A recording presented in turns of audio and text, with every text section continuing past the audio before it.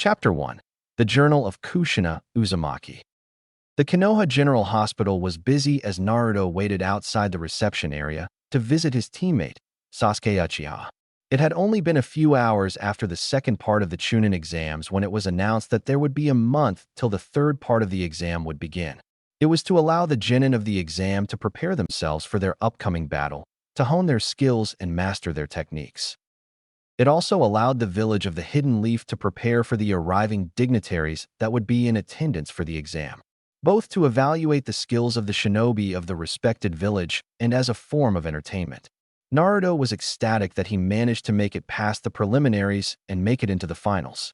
But at the same time, he was also impatient to fight his opponent, mostly because he had a promise to keep. During the preliminaries, he witnessed the match between his former classmate, Hinata Hyuga, and her cousin from the same clan, Neji Hyuga. During the match, he had watched as Neji continuously mocked her for her shy and meek nature, making her feel inadequate and hopeless, wanting her to give up. It was only after he shouted encouraging words to her that he watched her valiantly fight against her cousin. But in the end, the difference in skill was apparent, and she was ultimately defeated, even though she still tried to get back up. If it wasn't for the proctor's intervention, Neji would have killed her. Something had sparked in Naruto as he watched her stand up, despite everything that happened to her. And it made him angry when that Neji guy kept admonishing her for losing, proclaiming that it was fate that she was meant to lose. So, he made a promise that he would defeat him and prove to him there is no such thing as destiny. But even he knew that his current skill set was not enough. He had to get stronger. Especially after they fought that weird snake guy in the forest who did something to him that messed up his chakra. So, he was pleasantly surprised to find his sensei, Kakashi Hitaki, and asked to help him get stronger so that he could avenge Hinata. However, "What do you mean you won't train me?" Naruto yelled loudly in the reception area as the silver-haired, one-eyed man stared lazily at him. "Keep your voice down, Naruto. We're in a hospital after all," the jonin told his student, who flinched a little at the glare from the receptionist, and he uttered an apology. "And as I was saying, I'm sorry, it's not that I won't, it's that I can't train you right now. I need to focus on Sasuke." "Why? Sasuke's plenty strong as it is. I need help now. I'm fighting against Hinata's cousin in a month, and I need to get stronger. You have to train me, Kakashi-sensei." "I'm aware of that, but right now Sasuke needs my attention more. Besides, I already found you a tutor to help you prepare." He pointed over to a man wearing dark round sunglasses and a bandana over his head. "Seriously, this guy? The closet pervert. I could beat him with my sexy jutsu." He pointed at the man who flinched. "Closet pervert." Kakashi raised an eyebrow at the man. That is so rude. "I am not a closet pervert," he yelled at the boy. Even though Ebisu started to see Naruto as more than the Nine-Tails container, thanks to his positive influence on Konohamaru, he still found it annoying that the boy would constantly point him out as a closet pervert. "Kakashi-sensei, why are you putting me up with him? I need you to train me. You're supposed to be my sensei. Aren't you supposed to be training all of us?" Kakashi nodded. "That's true, but at the moment, Naruto, of the three of you, you are the worst with basic skills." He didn't realize how much that hurt Naruto, but the blonde didn't let it show. "Ebisu is someone I trust that can help you polish up your basics.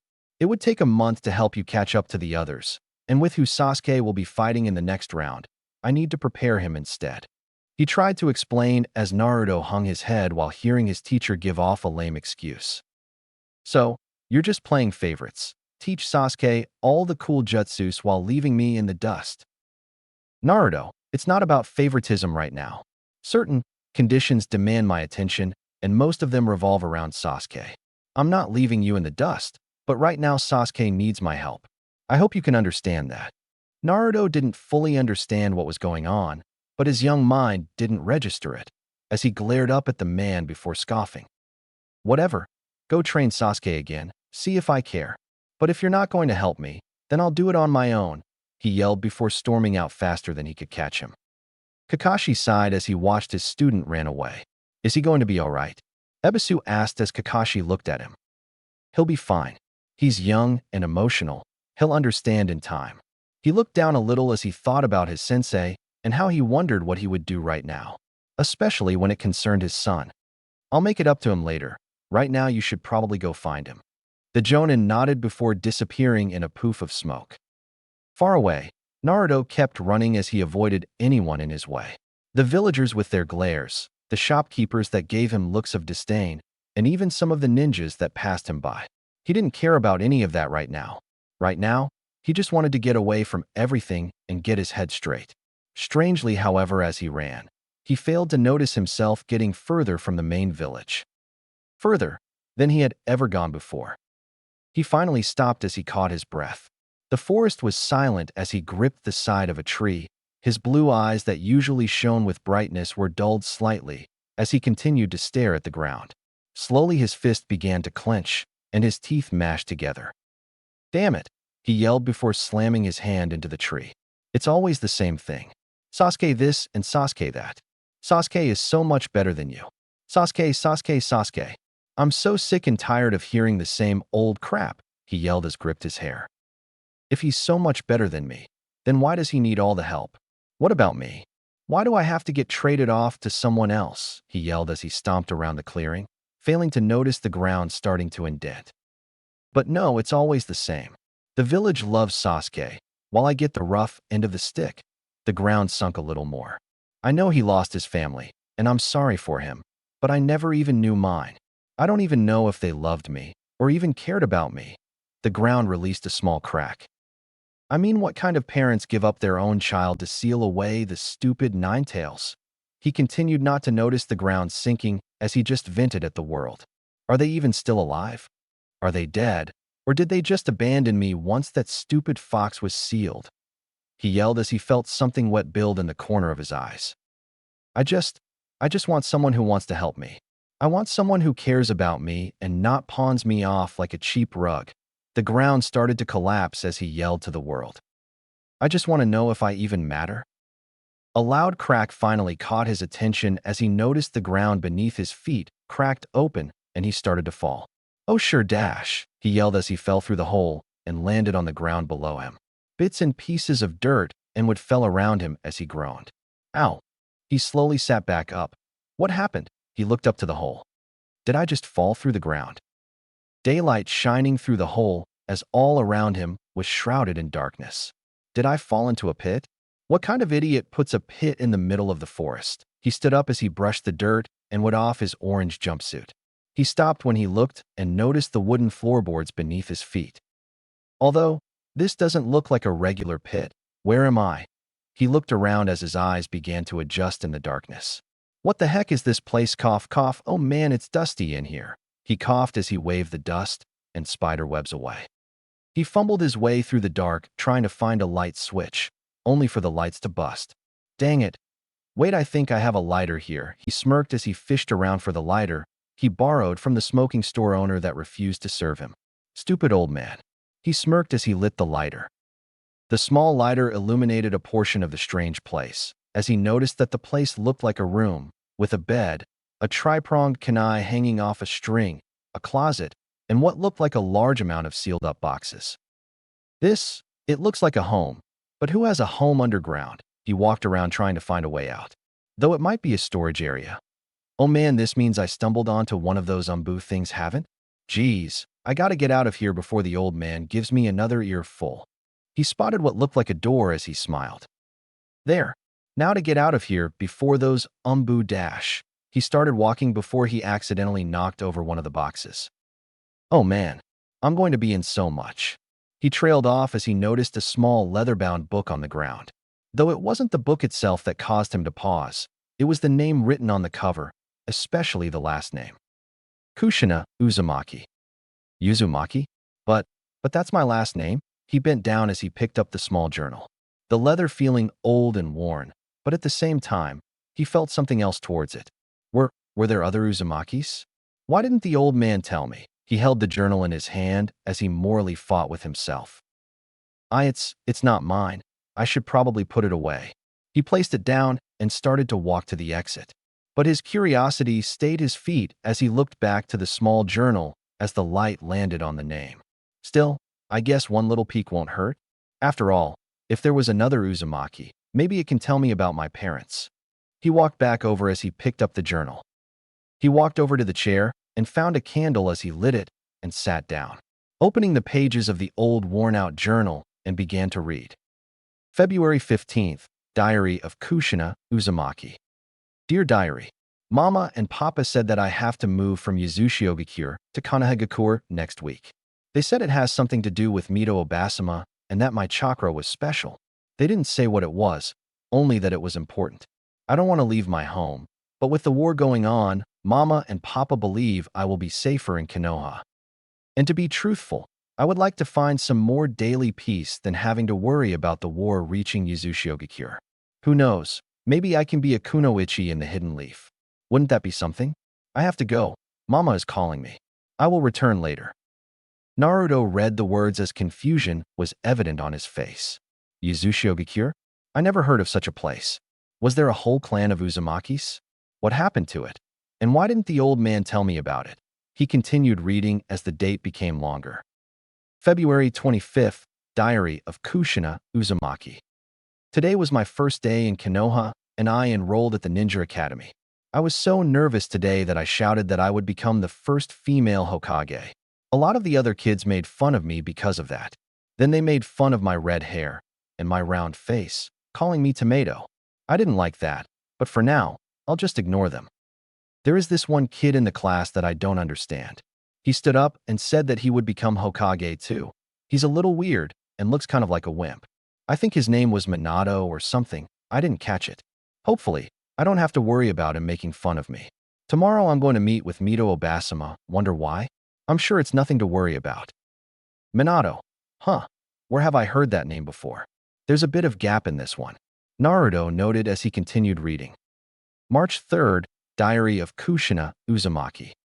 Hey, sorry for the absence, but I found out what it is I'm here for. I'm still trying to get my head around it, but it turns out that I am to become the next Jinchuriki of the nine-tailed fox. Naruto nearly dropped the journal in shock. What? The nine tails. But I have the nine tails. He looked down at his stomach as he felt where the seal would be. But that doesn't make any sense. The nine tails didn't attack the village until the day I was born. Why was it already here? What else does this say? He asked, wanting to know answers to his ever-going questions. It turns out that Mito Obasama is getting too old to be the nine tails Jinchuriki, so they must pass it on to me because we share similar chakra. I've heard stories about the nine tails. It's supposed to be this horrifying monster that kills people and destroys anything in its path. And I'm supposed to keep it inside of me? I'll be honest, I'm scared. He noticed spots that looked like dried-up tear stains as it was apparent that this Kushina cried while writing it. He instantly felt sympathetic towards her, as he could understand what she went through. But then he continued and found something. But Mito Obasama told me something that made me feel a little better. She said that there is a way to counteract the nine tails' negative emotions. She said, we must fill ourselves with love and be loved in return, so that our burden doesn't become so heavy. I don't understand what she meant, but I know Mama and Papa love me. Is that enough? Naruto looked down at his stomach and imagined where the seal was. Fill ourselves with love and be loved? He asked himself as he sat alone in the darkroom with the candle, his only source of light. Wonder what that's like. Despite his heart, he continued reading. April 4th, Diary of Kushina Uzumaki. So, today was rather interesting. Some of the kids at the academy started to pick on me again, making fun of my hair and calling me tomato face repeatedly. Normally I could stand it, but today I finally just snapped. If they were going to call me tomato, then I was going to make them regret calling me that. So, I beat them to a pulp. Show them they won't mess with me anymore. Now because of it, they all run away from me, calling me the red hot-blooded habanero. Well, it's better than being called tomato face, right? Naruto gulped a little as he imagined a girl his age with flowing red hair and beating the crap out of all the other kids that picked on her. Man, this girl kind of reminds me of Sakura-chan. That's a little disturbing. He continued to read. While I was beating them up, I noticed that strange kid from class again, the one that said he wanted to become Hokage too. Minato, I think. I asked him if he was going to try and pick on me too, but he didn't say anything and just turned away. I think he's like everyone, treating me like an outsider. Naruto raised an eyebrow at this as he wondered who this Minato she was talking about. There weren't that many blondes in Konoha, other than himself and the Yamanaka clan. So maybe it was someone he knew, but older? He noticed the diary skipped until she was around 12 years old if the date was anything to go by. July 3rd, Journal of Kushina, Uzumaki. Hey, it's been a while since I wrote in this. I didn't mean to, but the last few years have been busy. I graduated from the academy, and now I'm officially a kunoichi of Konoha. But that's not why I'm writing. Something bad happened to me a few days ago. A few days ago, I was kidnapped by ninjas from Kumogakure, village hidden in the cloud. Naruto gasped a little when he read this and wanted to know more, even though it was obvious that she made it out okay. They were after my special chakra and the nine tails that sealed inside me. I won't deny that I was scared. They broke into my home, tied me up, and dragged me out of the village. I tried to resist, but they hurt me if I tried to fight back. There wasn't much I could do. I tried leaving a trail for someone to follow by using my hair. But as we got further and further from the village, I started to lose hope. But that's when I was saved by the last person I ever expected. I didn't even see it happen, but he took out all the Kumo ninja before they could even react. And when he stepped into the light, I realized it was him, Minato Namikaze. Namikaze? The Minato Namikaze. The fourth Hokage. She knew the fourth Hokage when he was a kid. Holy crap, Naruto exclaimed. It was a little confusing for him. For one, he was finding out about the man that would become the fourth Hokage and seal the nine tails into him, which should make him dislike the man. But at the same time, he still admired the Hokage, especially the fourth. After all, he wanted to be one someday. He told me that he tracked me down using the strands of hair I'd been leaving behind. I almost didn't believe him, because no one from the search team could find them, but he told me that it was one of the first things he noticed about me and thought it was beautiful. I asked him why he decided to help me now and not when I was being picked on. He told me that he knew I was strong in body and spirit, that he didn't need to interfere in those fights. I asked what made this different. Why now, especially when I'm an outsider? And you know what he told me? He told me that this war that's raging, it was between two villages, and he didn't want to lose me. And as for being an outsider, he said I lived in the village, which made me one of them. At that moment, Minato looked like an amazing shinobi in my eyes. I felt like that I would always be safe with him, and that I would want to be by his side. I think I may have a crush on him. Naruto blushed a little when this Kushina woman announced that she had a crush on the fourth Hokage. This is feeling a little personal right now. I should probably stop. He was about to set the book down when he noticed something that was roughly 15 years later or so. July 3rd, Journal of Kushina, Uzumaki. Hello, it's been a while since I wrote this thing, but I have some amazing news. Minato and I are getting married. After dating for 2 years, Minato finally proposed to me. It was one of the most romantic gestures I had ever seen. He took me to the top of the Hokage monument, and we sat on top of the Sandaime Hokage's head. We just sat there and watched the whole village until Minato managed to ask the question. And of course, I immediately said yes. Uzumaki impatience, I couldn't wait. The yondaime was married? I didn't know that. Uzumaki impatience. He continued reading as the candle's light flickered. I have unfortunately decided to step down from trying to become Hokage. I'm not saying give up, cause that's not what Uzumakis do. As much as I wanted to happen, I am still technically a citizen of Uzushiogakure, even though it's long since been destroyed, and because I wasn't born in Konoha. But I am a shinobi of the Hidden Leaf, and I will always be ready to serve her when the time comes.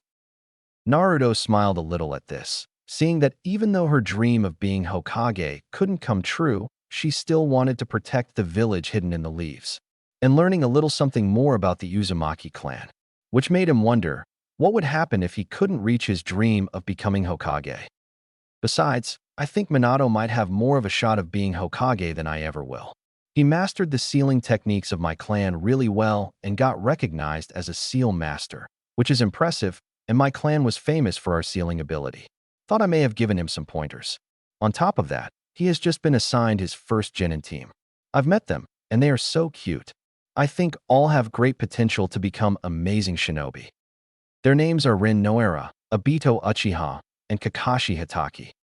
Kakashi? Does she mean Kakashi-sensei? I didn't know he was trained by the fourth Hokage. Oh man, that means he must know all the fourth Hokage's secret ninjutsu. which he's probably just going to teach them all to Sasuke. He grumbled before blinking. Wait, since they had a team? Why haven't we met them? He asked, but continued to read. Rin is so cute. If I ever have a daughter, I'd want her to be just like Rin. She's got a good head on her shoulders, so I know she'll keep the other two in line. And Kakashi, he is so talented. He made Jonin at such a young age, but acts a little too serious, and I think he could afford to be a little laxer. Naruto gave a disbelieving look as he constantly thought about all the times Kakashi turned up late with a lame excuse. And finally, Obito. Well, there is a lot he needs to fix up. He acts like a little half-pint most of the time. He trips over most of the time, can't throw a shuriken, and his jutsu setup needs more work. But honestly, he's my favorite. His bright and cheerful personality and his outgoing attitude deepen the team and those around him. If Minato and I ever had a child, I'd want him to be just like him.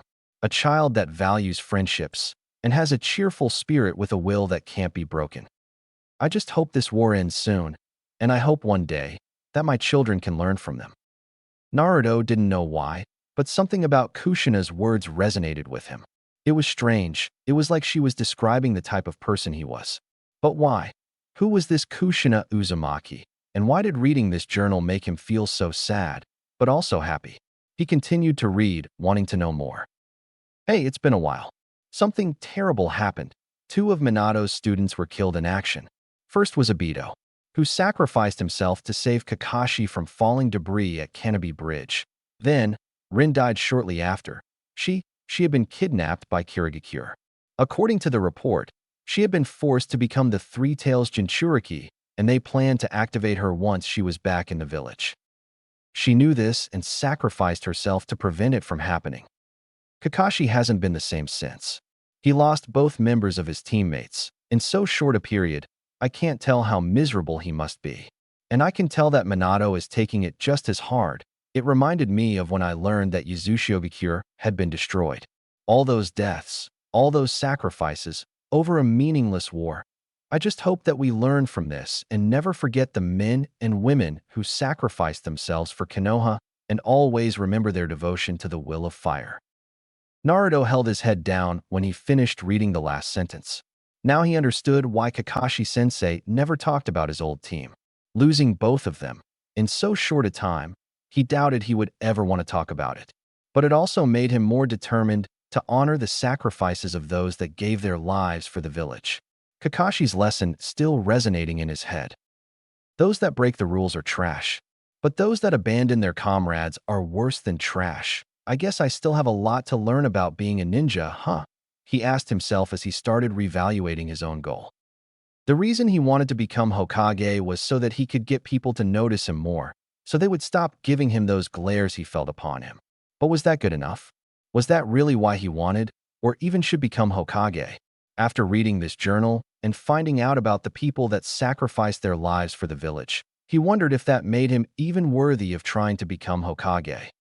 His mind briefly flashed to his teammates and their mission to the Wave Country and even to Hinata's fight.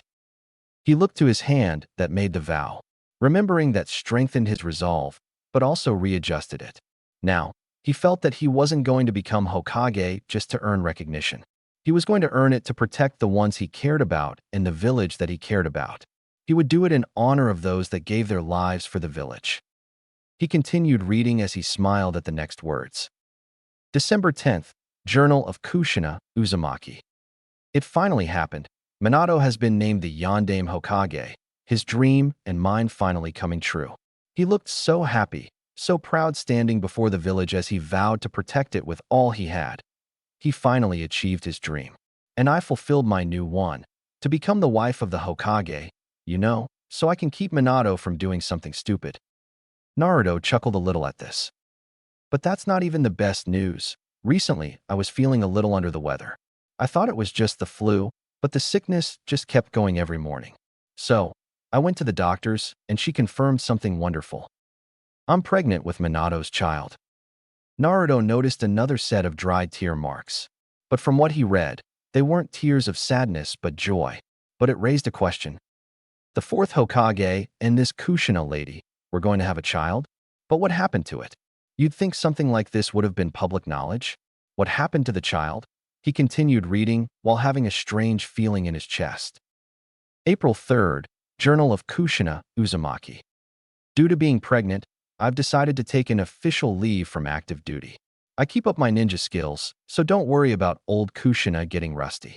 But we had a visitor today, Minato's old master Jiraiya-sensei, or as I like to call him, the pervy sage. I swear how Minato wasn't corrupted by his perverted influence I will never know. He wanted to come by and visit his former pupil and get an opinion on a book he was writing, which wasn't one of those perverted Ichika novel trash he usually writes. Those books Kakashi-sensei reads, Naruto thought, thinking about the orange book before returning to the journal. He honestly believes that it wasn't any good, but Minato and I liked it. It was a story about a ninja that never gives up and never backed down. That was the kind of person we want our son to be. Turns out we're having a baby boy. A little baby boy that will carry on our hopes and dreams. And now, thanks to Jiraiya, who we've decided to make his godfather, we've got the perfect name for our son. Naruto. He dropped the book in shock as bolted from the chair, his eyes wide with shock and disbelief as he stared at the page and his own name written inside. His hand shaking and his breath labored as he shook his head. No, no, no, no, no. That can't be right. It can't be true. I can't. His mind refused to believe the fact. He was the son of the fourth Hokage. He was the son of the same man that sealed the nine-tailed fox inside him. The same man that had inadvertently caused him a life of isolation and loneliness with very little to care for him. And he was the man's son. And this woman, this Kushina Uzumaki of a lost Uzumaki clan, was his mother. But if I'm their son, then why? He narrowed his gaze as he thought of only one person that could have possibly known the truth. The one person he asked multiple times about his parents and only ever received vague answers. The third Hokage. Snatching the book up and snuffing the candle out, he marched his way out from the bunker, his heart still hammering in his chest as he went to confront the man that had lied to him for years. Hokage Manor, Office of the Hokage. Sarutobi sighed as he continued to file off the reports for the Chunin exam. Paperwork, the true mortal enemy of the Hokage title. He could never understand how his predecessor and successor, the second and the fourth Hokage, figured out how to deal with the dreaded enemy.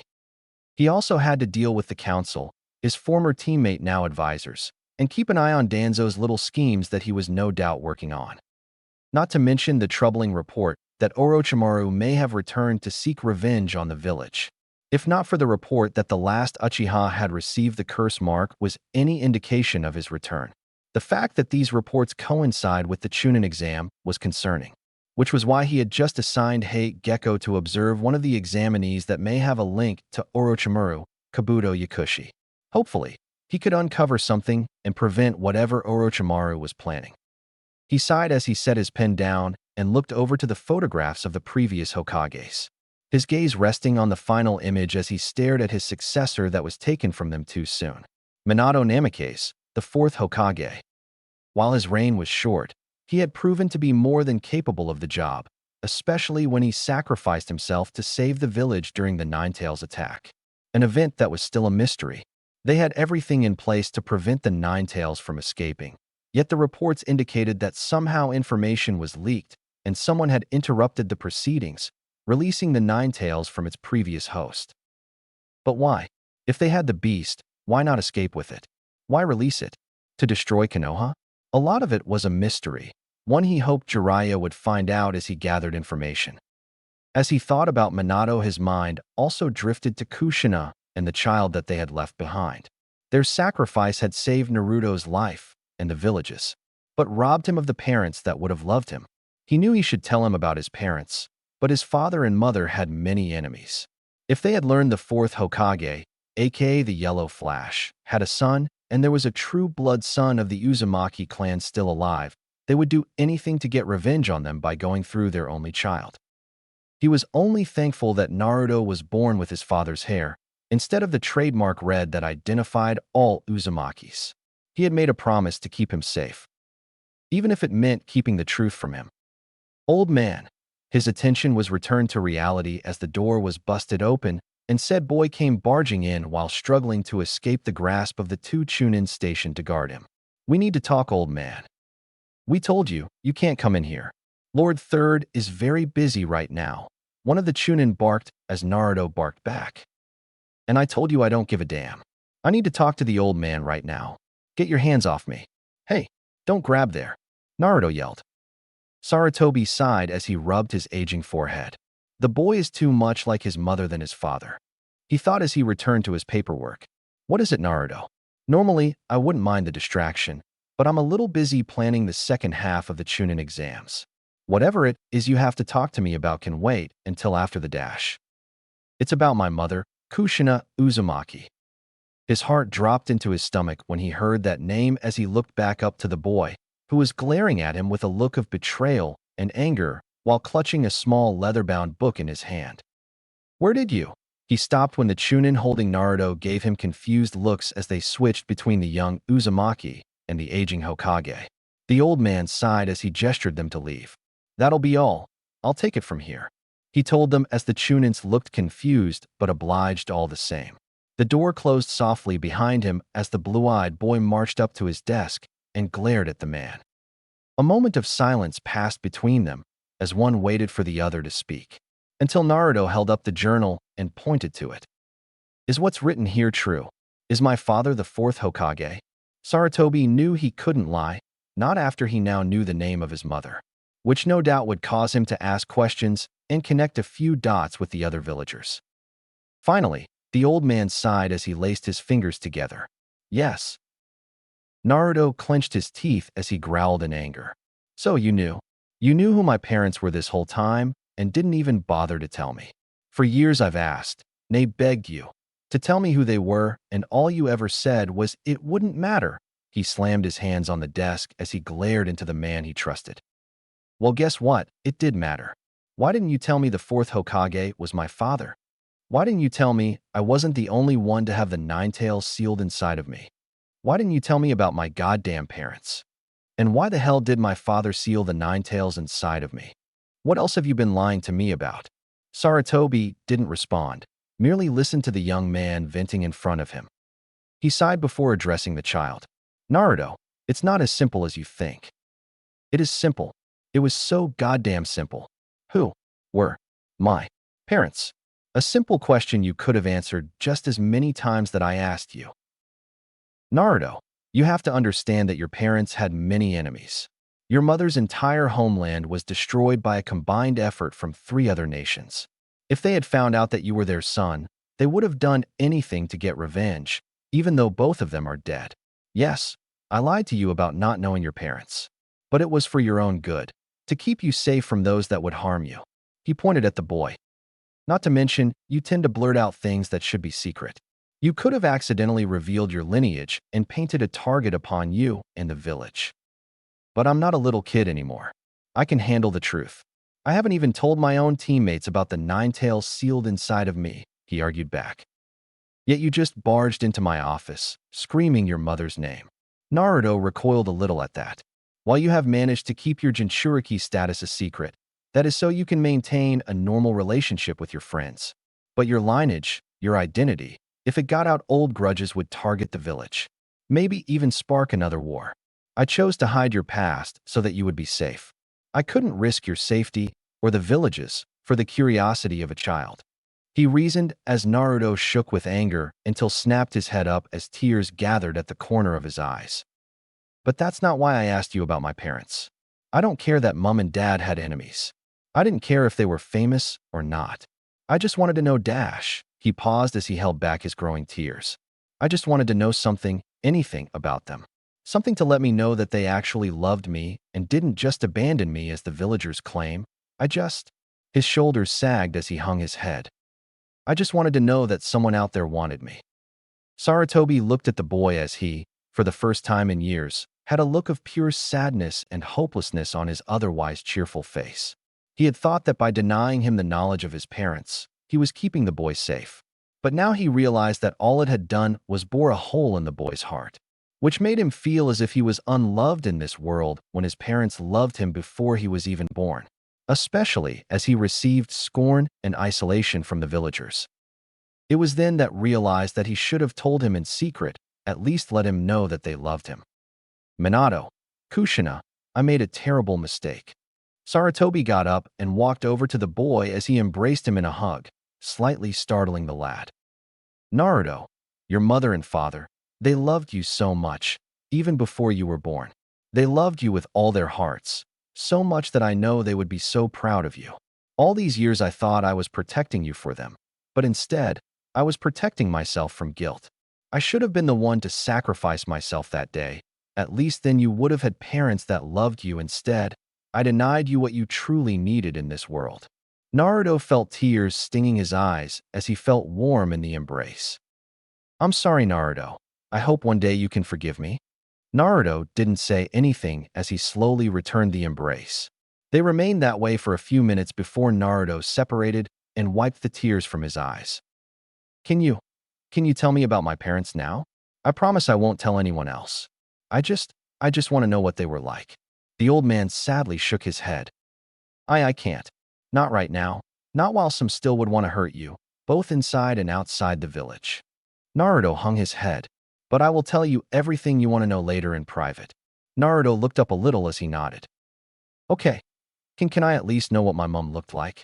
I know what dad looks like, but He trailed off as the old man nodded and moved to his desk, activating a seal he had hidden, which produced a scroll that he unfurled and unsealed a small piece of rectangular paper. Here, he said as he handed the paper, as Naruto realized it was a photo. His eyes slowly widened as he gazed upon the image of a beautiful woman with long, bright red hair, violet-colored eyes, and a warm, gentle smile on her face. She appeared to be holding onto her swollen stomach, as no doubt that she was pregnant with him. He felt small tears forming in his eyes as he now had a face to match the name of his mother. Your father took that shortly before you were born. I found it hidden in this room after their passing. He truly loved both of you. Sarutobi said as Naruto nodded, desperately trying to hide the tears that were running down his cheeks. Can I keep this? I promise I won't show anyone. He asked as the old man nodded. Sure, but make sure that no one else sees it. We can't have anyone connecting you two until you're old enough.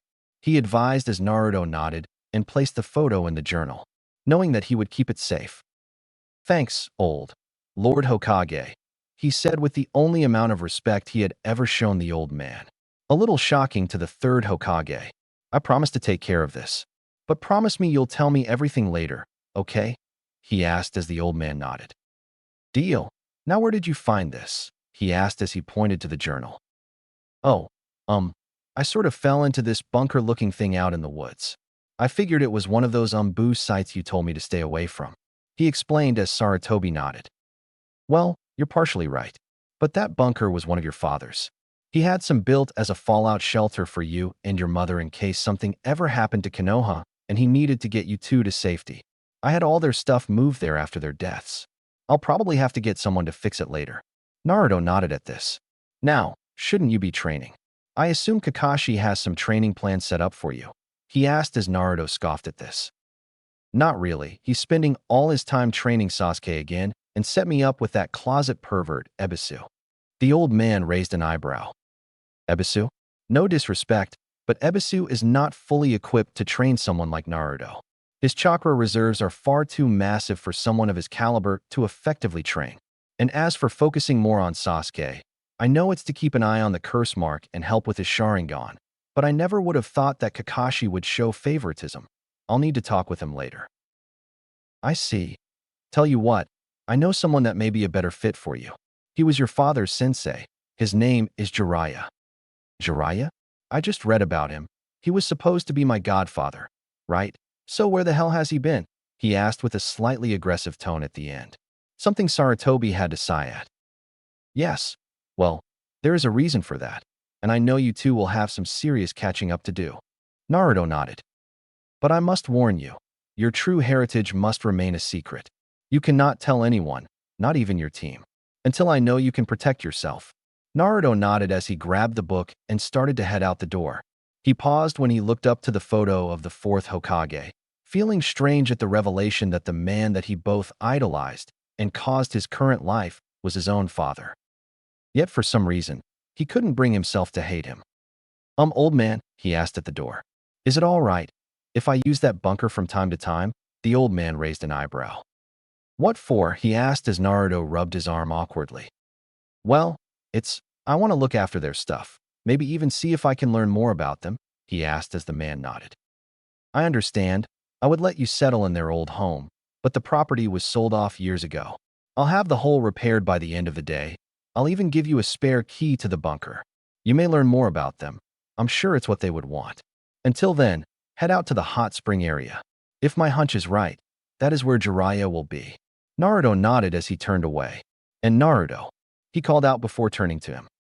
Don't be too hard on him. There are reasons we kept things from you. Some you may understand, and some you may not. But know we did it for your safety, he said as Naruto pondered for a moment. I'm trying to be a ninja, right? I think my safety is the last thing I need to worry about, he said as the old man sighed. I see, was all he said as Naruto left the office and allowed the old man to sit in his chair and sigh. Minato, Kushina, please forgive me. I will set this right. That was all he said as he returned to his work. Konoha Hot Springs. The Konoha Hot Springs were one of the main tourist attractions of the hidden village. Built shortly after the construction of Konoha, the hot springs were renowned for their rejuvenating abilities and peaceful atmosphere. It was here that Naruto was in search of the man that was his father's sensei and his supposed godfather. Man, how the heck am I supposed to find him? He groaned out in annoyance. I don't even know what he looks like. In retrospect, maybe I should have asked the old man for a description. He mused as he stroked his chin. He chuckled a little as he looked down to the journal hidden in his jumpsuit. Uzumaki impatience, Mum? Okay, let's think. What did Mum say Jiraiya was like? Well, she said he was dash. He was cut off as he heard a perverted giggling coming from his right as he looked over to spy a man looking over the hot springs with a perverted look on his face. The man was tall, had long spiky white hair tied into a ponytail, red markings on his face, and a wart on his nose. He wore a horned forehead protector with the kanji for oil, a green short shirt kimono, and matching pants, under which was a mesh armor, arm guards, a black belt, traditional Japanese wooden sandals, and a red haori with 2 yellow circles on each side, and carried a large scroll on his back. Oh yeah, this is great material. He giggled as Naruto stared blankly. That's right, Mum called him pervy sage, I can see why. He then glared as he gripped his fist. Mum's journal said that this man is supposed to be my godfather. Is this what he was doing this whole time? Peeping on girls, he thought bitterly as he ground his teeth. He then grinned as he thought up a nasty idea. Hey, what are you doing peeking on the woman's bath? He yelled out loud for all to hear, startling the man and alerting all the women. Jiraiya snapped his head around in fright. Hey, keep it down, you brat, he hissed, only too late as the women took notice. What? A pervert? Kaya, get that pervert, they heard as all sorts of bathhouse tools came flying over the wall, managing to peg the Jiraiya. Damn it, brat. Ladies, please, it's all a misunderstanding, he tried to explain as they came rushing at him, belting him with anything they had, after which he was left in a bruised fashion. Thank you so much, young man. Some of the girls thanked Naruto as he laughed. It's no big deal. I was just passing by when I saw him. I'll get rid of him for you, he said as they thanked him and walked away. He's out cold. Might want to take him far from here, he thought as he then summoned a few clones and dragged him far from the bathhouse, before dumping some cold water on the man's face. Jiraiya coughing loudly as he woke up, while Naruto looked down on him with a raised eyebrow. Oi, you dead? He asked as Jiraiya groaned and got back up. Nope, a man of my talent won't go down like this. Plus their beating is nothing compared to Tsunade's, he groaned as he got back up while rubbing his jaw. He then turned and spotted Naruto as he hid his recognition. So, that's Minato's kid, he almost looks like him, he thought with brief nostalgia and a twinge of guilt. I guess it has been a long time, he thought. So, brat, mind telling me why you just ruined my perfectly good research? He asked as Naruto raised his eyebrow. Research? He asked, playing along like had no idea who he was. Looked to me like you were just peeking on women, you pervert. Huh, far from it, you brat. For you see I am a writer, not a pervert. And peeping gives me the inspiration I need to write my famous novel, he proclaimed as he produced a copy of his book. Oh, my sensei reads that. Naruto acted surprised as he tapped his fist to his palm. I think it's just trash anyway. If you're the guy who writes it, you must not be that famous, he said as Jiraiya physically jumped back hurt. Trash? He yelled. Oh boy, he is so Kushina's brat. Disrespectful to true art, he thought as he shook himself from his stupor. Excuse me, but this is not trash. This is my work of art. My crowning achievement. And I am far from a nobody, you disrespectful little brat. For you see, on top of being a super pervert, I am not just an inspiring writer. He then started to do a kabuki dance as he got into a pose. For I am the holy sage of MT Mayabokugama, the great toad sage of the Hidden Leaf Village. Master Jiraiya, he proclaimed as Naruto stared and then grinned. Oh, yeah, I think I have heard of you. You're supposed to be the man who trained the fourth Hokage, right? He asked with enthusiasm as the man grinned and nodded. Which also means you're supposed to be my godfather, right? Seeing as both mom and dad got my name from your book, right? He asked as Jiraiya nodded. Before his face turned to grim and shook as he stared at the boy with surprise. What did you just GH? He never got to finish as Naruto took the opportunity to punch him in the stomach, causing the sage to hunch over in pain. That's what you get for abandoning me, he yelled as the man doubled over. Is this what you've been doing for the past 12 years of my life? Peeking on bathhouses and writing trashy novels. If my parents were here, I'm sure they would give you such a thrashing, he yelled with pure anger as Jiraiya managed to get back up. Wait a minute, he asked as Naruto nodded. But I thought the old man agreed dash. I found out by myself. Thanks to this journal, I found about my mother, he yelled as he showed the old leather-bound book. I also found out that the man who trained my dad was supposed to take care of me in case anything happened to them. Well, guess what? Something happened to them, and I haven't seen hide or hair of you for 12 stinking years, he yelled as he then charged at the man. Whoa, wait a minute. Jiraiya yelled as Naruto kept throwing fists at him, who avoided them. My parents trusted you, believed in you, and this is how you repay them.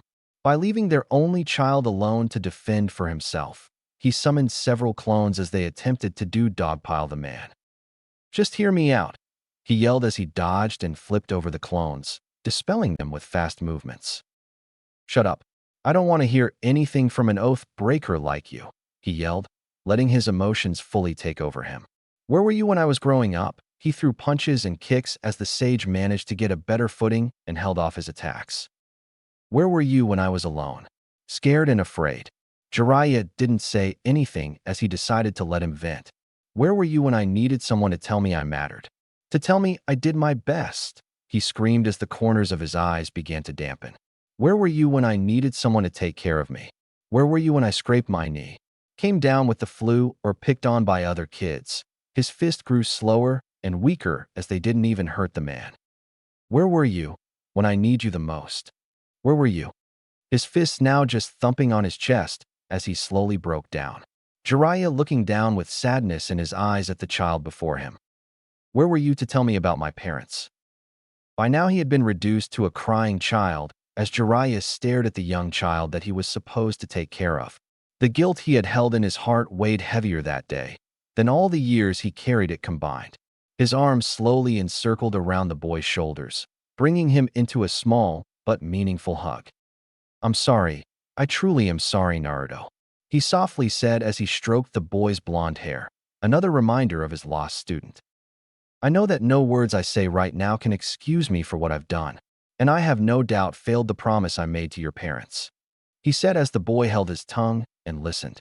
But like your parents, I have a duty to the village, to keep an eye out for those that would wish harm upon the home I love, just as your parents did when the Ninetales broke free, he said as he held the boy at arm's length and kneeled to him. But I promise you, I will make up for my error and train you to the highest degree. I know it will take a long time before you can ever forgive me, but I'm hoping I can make up for it in time, he promised as Naruto stared at the man with tears in his eyes before wiping them away on his sleeve. Okay, he said softly. It will take a while before I forgive you, but I should at least give you the benefit of the doubt. That's what my parents would do, right? He asked as the man nodded. But can you promise me one thing? He asked as Jiraiya blinked. Can you tell me what my dad was like when he was my age? he asked as the man nodded. I will, he said as they parted. Now, I suppose I should help you with your training, right? He asked as Naruto nodded, suddenly remembering his vow to Hinata. Right? I need your help. I made it to the semi-finals of the Chunin exam, and I need to beat this guy named Niji. It's kind of a long story, but basically, he said some bullshit, and I need to teach him a lesson, he said as Jiraiya nodded. I see. Well, if I recall, we have a month to get you trained up for the exam. That's not a lot of time, but I can work with it. Report back here tomorrow, and we'll start your training first thing in the morning, he said as Naruto nodded before he glared. You're not going to turn up late like Kakashi-sensei, are you? He asked as Jiraiya chuckled. No, of course not. Besides, I need to earn back your trust. Turning up late would not be a good start, huh? He asked the boy who nodded. Now, he then turned around as a perverted grin spread on his face. I got some pretty ladies to check out, he grinned as he started walking away. Why does every person I train with always turn out to be a pervert? He asked himself before he sighed and looked up to the slowly descending sun. It's getting late anyway. Need some good sleep if I want to beat that Niji asshole, he said to himself as he walked away. A few hours later, Naruto finally made his way back to his apartment. As he turned on the lights in the hallway, and he stared at the silence of the apartment. The empty feeling the house gave off still resonated as he stared at the place he called home for the past few years. But in his mind, he suddenly imagined walking into a loving home. His mother greeted him as he walked in, and his father sat at the table reading a newspaper, before greeting and ruffling his head affectionately. He imagined a different life as they sat around the table and told stories about their day and feasted on his mother's home cooking. He felt the pain in his chest increase as tears began to build in the corner of his eyes, and he slumped to the floor. Soft sobs escaping his lips as the walls he had built up over the years had come crashing down after so long, and he let out the pain he held inside. Life was cruel and unfair. He had learned that from an early age. But today seemed to be both a blessing and a curse. He had found the parents that loved him, and they had both been taken away. But he felt warm now as he imaged both his parents holding him affectionately as he cried his heart out. Life was unfair. But it's not like he was ever going to give up. He had vowed to become Hokage, to never back down and never give up. That was his ninja way. But he now also wanted to become the shinobi his parents believed he could be. To be the ninja that would inherit their wills and become the orange Hokage, to honor the yellow flash and the red-hot blooded habanero of the hidden leaf. That was his ninja way. Chapter 2. Expectations. Sarutobi looked over his piles of paperwork as he sighed. Even after all these years and his dedication to his job, he still found himself hating this infernal paperwork. Oh, why couldn't I have retired? Chosen someone else to become Hokage and live a more quiet life? He asked himself for the umpteenth time. But then, that wouldn't be his way.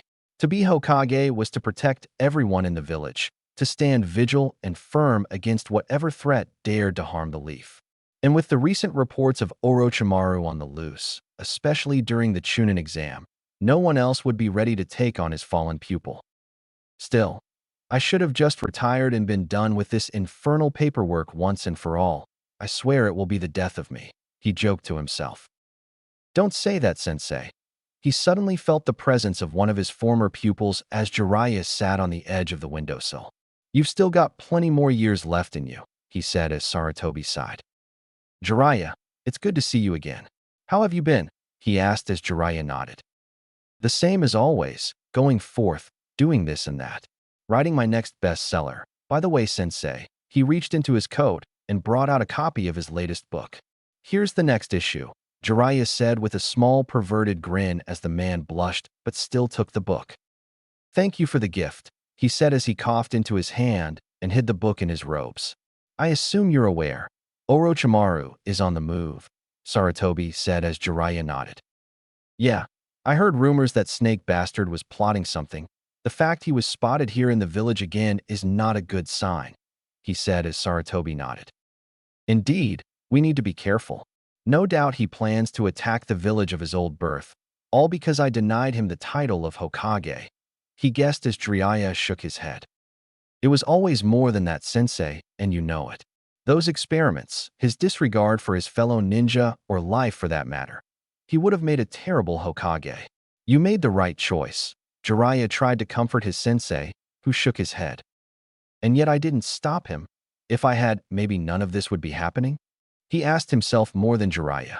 He could still remember the day Orochimaru left the village, and how the old man didn't strike down his once favorite student. In any case, we'll deal with Orochimaru when he moves. But right now I assume you're here about Naruto, he asked as Jiraiya nodded. Yeah, to tell you the truth, I was surprised the kid learned the truth about his parents, he said as Sarutobi nodded. So was I, but it seemed that Kushina had inadvertently left a gift behind for her son. I should have known her journal had contained sensitive information that could have leaked out into the open, but after their deaths, and with the village as it was after the Ninetales attack, I didn't consider it, he said as he sighed. Still, Naruto has shown more maturity than I gave him credit for. He took the news better than I expected and seems more driven now to become Hokage. Makes me think I should have told him about his parents sooner, he asked as Jiraiya shrugged. Maybe, and maybe I should have been around more for him. But it's too late to change that now. Jiraiya looked over to the portrait of his former pupil as he felt his eyes upon him. I messed up and didn't take my role as godfather more seriously. It's just, every time I looked at him, all I could see was Minato and Kushina, and it hurt, he admitted, as he shook his head. Maybe that is just some lame excuse, and I hope they can forgive me someday. He wondered as Sarutobi thought the same. In any case, I wanted to talk about Naruto. Seeing as he's going up against that Neji kid in the semifinals, I want to help him get better. Make up for not being there for him when he needed me, he said as Sarutobi nodded. Good. I think Naruto will need your guidance now more than ever, he said as he handed the man Naruto's results from the Chunin exam. The young man is not as cool-headed as his father was, but he is just as creative. Not to mention the years he's spent as a prankster have given him a unique cunning neither of his parents had. He tends to charge in, not coming up with a strategy at first, but proving to be able to come up with one on the fly. Impressive, but honestly, not Chunin material at the moment, Sarutobi said as Jiraiya nodded as he looked over the file. I got that. I've got my work cut out for me, don't I? He asked as Sarutobi sighed. Despite my best efforts, few would train the boy. Iruka was the only one that taught him anything, but that didn't happen till around Naruto's 3rd year. And with my time being consumed with Hokage duties, there was not much I could do. Not to mention, with Orochimaru supposedly targeting Sasuke, I need Kakashi to train and focus on Sasuke for the time being. He lamented as Jiraiya nodded. Boy, we messed up, didn't we? He asked his sensei as the man nodded. We have, but maybe it's time we righted some of our wrongs and make sure Naruto fulfills his dream of becoming Hokage like his father, he said as they both looked at the photo of the 4th Hokage. Early morning, Naruto's apartment. Naruto woke up to a familiar ceiling, and his eyes still stung from crying the whole night. It confused him before he took a few seconds to put the pieces together with the events of yesterday. Oh yeah, that's right. I found out who my parents were. Wow, that's going to take some getting used to. He thought to himself as the knowledge of his parents was still a foreign concept to him. But it was also uplifting to know who they were and that they loved him so much. It even caused him to smile as he gripped his chest. Well, time to go meet up with Pervy Sage. I've got a month to get stronger so I can show Neji he's wrong about fate and junk, he said to himself as he got up from the bed and stretched with renewed enthusiasm as he donned his orange clothing from the closest. It was some of the only clothing he had, but it was all the stores would sell him. At first, he never liked it because it was all he could afford. All the other stores would charge him way higher prices for normal clothing. He also suspected that they were hoping his orange outfit would get him killed one day. But he had decided to just wear them and prove them all wrong. However, after finding out that his father was the Yellow Flash and his mother was the red-hot-blooded habanero, it became something more personal to him. Although, he thought to himself as he noticed some of the new holes he got from the preliminaries exam. I think I might need to update my wardrobe a little. I can't go around with holes in the back of my pants. Maybe Dad has some old clothes I could use. I'll stop by the bunker later and see, he said as he grabbed his keys, secured his pouches to his body, and grabbed his headband before tying it to his forehead. He looked at himself in the mirror as he for a moment imagined his parents were behind him. hand on each shoulder as they smiled proudly at him. Before, he never really imagined what his parents would look like, so they'd be a blur or random looking. But now that he had faced the names, he could imagine what a life with them could have been like. And it hurt, but in a good way. They faded before he took out the photo from the journal in his pocket and stared at their faces. "Mom, Dad, I promise to make you proud," he told himself before he hid the photo in the journal and exited the apartment, rushing off to the waterfall to begin his training for the Chunin exam finals. It didn't take long for him to reach it, as he spotted the white-haired man sitting under a tree, writing in a small notebook. "Wow, you're here," Naruto said as Jiraiya looked up at the boy and chuckled. "Of course, I said I was going to make up for a lot of lost time. Being late would have been a bad start, wouldn't it?" he asked as Naruto nodded. "Sorry, I'm just used to Kakashi-sensei always turning up hours late. So, what are you going to teach me? One of my dad's awesome jutsu? One of his ultra-secret techniques, or maybe his secret ninjutsu scrolls that can be only unlocked by blood?" He started getting excited at the possibilities. "Water walking." "Huh. Water walking. Today you're going to practice walking on water," Jiraiya said as Naruto stared at the man. "To be honest, I was kind of expecting something a little more impressive," he admitted as the man chuckled. "You are so much like your mother. She would always get overly excited about everything. You should have seen her when she found out she was pregnant." He trailed off when he saw Naruto grasping his chest, as the boy felt a warmth in his chest as he was compared to his mother. It was nice. "You have to remember you're still a genin kid.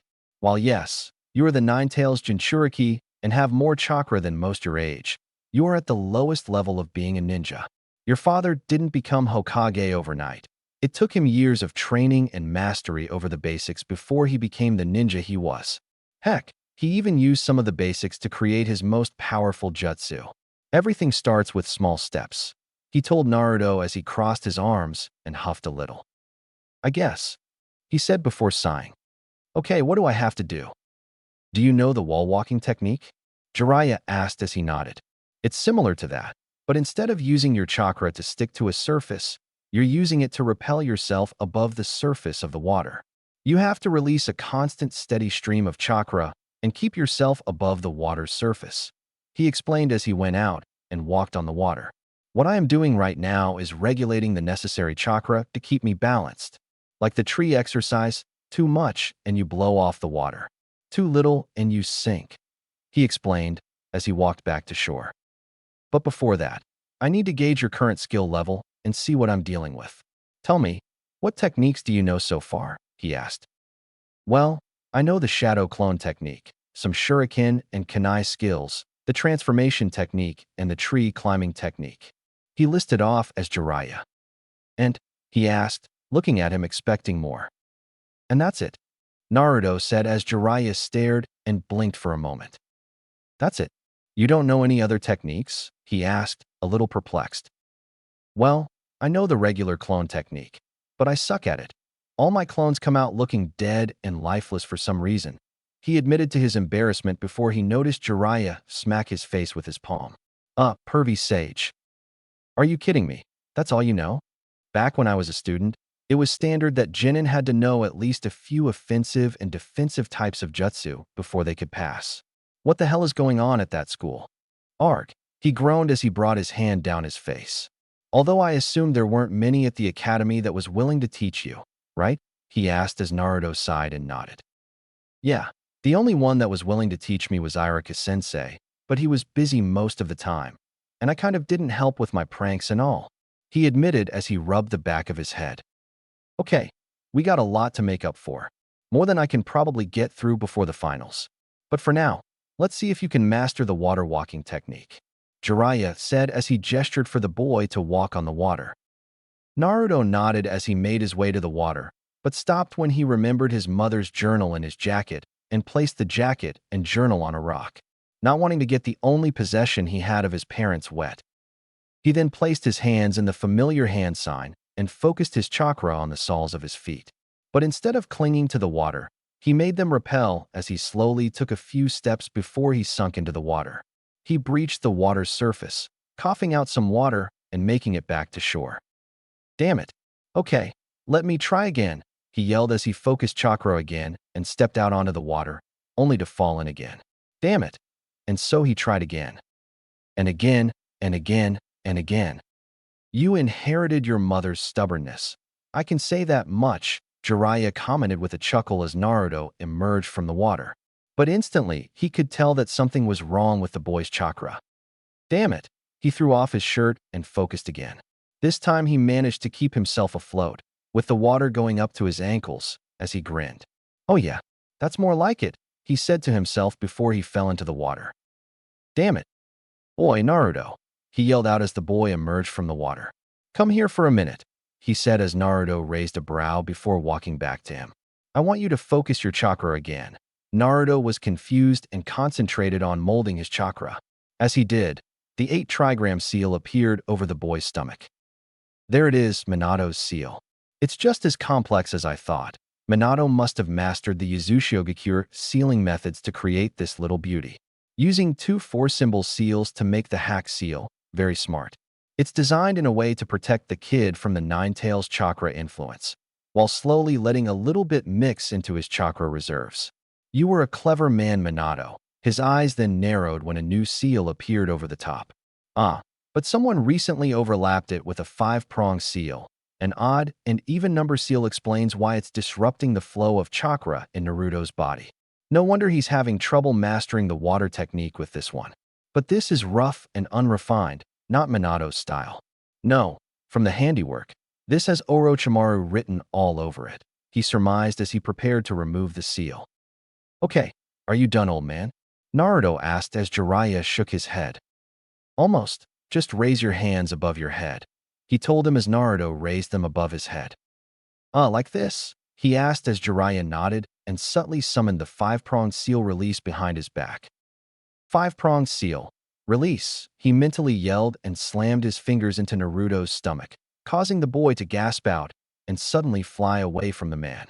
The seal on his stomach disappeared, leaving only the 8-trigram seal behind. Gah? What the hell, pervy sage? Why the heck did you do that? He yelled as the man held up his hands in surrender. Relax. I was hitting a series of pressure points in your stomach to help you relax. Now why don't you try it again? He explained as Naruto looked confused. Okay, he said as Naruto approached the water and focused his chakra on the soles of his feet. That's weird. My chakra feels normal again, he thought to himself as he carefully walked out onto the water's surface. Hey, I did it, he yelled out with glee as he started to dance a little on the water's surface. Jiraiya watched on with a small smirk on his face, as his mind wandered back to his younger days when he trained the boy's father. Sure, Naruto wasn't like his father and more like his mother, but he had his heart. Okay, that's enough showboating. Now, before I continue training you, first we need to address something, he said as he kneeled to the boy. You are aware that you have 2 types of chakra, right? He asked as Naruto was confused for a moment before he remembered. Yeah, mine and the Nine-Tails, he said as he placed his hands on his stomach. My mother, she was like me. She had the Nine-Tails before me, right? He asked as the man nodded. That's right. It's one of Konoha's greatest and most closely guarded secrets, since the time of the first Hokage. If you've read your mother's journal, then you know you are also not the first Jinchuriki of the Hidden Leaf, but also you are not the only Jinchuriki, he said as Naruto blinked. I'm not, he asked, shocked at hearing this, as the man nodded. Correct, I really shouldn't be telling you this, but since you found out about your mother and her former status, I guess it's only right to tell you. What you possess is one of the 9-tailed beasts that each of the 5 villages possesses. Konoha possesses the strongest of the beasts, the 9-tailed fox. Despite what everyone thinks, the 9-tails was here long before it managed to get loose years ago. During the Great Shinobi Wars, the tailed beast Jinchuriki were often used as weapons against the enemy. But since it's more peaceful for the moment, it was decided that public knowledge of their existence was kept under wraps. At least here in Konoha, I'm still surprised you found out about it, Jiraiya admitted. Mum's journal told me about it. She was the 9-tails Jinchuriki before me. Did she ever master its chakra? Naruto asked out of curiosity. Not that I am aware of. Your mother was more like a warden with the 9 tails, making sure he never got out. And before her, The first Nine-Tails Jinchuriki, Mito Uzumaki, was accordingly a powerful fighter and seal master, but not much is known if she ever used his chakra. Jiraiya admitted only learning about Kushina's status after her death, as Naruto blinked at this. Wait, Mito Uzumaki? I think I remember reading about her in the journal. Was she a relative of mine? Naruto asked, intrigued by the fact that before him and his mother, another Uzumaki was the Nine-Tails Jinchuriki. Sort of, she was the first Hokage's wife and heiress to the Uzumaki clan before they were wiped out in the Third Shinobi War. So there's not much I can tell you. But in any case, as a Jinchuriki, you have access to two types of chakra, yours and the Nine-Tails. Those that are hosts to tailed beasts possess powerful chakra. But with more power comes a greater need for control. Have you ever felt the Nine-Tails chakra seeping into you? He asked as Naruto pondered. I think so.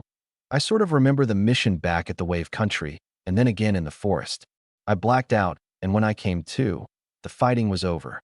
Naruto admitted as Jiraiya nodded. And how would you describe this chakra? What did it feel like? He asked as Naruto pondered thinking about it. Well, my normal chakra feels blue.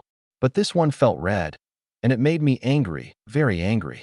He tried to explain, but the earliest memories of using the Nine-Tails chakra were sketchy at best.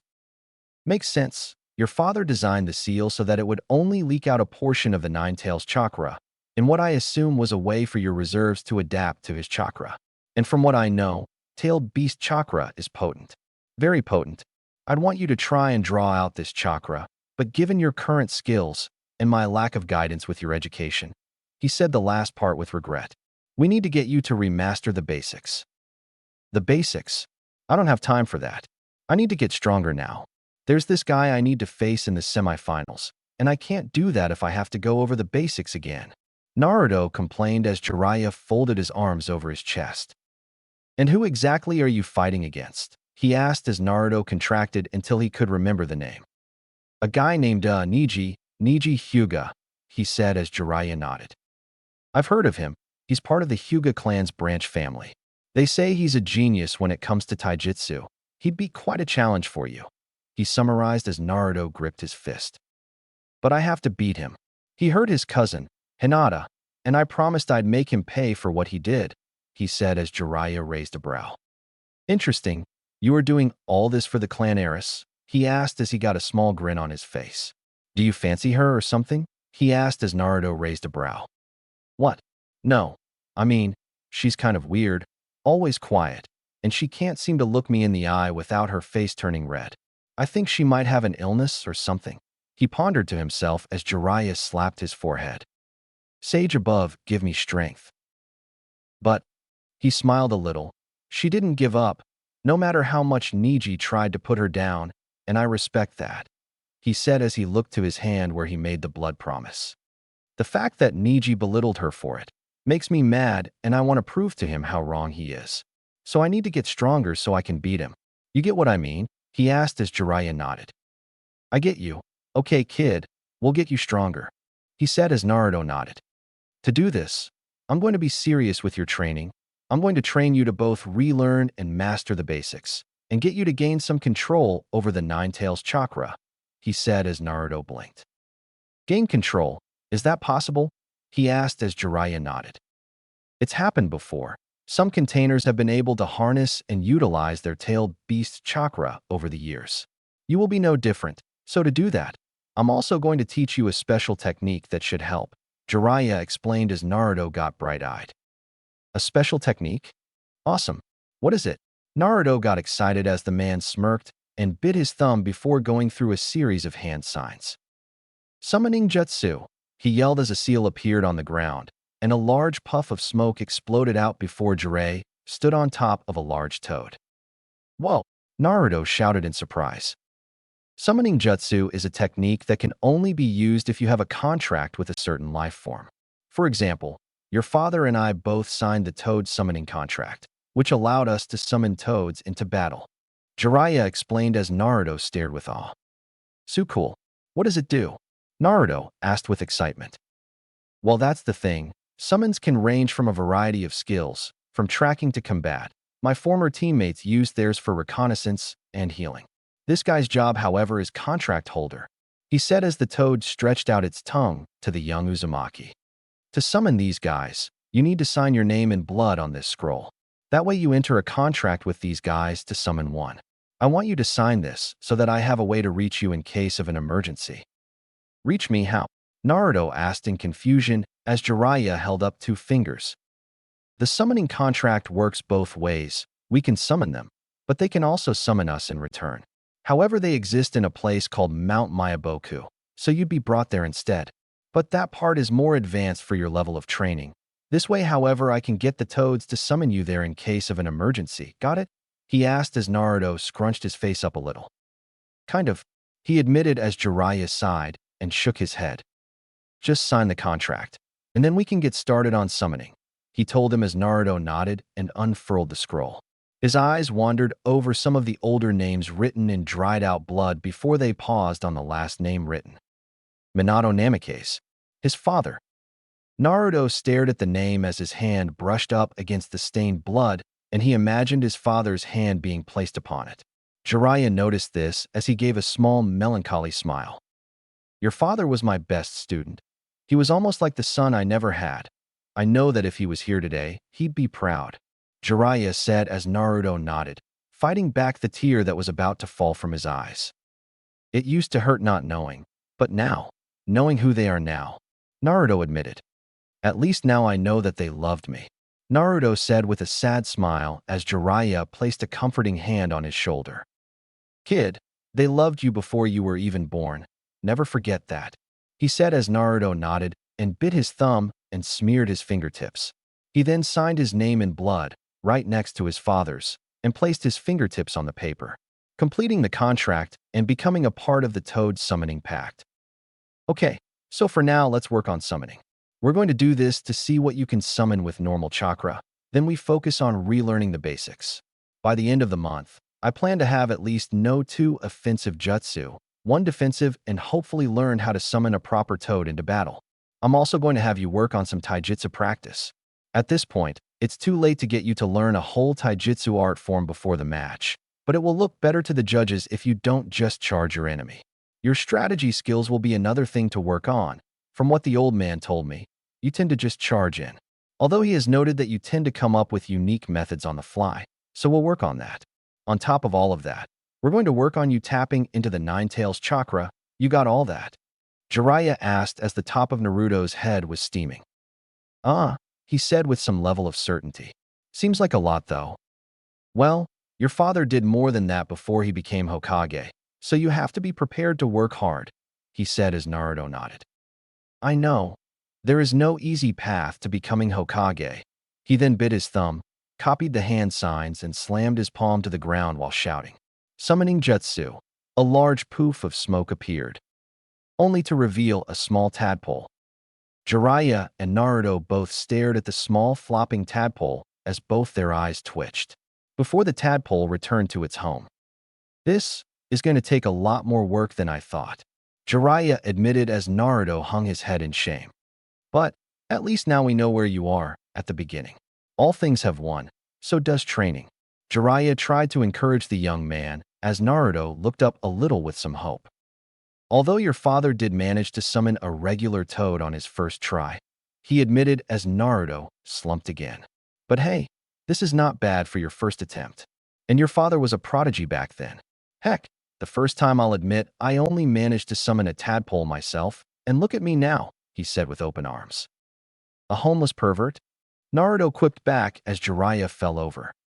A sage, and a successful author, he yelled as Naruto chuckled a little, soon followed by Jiraiya. Well, it's getting late. We'll call it quits for today and pick it up again tomorrow, he said as he noticed the sun was going down. Come on, let's get something to eat, my treat. Yeah, I could go for some ramen right about now. Naruto perked up at the thought of his favorite food. Huh, figures. If you're anything like your mother, you'll have a huge appetite for the stuff, he said as Naruto's huge grin slowly morphed into a sad smile. Hey, he asked as Jiraiya looked back at him. Can you tell me more about them? He asked as Jiraiya started before nodding. Sure, kid. Let me tell you about the day they chose the name for you, he said as he led the child away. I was working on this novel, and I wanted to show your father. I got the idea from some ramen, and they—" His voice trailed off as they walked back to Konoha.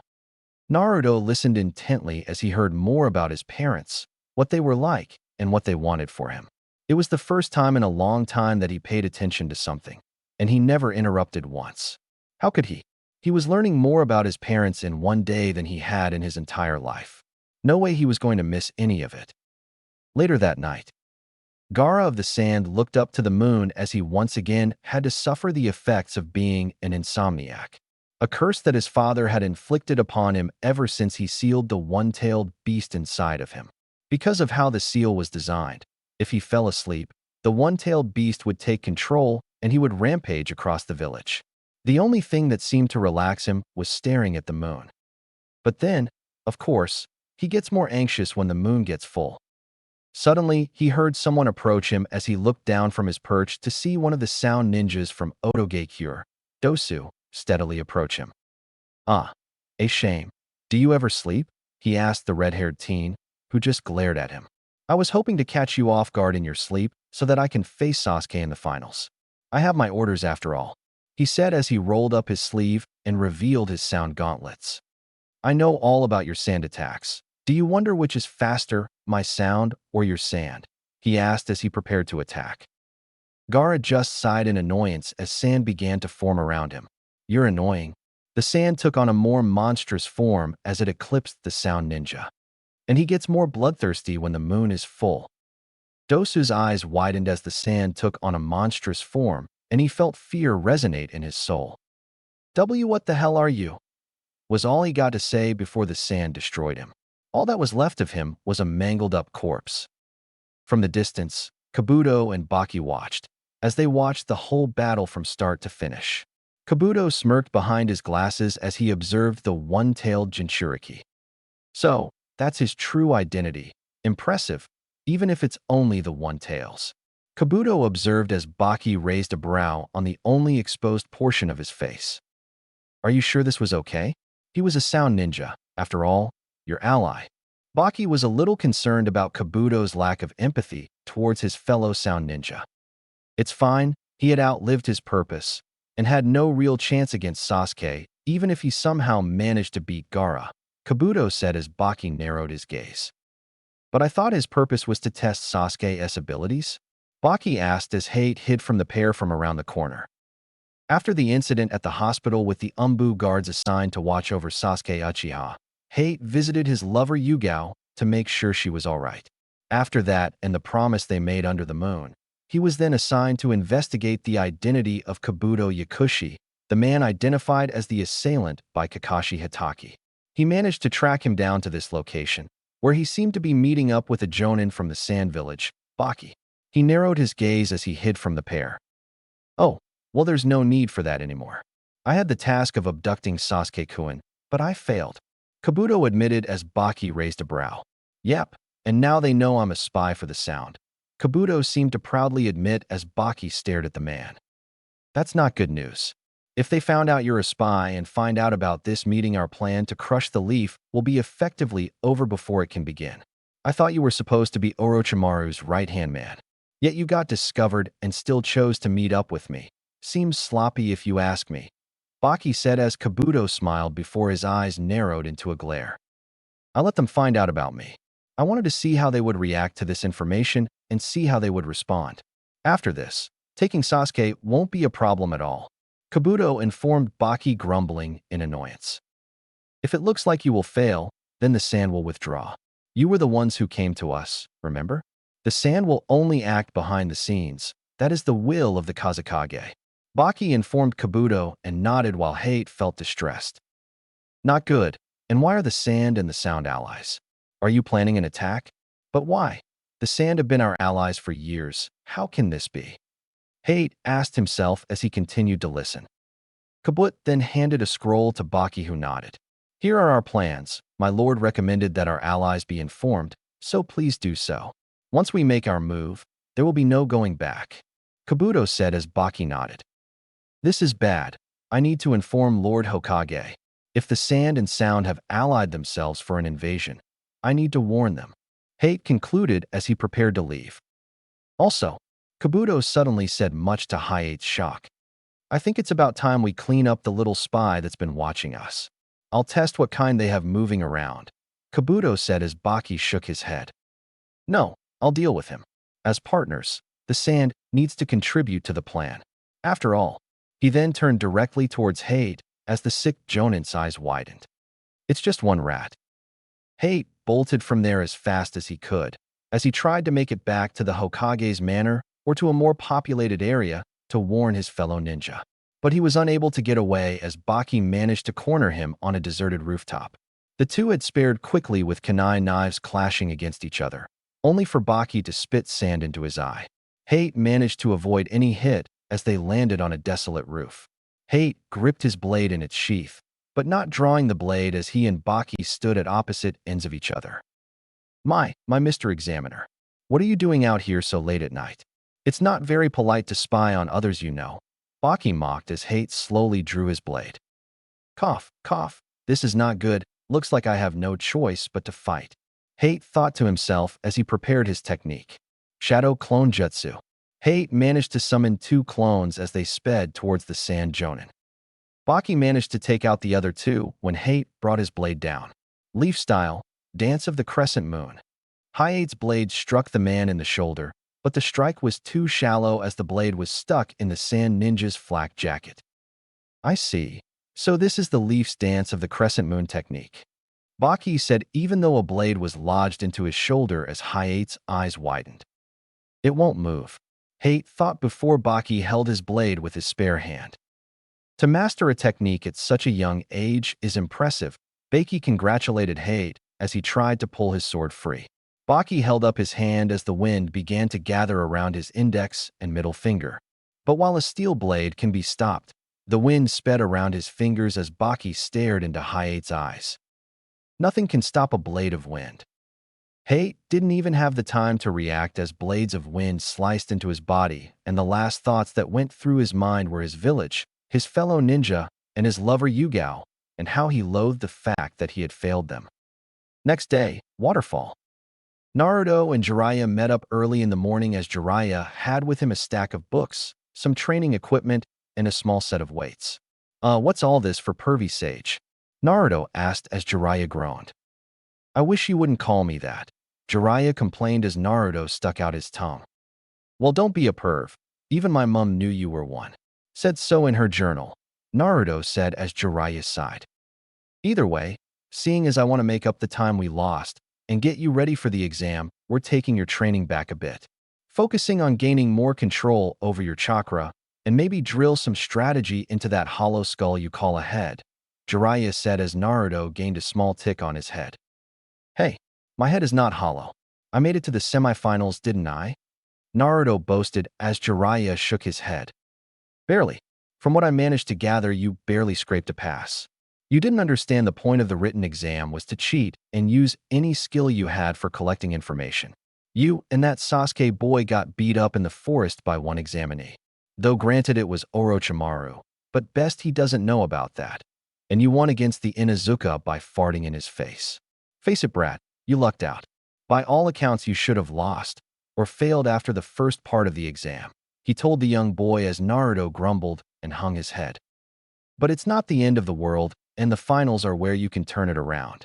You just need to show them that you are or are capable of being a Chunin. And that involves showing strategy, skill, and combat ability.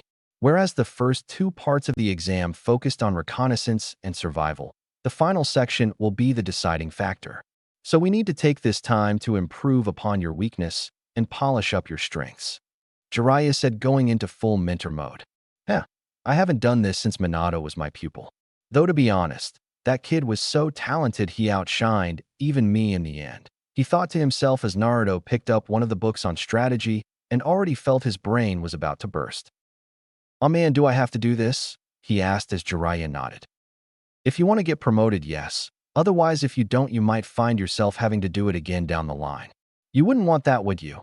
He asked as Naruto could only imagine not getting promoted because of his lack of studying. Ever since he was young, he hated studying. All those books and long paragraphs and lectures bored him to death. Granted, he didn't have anyone around to teach him properly until Iruka, but he still never found the idea not all that appealing. But then he thought about everything his parents had to go through to become shinobi of the Hidden Leaf, and he remembered the words he told Konohamaru. There were no shortcuts to becoming Hokage, so whether he liked it or not, he had to study. Okay, pervy sage, let's do this. That's the spirit. And don't call me pervy sage. Call me sensei. Okay, pervy sensei. That's a bet. Hey, you little brat. Chapter 3. The Clone Trick. It had been one day into Naruto's training, and he still had yet to fully summon a proper toad. Even though the seal Orochimaru had placed on top of Minato's was gone, the boy's chakra control was still subpar. The jutsu required a large amount of chakra to effectively summon a toad into battle, and yet so far. Summoning jutsu. Naruto yelled as he slammed his palm to the ground. The summoning seal and a large poof of smoke appeared, only instead of a toad. Still a tadpole. Naruto lamented as he and Jiraiya looked down at the small tadpole flopping around on the ground. You'd think little guys like these shouldn't be able to be summoned, right? He asked as Jiraiya shrugged. A true summoner can effectively call the desired summon they need, but that requires focused and precise chakra control. Until you gain proper control of your chakra, your summon is going to continue to be random, Jiraiya said as the tadpole poofed back to Mount Mayaboku. But don't take it too harshly. As the old saying goes, Konoha wasn't built in a day, so we just need to keep practicing. Besides, there's more to work on than just your chakra control, Jiraiya said as he gestured for Naruto to sit down and held up one finger. First off, your tactics. Strategy is an important part of any battle. By planning and knowing your opponent's next move, you can effectively control the battlefield. The Chunin exams are more of a simulation of what it's like to be a Chunin. How your decisions will affect how real-life missions will play out. Luckily, because it's only an exam, you've seen how your opponents can fight. In a normal battle, you wouldn't be so lucky. While the old man has told me of your unique ability to come up with effective plans on the fly, it would be more impressive to the judges if you showed that kind of thinking during the finals. Jiraiya told him as Naruto shot up a little. Hey, I've been reading all those books you gave me. It's not my fault it's all so long and boring. He shouted as Jiraiya sighed and held up a second finger. Second is your chakra control. Despite your large reserves, your chakra control is pretty bad, kid. Not entirely your fault. Lack of guidance and patience can be attributed to me and the academy, he said with a hint of shame in his voice. But it's also due to your large chakra reserves. The advantage of such larger reserves is that you can use a higher class of jutsu. It's why the normal clone technique doesn't work for you, because you keep overloading the jutsu. But the downside is that having larger reserves means a greater need for control, he emphasized as Naruto nodded. Third is your jutsus. I know you only have the basics. Something I need to talk to the old man about. But at your age, Jinin should know at least some other jutsus. However, some of them are clan members, so they are more likely to learn from their clans. I can try and teach you other jutsu, but given the time we have left, the jutsu wouldn't be all-powerful. And I doubt I can teach you how to change your chakra nature in time to increase their effectiveness. Jiraiya lamented as Naruto raised a brow. Change my chakra nature? He asked as Jiraiya sighed. Let me guess, you don't know about chakra nature, do you? He asked as Naruto nodded and Jiraiya rubbed a palm over his face. Oh boy, I've got a lot to work with, he said as he shook his head. Okay, so you know that chakra is what powers jutsu, yes? He asked as Naruto nodded. Okay, good. Well, there are 5 basic elements that chakra can be molded into. Earth, fire, wind, water, and lightning. Well, people are born with either one or two of these elements. Until it's tested, you won't know what jutsu you'd be more capable of doing. Say you were born with fire chakra, you would be more capable of changing your chakra into fire, thus making you able to perform fire-style jutsu easier than, say, water-style. But that's not to say you can't learn to use other jutsus, so long as you know the hand signs. It's just more preferred to know how to change your element into that particular nature, and it takes more training. But, as you are right now, I can't teach you any such elemental jutsu until you have a firmer grasp on her basics. He instructed as Naruto looked confused. But Sasuke can use fireball jutsus. Why can't I? He asked as he remembered Sasuke using fireball jutsu while Jiraiya sighed. He more than likely knows the hand signs and practiced that jutsu a lot when he was back in the academy. Plus, given he's an Uchiha, he would have been born with fire elemental chakra, the most common type of chakra nature in the land of fire. So it was easier for him. If I taught you such a jutsu, you'd burn through unnecessary amounts of chakra, he said as Naruto grumbled. Of course, it is for Sasuke. He grumbled as Jiraiya waved his hand. Relax, brat. I can still teach you a few non-element-based jutsus, like ones that involve your shadow clones, which appears to be your specialty, he said as Naruto got excited as Jiraiya raised his fourth finger. And finally, is your temperament, he began before Naruto tilted his head. My temper what? Naruto asked with a confused look on his face as Jiraiya sighed. Your temperament, your anger. From what I've gathered, you tend to fly off the handle sometimes and charge into a fight without thinking ahead. And seeing how you're revered up to fight this Neji, you're not going to be thinking straight, he stated plainly as Naruto stood up. But I have to beat him. He said all those horrible things to Hinata. I can't just let that go, Naruto argued as Jiraiya nodded. And I'm not. I think what you're doing for her is honorable, and kind of cute actually, Jiraiya said as Naruto looked confused. A young man declaring that he shall battle the one that harmed a beautiful maiden. That's top-grade reading material right there, he said as Naruto felt blood pressure form in his head. Shut it, pervy sage, he growled between his teeth before Jiraiya looked seriously at him. But what I'm trying to get at is that you can't rush into this battle head-on. A good strategy and a cool head are better to have to go into a battle than one clouded by anger and resentment. Your father knew how to keep himself calm and collected at all times, and it's what made him one of the most feared shinobi in the lands, he said as Naruto stopped and looked towards the Hokage monument in the far distance as if he could just make out his father's head. My dad, huh? So strange to hear that, he said as he sat down while folding his arms and sighing. I guess you've got a point, pervy-sensei, he said as Jiraiya nodded, but felt his eyelid twitch at the pervy-sensei comment. I'll ignore that, but anyway, don't fret. If I have this planned out right, I believe you can beat Neji in the finals and prove to him that fate is not as set in stone as he thinks it is, Jiraiya said, while mentally chuckling at the fact Naruto was supposedly the child of prophecy from the Toad's predictions. Okay, so what should I do? He asked, as Jiraiya hummed to himself. Well, the first thing you need to know is your opponent. What can you tell me about the Hyuga? He asked as Naruto started, then scrunched his face in concentration. Well, they're a clan with the Baikaken, Naruto said, messing up the name. Byakugan, Jiraiya corrected as Naruto nodded. Right, and they can see chakra, I think. He tried to remember Kurenai's, or was it Shino's explanation during Hinata's match against Neji. Correct, the Hyuga clan can see chakra using their Byakugan, a dijitsu that is similar to the Sharingan, but grants them a near 360 degrees field of view and X-ray vision. But not only that, but they can also see the chakra coils within your body and have a unique fighting style that allows them to target the tenketsu in the body. And before you ask, he stopped Naruto from asking. Tenketsu are the chakra points located around the body where chakra can be released, such as your hands and feet. By targeting it with their gentle fist style, they can effectively render a person incapable of using their chakra until the tenketsu are unsealed by a medic. It's what made them one of the best close-range combatants of the Hidden Leaf, he said as Naruto stared. Really? That explains what happened to Hinata. Aw man, how am I supposed to go up against that? I call Kekkei Genkai's hacks, he shouted as Jiraiya chuckled. Relax, kid. The Hyuga clan may be tough, but they ain't invincible. No one is. You just need to think carefully about how to overcome Neji, he advised as Naruto titled his head. I don't suppose you'd tell me how to beat him, he asked as Jiraiya shook his head. Nope, no can do, he said as Naruto flinched back. Huh, but why not? Aren't you supposed to train me? He asked as Jiraiya nodded. I am, but that doesn't mean I'm going to give you the answer straight up. The point of the exam is for you to prove your potential as a Chunin.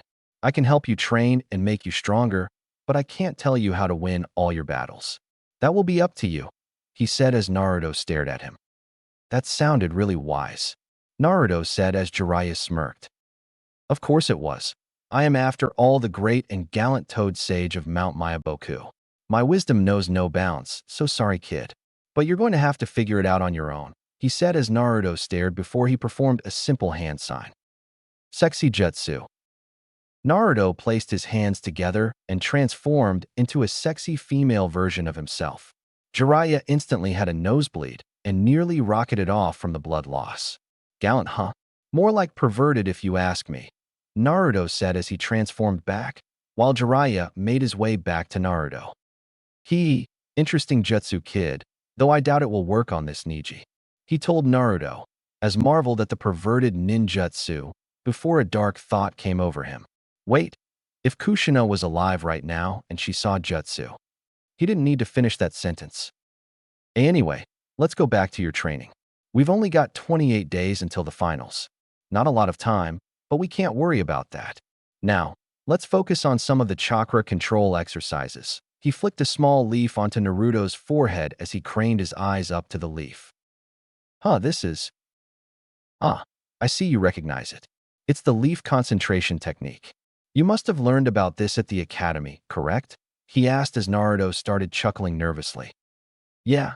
The thing is, I didn't pay attention when Iruka-sensei tried to teach it to me, he admitted as Jiraiya sighed.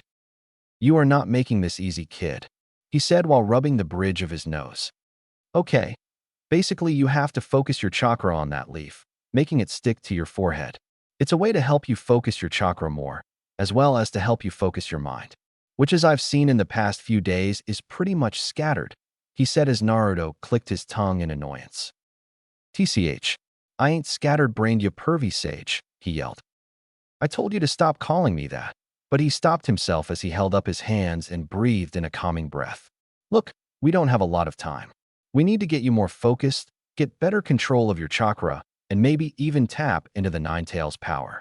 It's the only way you'll move up the ranks, he said as Naruto sighed and looked down at his stomach. The Nine Tails. He held a hand over the seal as he thought about the monster that had effectively forced isolation and loneliness on his life. Do you think I can learn to control its chakra?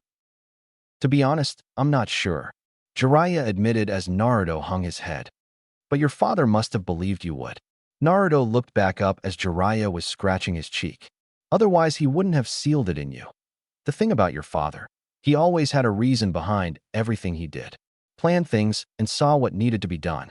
He was a man ahead of his time, and for some reason, he entrusted the future of the village to you, his son. Speaks a lot about his faith in you, he told Naruto as the young boy smiled softly, feeling a sense of warmth in his chest. Thanks, pervy sage, he said as Jiraiya just sighed. It seemed his mother's biological traits were too hard to crack, but he was glad to see the boy being a little happier knowing just how much he meant to his parents. All right, now for the next few hours, focus on the leaf concentration technique. After that, we'll spend some time working on your taijutsu, then on summoning and finally tapping into the Nine Tails chakra, Jiraiya instructed as Naruto nodded. Okay. Wait, then what are you going to do? He asked as the white-haired man grinned. I'm going to go and do some important research, he said with a perverted grin slowly forming on his face. See you in a few hours, my boy, he yelled as he dashed off to the hot springs Naruto sighed. Typical. Naruto sighed as he placed the leaf on his forehead and began to concentrate. He imagined his chakra flowing towards the leaf, similar to how he used his chakra to make his feet stick to the surface of the tree. He sat there amongst the quiet sound of nature, the gentle rushing of the stream, and the cool breeze of the spring air silently blowing past him. He remained focused on this task, trying to keep himself focused, which was hard considering his scattered brain and the small noises that kept bugging him, like the birds, the occasional fish that jumped out of the water, to even the tiny critters climbing up the trees. He kept this up for an hour until… Damn it, Naruto suddenly yelled. This is so boring, he yelled, throwing his hands in the air. Why does this have to be so boring? He complained as he sighed. I should be learning a new jutsu or something if I want to be Niji. But here I am sitting on my but trying to make a leaf stick to my head, he said as he lay flat on his back. I bet Kakashi is teaching Sasuke all sorts of cool ninjutsu, he bitterly thought as he could just imagine his teammate rival learning all sorts of new things while he was stuck relearning the basics. But, he suddenly said as he looked through the tree leaves to the light piercing through. I think Mom and Dad had to do something like this when they were my age. I guess I really shouldn't complain. Growl. Suddenly his stomach began to rumble as he looked at his stomach. Oh man, it must be lunchtime, he sat up. I should go get something to eat. But I need to continue my training. Oh? I know. He crossed his fingers in the familiar hand sign. Shadow Clone Jutsu, he yelled as 2 clones appeared. Okay, go to Ichiraka Ramen and get some takeout ramen, he ordered as the clone nodded. You got it, boss, the clone said as he turned to walk away. And don't you dare eat it, he yelled as the Naruto clone snapped at him. What? Ah, come on. Why not? Because for one, I'm the one that's starving. 2, you're just a clone. I don't think you guys can eat, so it would be wasted on you. Oh yeah, you got a point, the clone said before he grumpily jumped away, leaving behind the original and the second clone. So, what do I do? The second clone asked as Naruto chuckled. Yeah, I kind of need some company, and who better than myself? That sounds kind of sad, doesn't it? Yeah. Konoha Village. Sakura was absent-mindedly walking around the village. She had just gone to see Sasuke in the hospital, but was told that no visitors were allowed. After she left, she began thinking about her progress during the Chunin exam. Sure, she had better chakra control compared to Naruto and Sasuke, but that was only due to how limited her chakra was. She was smarter than Naruto, yet he had progressed to the finals, while she had ended up in a tie with Ino. And Sasuke, the boy she loved, was acting much colder to her ever since he got bit by that weird guy in the forest. She was the smartest of the team, yet she was being left behind by them. What is happening to me? When did I get so weak? She asked herself as she walked through the village. Naruto and Sasuke made it to the finals, but if this keeps up, I'm going to seriously fall behind. I used to mock Naruto for being dead last, but recently he's gotten so much stronger, and Sasuke. She remembered back to the Forest of Death when the curse mark overtook Sasuke and he brutally beat up that sound ninja. Sasuke's been acting colder, especially after what happened in the forest. I'm worried about what will happen to him. She sighed to herself as she looked up to the sky. Maybe I need to work on myself? I've been so focused on Sasuke that I've let myself go as a ninja. And Naruto has gotten so much further than me. It seems almost impossible to believe. She remembered all the time Naruto would be arrogant or stubborn, seeing him as a little kid compared to Sasuke. But she also remembered the times he stood up and showed his guts and determination. It was something she found inspiring. Maybe I've been a bit too hard on Naruto. He's not the same kid we knew from the academy, but I am not going on one of his dates. My heart still belongs to Sasuke, she declared as she continued her way home. It was then she spotted the familiar orange jumpsuit of her teammate as he happily hummed to himself. Ramen, ramen, I'm going to get some ramen, he hummed as Sakura sighed. Of course, she said as she decided not to bother him when he suddenly spotted her. Oh, Sakura-chan, he yelled as Sakura cringed a little at how loud he was yelling her name. But she just smiled and waved back. Oh, hey Naruto, how are you? She asked as the boy skipped towards her. Shouldn't you be off training with Kakashi-sensei? She asked as Naruto scoffed. Nah, Kakashi says he's going to train Sasuke, so I have to train with someone else. The only problem is the guy is a total pervert, he complained slightly as Sakura nodded. I see. So then why aren't you training right now? You know the finals are only 28 days from now. Don't tell me you're slacking off, she accused angrily as Naruto shook his head. Of course not. I'm training super hard to get my chakra control better. I just need to grab some food and get back to training, he said as he clenched his fist. I need to make that Niji guy pay for what he did to Hinata, he said with the same determination he had when he made the promise. Sakura blinked as she hid a smile. Of course, she, like everyone else in their grade, knew of the huge crush that the Hyuga princess had on the resident dead last of the academy. But they didn't care as practically every girl was after the much more attractive and talented Sasuke, Sakura, and Ino's words. So they didn't mind, nor care as they couldn't understand what the shy girl saw in the blonde idiot. Although after the wave mission, she could kind of see what she saw, his determination, his loyalty, and his willingness to keep going despite the odds stacked against him. But still, Naruto's no Sasuke. Oh well, the least I can do is give her a little help, she thought to herself. Speaking of, how is Hinata? Have you gone to see her? She asked as Naruto blinked. No. I've kind of been caught up with training that I haven't had the time for.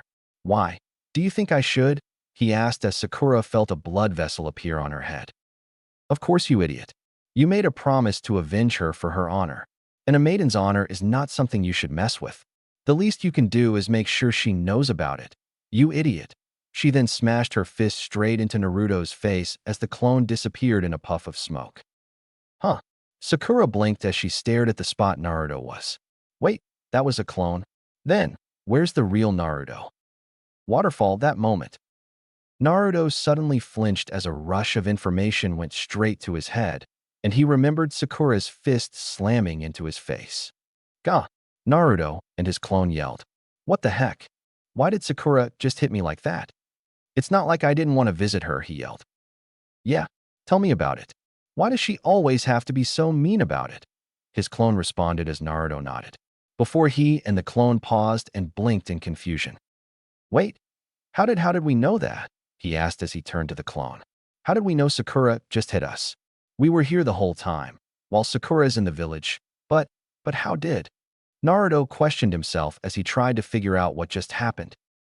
Did we just get the memories of the clone? Clone Naruto asked as Naruto shrugged his shoulders. I don't know. The scroll didn't say anything about that, Naruto said before the clone looked concerned. Well, we did kind of skim some parts, he admitted as Naruto sighed. Yeah, you're probably right. We should ask someone to find out what it means, Naruto suggested. Should we ask Pervy Sage when he gets back? The clone asked as Naruto shook his head. He's gone of perving, and we have no idea when he'll be back. And we both know I can't concentrate if I got this on my mind. Kakashi-sensei, the clone suggested before Naruto scoffed. He's off training Sasuke somewhere, and I doubt he'd tell us about it. You know, I think he doesn't believe we'll make it past Niji. But we'll show him, Naruto said with determination. How about the old man? The clone suggested the third Hokage. He might know what's going on. It was in the Forbidden Scroll after all. Maybe, but I think we shouldn't bother him as much. I'm still a little peeved that he kept secrets from us. Not to mention, he'd be busy preparing for the exam. Plus, I don't think the secretary likes us barging in all the time, Naruto said. How about that closet pervert, Ebisu? The clone asked as Naruto and the clone both shook their heads. Nah, they both said as somewhere in the village, after being told by the Hokage that Jiraiya would handle Naruto's training. Ebisu felt a sudden jab at his pride. So, who else could we ask? Naruto asked as he and the clone tried to put their heads together for someone they could ask about the shadow clone technique. Bonk, bonk, bonk, ding. Iruka-sensei, they both shouted as Naruto stood up. He's a teacher at the academy and was the one that let me pass. He must know more about the shadow clone, he wagered as his clone nodded before dispelling.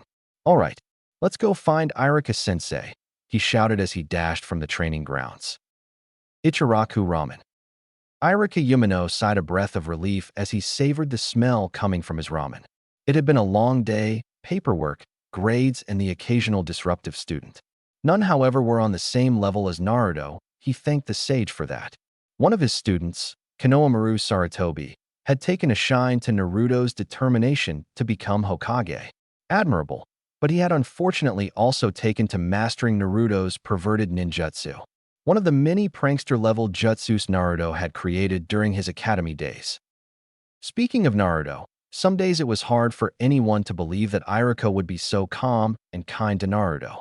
Nearly everyone in the village saw him as the demon fox and blamed him for the deaths of their loved ones, including Iruka's parents. But Iruka had long ago seen the truth, that Naruto was just like him, a child orphaned by the Nine Tails and left without loving parents. He sympathized with him and wanted to be there for him when no one else would. He still remembered hearing how his team's initial C-rank mission had escalated to an A-rank mission, and he worried about the young Jinin. Sure, he proved he had changed after the mission and was proud to hear that he made it to the finals of the Chunin exams. But he was still worried about him. Naruto was like a little brother to him, or maybe something more like a son, but he didn't fully know yet. Right now, he was proud of all his former students that had made it to the final round and just hoped they would continue on their path to becoming excellent shinobi. Long day, Irika? Tucci asked as he and his daughter worked on making the next batch of ramen. Normally, you would only come here with Naruto, or if you've had long work hours. Must be because of the Chunin exams, right? He asked as Irika nodded. Sort of. I'm both worried and proud of my former students. From what I've heard, Shikamaru, Shino, Sasuke, and Naruto made it to the finals. I'm not surprised about the first three, but hearing that Naruto made it so far makes me feel proud of him even more, Irika said as Tucci blinked. Naruto made it to the finals? Well, I'll be. The kid has a knack for surprising people, huh? Tucci chuckled as Irika chuckled as well. Yes, I admit I was surprised when Naruto made it past the second stage of the exams. But at this point, I should learn to expect the unexpected from the number one hyperactive ninja of the Hidden Leaf. He looked at the broth as he recalled a lone Naruto, sitting on the swing as everyone avoided him. He certainly has grown up, more than I could have ever imagined. He took his chopsticks and started to dig in. Irika-sensei. Irika jostled and choked somewhat on his ramen, as Naruto burst into the stand. Irika-sensei, I need to talk too. Oh cool ramen. Hey old man Tucci, can I get a big bowl of miso pork? Naruto shouted as he suddenly got distracted and ordered ramen. Of course, he hasn't grown up that much. Irika said as Tucci chuckled. Right, one miso pork, coming up, Tucci said as he and Ayami got to work. Naruto grinned as he sat down on the stool. Hee hee, this is going to be so good. Naruto chuckled as he could just taste the ramen already. The bowl was set before him, the owners of the stand having long since known Naruto's patterns and prepared in record time. Naruto grinned as he broke apart the chopsticks and chowed down. Naruto, didn't you have something to ask me? Irika asked as Naruto stopped halfway through his noodles to stare at his sensei before his noodle brain finished cooking. That's right.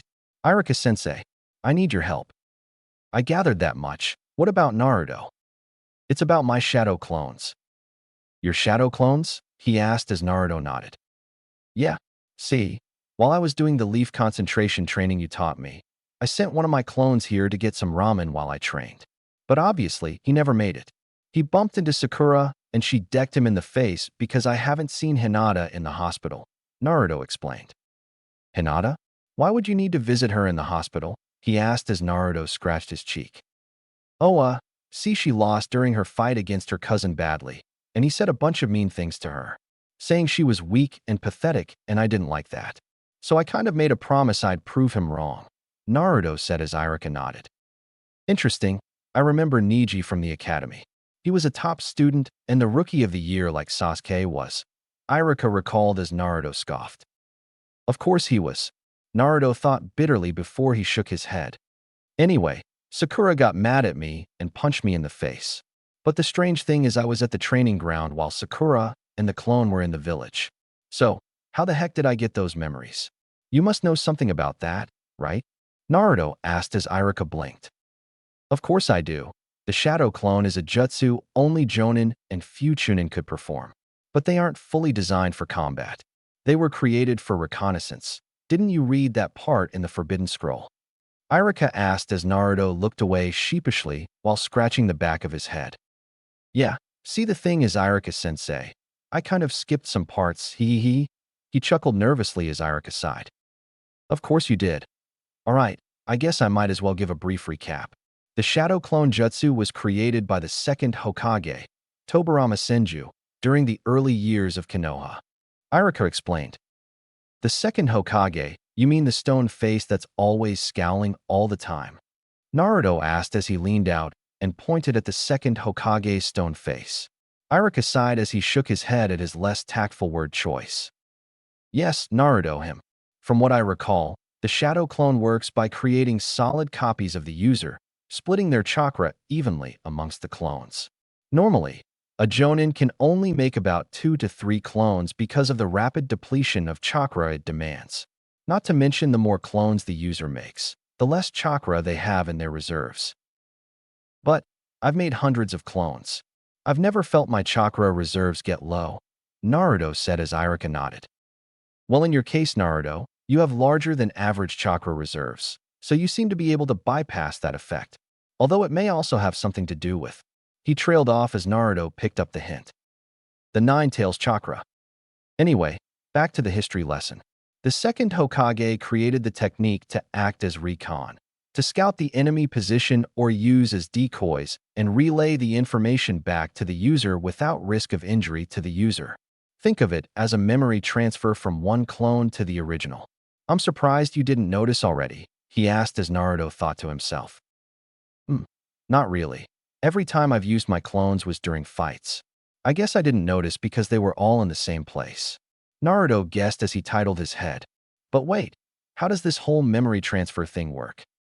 Well, I'm not certain, but I believe that whatever chakra remained in the clone that wasn't used gets sent back to the user. So that chakra carries with it the memories and experience of the clone and gives it back to the user. Iruka guessed as Naruto pondered this. Memories and experience. He thought to himself, "Hey Iruka-sensei, what would happen if I train with my clones?" he asked as Iruka paused. Well now, I don't know. Iruka admitted. Something like this hasn't been attempted before, mostly due to the drain the clones have on the user. But could it be possible? Iruka took a moment to think about it. Huh? What are you thinking, Iruka-sensei? Naruto asked Iruka before turning to his former student. Well, this is just a theory, but you have larger than average chakra reserves and insane amounts of stamina. Now again, this is just a theory, but if you train with a shadow clone, you'd get twice the experience you would have by yourself. That means you could achieve more than a month's training in only a week. Iruka said as Naruto's eyes widened. Whoa, really? That sounds awesome. Naruto cheered before Iruka held his hand. Hold it, Naruto.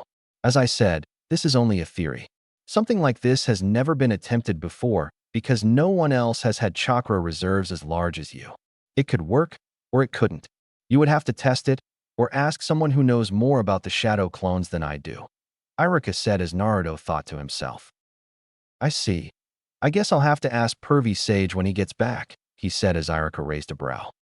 Pervy Sage. Oh, he's my new sensei at the moment. Kakashi-sensei is busy training Sasuke at the moment, so Pervy Sage is training me, Naruto said as Iruka said. I mean, who is Pervy Sage, and what have I told you about addressing people? Iruka scolded slightly as Naruto pouted. To treat them with respect, but the guy is a complete pervert. When I found him, he was peeking at the women's bathhouse. I can't believe that guy is supposed to be my GHM. Naruto luckily stopped himself from saying Godfather, but not the questioning gaze of Iruka. He's your what? Iruka asked as Naruto started chuckling nervously. My new sensei. Yeah, just my luck. Any teacher I get after you is some sort of pervert. Well, thanks for the meal. Naruto slammed a few Rio notes down as he bolted. Gotta get back to training. See you later, Iruka-sensei, and thanks for the tip. Wait, Naruto. Iruka called out, but he was long gone. That boy, I swear, he said as he sat back down to finish his ramen. He remembered back to the night he gave Naruto his headband and the smile that was on his face.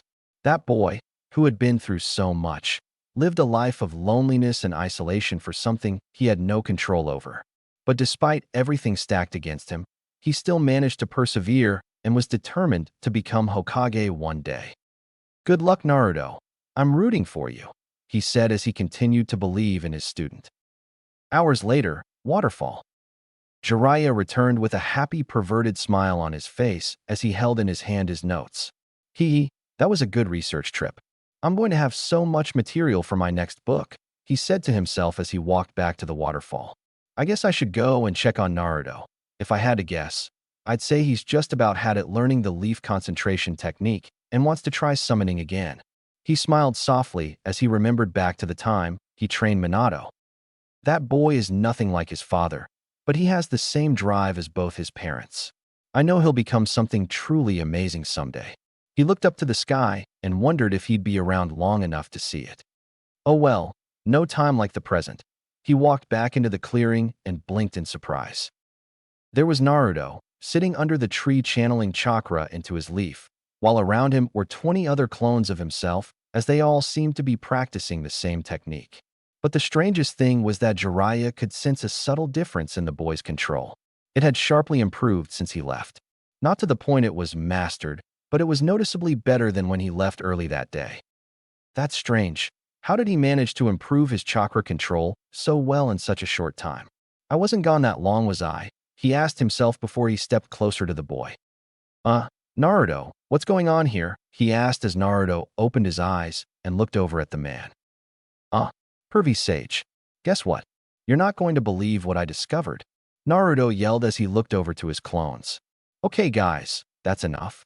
He ordered as the clones nodded and all dispelled. Naruto stumbled slightly from the rush of information. Whoa, man, I've got to learn to stop to dispel them all at once. Whoa, you okay there, Naruto? What the heck is going on here? He asked. Naruto grinned. I just figured out a cool new trick, he said as Jiraiya raised his eyebrow. See, I found out the shadow clones I make give me all their knowledge once they're dispelled. Yes, I'm aware of how the shadow clone jutsu works, Jiraiya said as Naruto grinned. Well, I talked to Iruka-sensei, and he figured that if I train with my clones, I gain more experience. That means I can get this chakra control down lickety-split, he said as Jiraiya blinked. Really? I see. Yes, that could work. The shadow clones share their experience and knowledge with the original once they dispel. And you can create roughly 100 clones. So if you train with 100 clones a day, you could gain years of experience in a short amount of time. Why didn't I think of this? Naruto grinned at this. Because I'm awesome, he said as Jiraiya shook his head. Not so fast, brat. Sure, this will help you gain better chakra control, and maybe even help you learn some jutsus before the finals. But this doesn't mean you'll get physically stronger, he said as Naruto raised a brow. What do you mean? I mean your physical body won't improve by the clone trick, only your mind will improve. The shadow clone can only pass on the knowledge of how to do things, but your physical body won't change. That will be up to you, putting in the manual hours, he explained as Naruto sighed. Oh man, and here I thought I was going to be able to do all sorts of taijutsu like bushy brows. Naruto complained as Jiraiya chuckled. Relax, kid, this is a good thing. It means now that training will go a lot smoother now. Heck, now you can catch up on all the stuff you missed out in record time. But that also means I'll have to monitor all of your clones. And then I'd be missing out on my important research. Such a shame. He wept as Naruto raised a brow. Why do I always get the weird ones as my teachers? Naruto asked himself while Jiraiya got his act under control. Okay, enough of that. Now comes the serious part. We'll set up a series of training methods. For the first part of your training, you will create 150 clones. Each clone will be separated into groups of 50. Each group will focus on certain aspects of your training for 1 full week before moving on to the next phase. Understand? Jiraiya questioned as Naruto nodded. Phase 1 will be on your chakra control and knowledge. Phase 2 will focus on transforming your chakra element. Phase 3 will focus on learning new ninjutsu, and Phase 4 will focus on utilizing them in combat situations. While all this is happening, you and I will practice taijutsu and summoning, as well as attempt to draw upon the Ninetales' power. I will admit this plan will be hard and strenuous. Think you can handle it? He asked as Naruto grinned and held his fist to the man. Of course, I'm going to become Hokage after all. No way I'd be put off by some training, he yelled as Jiraiya smirked. All right then, let's get down to business, kid, he said as Naruto smirked and crossed his fingers. Multi-shadow clone jutsu. Meanwhile, Kikyo Castle. A squad of Umbu stood over the corpse of Hade as they stared at their fallen comrade. One amongst them did everything they can to hold in their anger and despair as she stared down at the man. She bent down and picked up his blade as she stared at the man that trained her in the way of the sword and to who she had given her heart. Hate. How could this happen? She asked more herself than hate as she and the Umbu members stare at him. This is bad. We must inform Lord Hokage, the Umbu member said as they unfold a large scroll tarp and seal the corpse inside. Yugao, we must dash. I know. We must inform Lord Hokage. This situation is dire. She spoke with a cold and emotionless tone. But they knew she was suffering. But as shinobi, as members of the Umbu Black Ops, they could not let their emotions get the best of them. They jumped away from the scene as Yugao silently vowed to find the one responsible for this personal travesty and make them pay, no matter how long it would take. Chapter 4. Uzumaki Inheritance and Harsh Lesson. 1 week had passed since Naruto and Jiraiya had discovered that the shadow clones could increase the amount of skills Naruto could learn. Thanks to the clone trick, his chakra control was steadily but quickly growing daily. Thanks to it, he now could control his chakra flow much more smoothly than he could before and didn't waste unnecessary chakra. He was still a long way from becoming a master of chakra control, but it was a leap from where he was previously.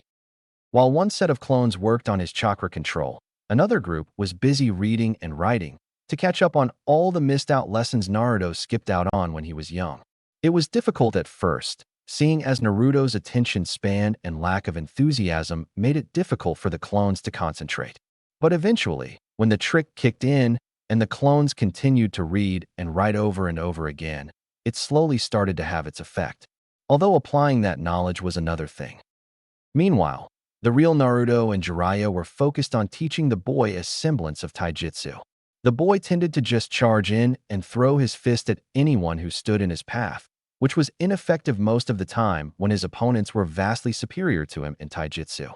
He made up for it by using clones as a small army to overwhelm his opponent, but the problem still lay in when he ran out of clones and would have to face his opponent head-on. Not to mention the clones were just as uncoordinated as their original.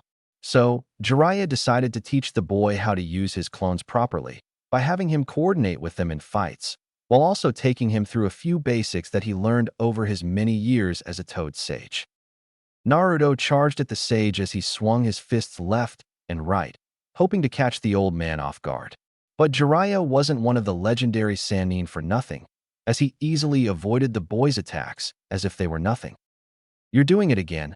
I told you to go through the basic steps.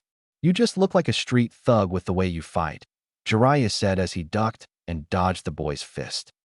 "Yeah, well, I'm still getting the hang of it. Besides, you ain't seen nothing yet, pervy sage." Shadow Clone Jutsu. He summoned 2 shadow clones, and they all charged at the man. Jiraiya ducked and weaved his way past the clones and the original as he threw them away like rag dolls. Naruto grew ever more furious as he charged and lunged at the man, who merely grabbed him by the back of his shirt and threw him into the river. Naruto barely managed to push chakra into his feet as he landed on the water's surface. "Impressive, at least your chakra control is getting better," Jiraiya commented as Naruto grinned. "This clone trick has helped me a lot." Naruto stood up. "With this trick, I feel like I can do just about anything," he said as Jiraiya narrowed his gaze in slight worry. "He's getting a little cocky," he thought to himself as Naruto charged at the man again, this time trying to use the taijutsu lesson against the sage. He swept his legs at the man who jumped over the attack, before dodging the 2 clones that had yet to be dispersed. He landed back on the ground, as he blocked Naruto's overhead kick, and then shoved him into one of his clones and dispelled it. The other clone lunged from behind as he tried to grab the man in a headlock, only for the man to grab the clone and throw him into the original. "HH," the clone yelled as he collided with the original and popped into a puff of smoke. "Ow!" Naruto groaned as he lay on the ground. "Okay, that's enough for now. Time for a break," Jiraiya called out as he walked over and helped Naruto up. "You're getting better, Naruto, but you've still got to work on that habit of rushing in. I've told you over and over again to think before you act," he said as Naruto pouted. "Easy for you to say. You know it's not as easy as you and Kakashi-sensei tell me. I'm just not a thinking ahead kind of guy," Naruto complained. "Of that, I have no doubt," he said before he handed a blue popsicle towards him. Naruto took the icy treat and then signaled his clones to disperse group by group. The information rushed to Naruto's head, and he grunted slightly. "Still gotta get used to that. Can't believe I never knew about this," Naruto lamented as he and Jiraiya sat under the shade of the tree. "It's part of the reason you need to learn to pay attention to things. If you had read the scroll property, you would have known about the clone's memory transfer," Jiraiya said as he and Naruto sat under the shade. Yeah. Hey, did you, Jiraiya looked at Naruto. "Did you ever do this kind of thing with my dad?" he asked with curiosity as the old sage smiled fondly. "I did. Your father was one of my best students." He had a talent for ninjutsu that was unrivaled by his classmates. I was assigned to him by the old man, but over time I began to see him like a son. Heck, he even taught me a few things. Jiraiya thought back fondly on his old student. If you were assigned to him, did that mean you had a team like me? Did my dad have teammates? Naruto asked as he nodded. He did, but he sighed sadly. Over time, they fell one by one until only your father remained. I think that was part of the reason your father worked so hard. He wanted to bring an end to the senseless conflict that had plagued our world. He said as Naruto looked down. Do you remember their names? He asked as the old man nodded. I do, but it's been so long now. I find it best to leave them in peace, he said as Naruto nodded. What about my mother? Who was her sensei? He asked as Jiraiya placed a hand on his chin. I don't know. I was busy at the time training your father or doing important research, he said as Naruto narrowed his gaze. You mean peeping? Important research, he stressed as he sighed. Other than that, I think your mother was mostly taught by what remained of her old clan before they were wiped out in the Third Great Shinobi War. Jiraiya told him as Naruto became curious. That's another thing I wanted to ask you. What were my mother's clan like? I've never heard of them before, Naruto asked, curious about his supposed lost clan. Well, I'm not surprised the younger generation doesn't know about them. They died off years ago. But back then the Uzumaki were once a great and powerful clan. They lived in Yuzushogakure, which roughly translated to the land hidden by whirling tida pools. That symbol you have on your back there. He pointed to the red swirl on Naruto's back. Was the symbol of the Uzumaki clan. They were distant relatives of the Senju clan, the ones that founded the village. They even assisted in founding Konohagakure, which is why you see all those Chunin and Jonin wear them on their flak jackets, to honor the clan that helped them prosper. He lectured Naruto as he took off his jacket to stare at the red swirl. Wow, I'm related to such an important clan. Eat that, Sasuke. I'm part of an important clan like you. He yelled with a grin.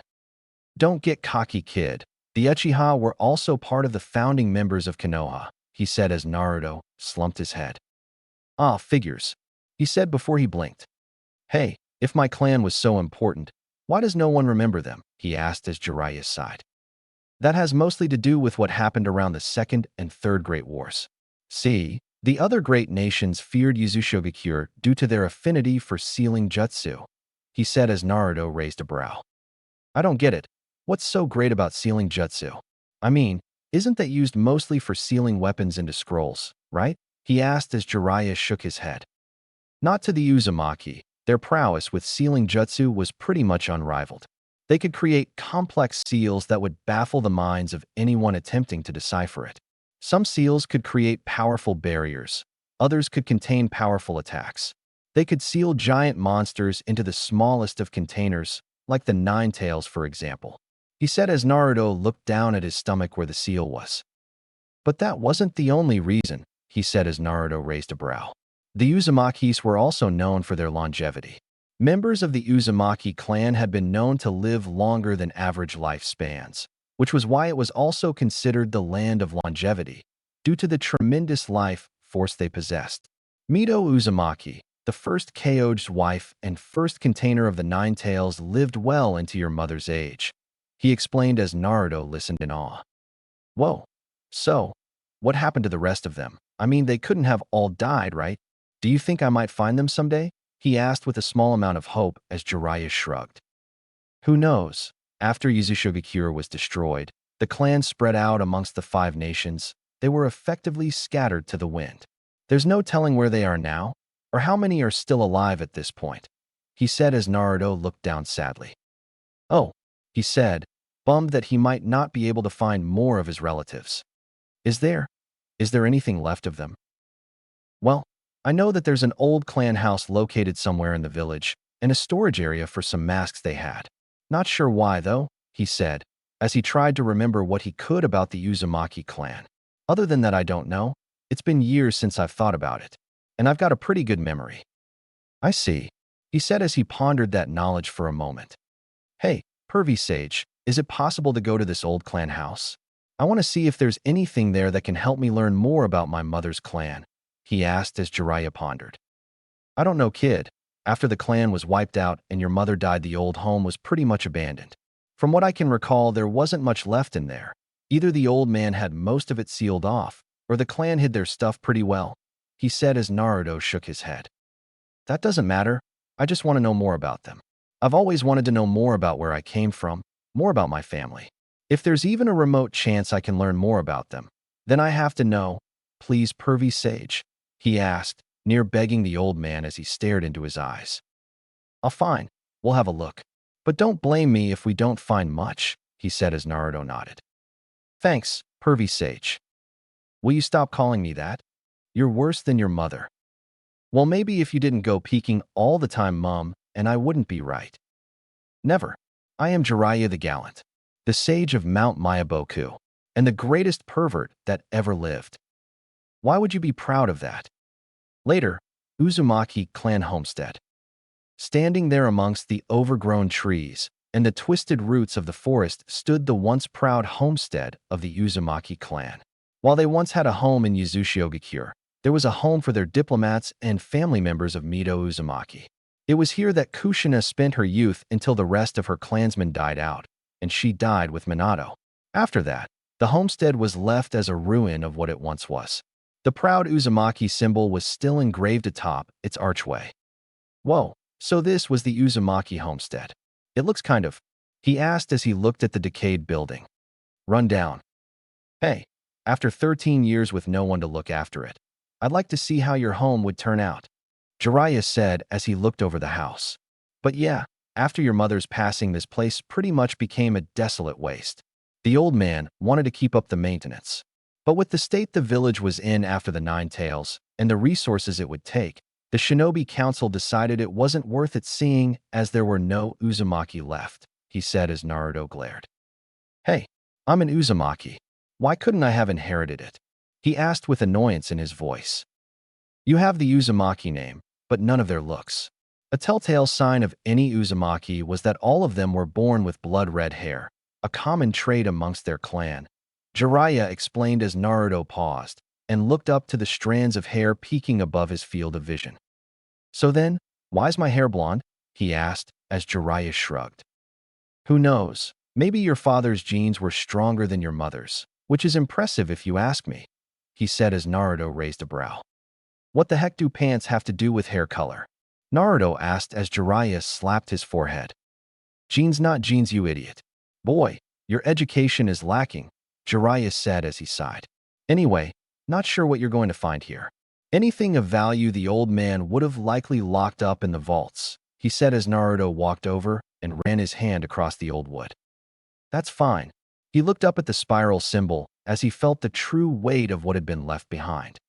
I just wanted to see at least, he said as Jiraiya stared at the boy. Fair enough, I suppose. But just be careful. This place has become pretty dash. Naruto took a step forward and fell through the front steps. Decrepit. Why do I keep falling through things? Naruto asked as Jiraiya helped him back up. The pair eventually started looking around the old homestead. Jiraiya searched the old armory in the back, while Naruto, on the other hand, was looking through some of the old rooms. Most of it was old, rotten, and falling apart. But Naruto somehow had a sense that it was once a well-lived place, with people and family walking around the old homestead. He wondered briefly what his life would have been like if the Uzumaki hadn't been scattered. Would he have lived here? Would the villagers treat him the same as any of the other clans? Or because of the Nine Tails inside him, would he still have been seen as the creature that took everything from them? Different life, I suppose, Naruto said to himself as he looked around. Come on, there has to be something here, he said to himself as he looked around what appeared to be the clan head's office. If the giant tattered clan symbol on the wall is any indication. Nothing here. He looked under the old desk. Nothing here. He checked behind the bookcase. Nothing here. He finally checked floorboards for hidden compartments, but still nothing. Aw man, he groaned in annoyance. How about behind here? He pulled down the cloth symbol only to find nothing. TCH, damn, and here I thought it was going to be like in those movies where they hide stuff behind the curtain or something. He stopped when he noticed a faint-looking mark in the center of the wall. What's this? He fingered the mark as paint chips slowly flaked off. He pulled out a kunai and continued scratching the paint until he saw more of what looked like black markings spreading out from the center with a spiral pattern. "What the hey? Pervy sage. Get in here," he yelled as the sage walked into the room. "How many times have I told you not to call me him?" He paused his rant as he looked at the wall that Naruto had found. "Check this out," Naruto said as he stepped back from the wall. "What is it?" he asked as Jiraiya leaned forward to study the wall. The wall had large circular markings around the spiral seal, with the black markings being smaller kanji spreading out from the center. They were no doubt a formula to maintain the seal. They spread from the center to the corners of the wall and around the edges as well. "It looks like a seal of some sort. Pretty advanced. No doubt it's an Uzumaki design.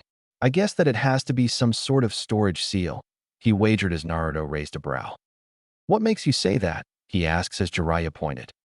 "Because the wall is too thin to be anything else, and storage seals can store items within a small pocket dimension. You can even seal a living person inside if you wanted," he said as Naruto raised a brow. "But I thought storage seals were only used on scrolls. Why did they put one on a wall?" Naruto asked as Jiraiya held up a finger. "Ah, but my young and foolish apprentice. Storage seals aren't necessarily bound to scrolls. It's not the item that the seal is placed on that matters, but the seal itself. You can place a seal on a piece of paper, and it would still have the desired effect. Scrolls are just more convenient. And you can place more sealing formulas on a scroll than on one piece of paper. Do you understand?" he asked as Naruto looked like he was trying hard to understand. Kind of. Once again, I kind of skipped those classes," he admitted as Jiraiya sighed. "Okay, another lesson you need to have your clones study," he said as Naruto groaned. "But anyway, it looks pretty complex. Using a series of Heaven's Gate seals. I think I can unseal it. Using its counterpart, the Earth's Reach seals, it's not too complex to guess the hand signs to unlock it." "You figured out the hand signs that easily?" Naruto asked as Jiraiya nodded. "Well, it's easier if you have a good knowledge of sealing jutsu, and you're a seal master like myself. But this component, Naruto, cut the tip of your thumb for me," he asked, as the boy blinked in confusion, but nodded as he bit his thumb and allowed a small dab of blood to seep out. "Okay, once I finish the hand signs, I want you to place your thumb on the center of the seal and pour your chakra into it. Okay?" he asked as Naruto nodded, and Jiraiya flashed through some seals. Sealing art. Heaven and Earth release. The seal glowed red as he turned to Naruto. "Naruto, now," he called out as Naruto slammed his hand into the seal. The seal then flashes white before the markings begin to recede towards the center, and the spiral seal closed in on itself, and out emerged a large scroll and a smaller scroll. The scrolls landed in Naruto's hands as he looked at the large scroll, similar to the one he stole from the Hokage's vault. But this one was red-marked and had the Uzumaki clan seal on the front, and the smaller scroll had a green lining. "Hey, this looks like the scroll I stole," he said as Jiraiya took it from Naruto's hands. "Close, but I don't think it's the same one," he said as he unfurled it and stared in slight awe. It can't be, it was thought to be lost. But it's been here this whole time, those crafty Uzumakis," he said as Naruto raised a brow. "Huh? What are you going on about, pervy sage?" Naruto asked as he turned back to Naruto. "Naruto, do you have any idea what this is?" he asked as Naruto shook his head. "This is the supposed lost scroll of sealing created by the Uzumaki clan. It's said to contain nearly every type of sealing jutsu they had ever created, and even the ones they were still working on but never completed. Iwa and Kumo searched the whole village trying to locate this scroll after Yuzushiogakure was destroyed, but they could never find it. Only bits and pieces of low-level sealing jutsu were left behind. But if the clan knew Yuzushiogakure was going to be attacked or destroyed, they must have sent it with Kushina in case anything happened.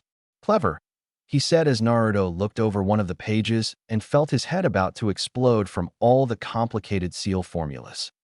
"That's a lot. I can barely understand any of it," Naruto said as Jiraiya chuckled. "I'm not surprised. A knucklehead like you would be incapable of understanding sealing of this magnitude, even if you are descended from the Uzumaki clan," he said as Naruto pouted at him. "But I admit, even I'm a bit stumped myself. Most of it is encrypted, but that's standard for sealing masters. Wouldn't want their formulas being copied by other ninjas after all," he said as he rolled up the scroll. I best keep this hidden. Don't want anyone else to know this exists. He then bit his thumb and flashed through some jutsu. Summoning jutsu, he yelled and summoned a black and orange toad with dark markings around his eyes, mouth, and a circular one just below his mouth. Oi, Jiraiya, what's the deal? He asked as Naruto stared at the toad. Wow, what kind of toad is this one? He asked as Jiratora turned to the boy and eyed him. Ichiman, what? Ain't you ever seen a scroll toad before? He asked as Naruto blinked. Scroll toad? He asked as Jiraiya nodded. That's right, this is Jiratora, a scroll toad from Mount Myaboku. His task is guarding the secrets of any toad summoner. I've used him and your father used him when he sealed the 9 tails inside you, he said as Jiratora looked at the boy. Father, I see. So he's Minato's kid, the same one he used to seal the 9 tails in, he said as Naruto nodded. So anyway, what do you want with me, Jiraiya? He asked as he showed the Uzumaki sealing scroll. I want you to keep this with you. I can't trust it to anyone else, he said as the toad nodded and extended the rest of his body. Whoa, he stretched. Naruto yelled as Jiraiya bonked him on the head. Zip it, kid. Sorry, Jiratora, kid's kind of an idiot, he explained as the toad nodded. It's fine, not the first time this has happened, he said as he unfurled his body and showed a blank space. Seal it here, and I'll take good care of it, he said as Jiraiya nodded and sealed the scroll of sealing into Jiratora. There, you can get it back when you want it. Anything else? He asked as Jiraiya shook his head.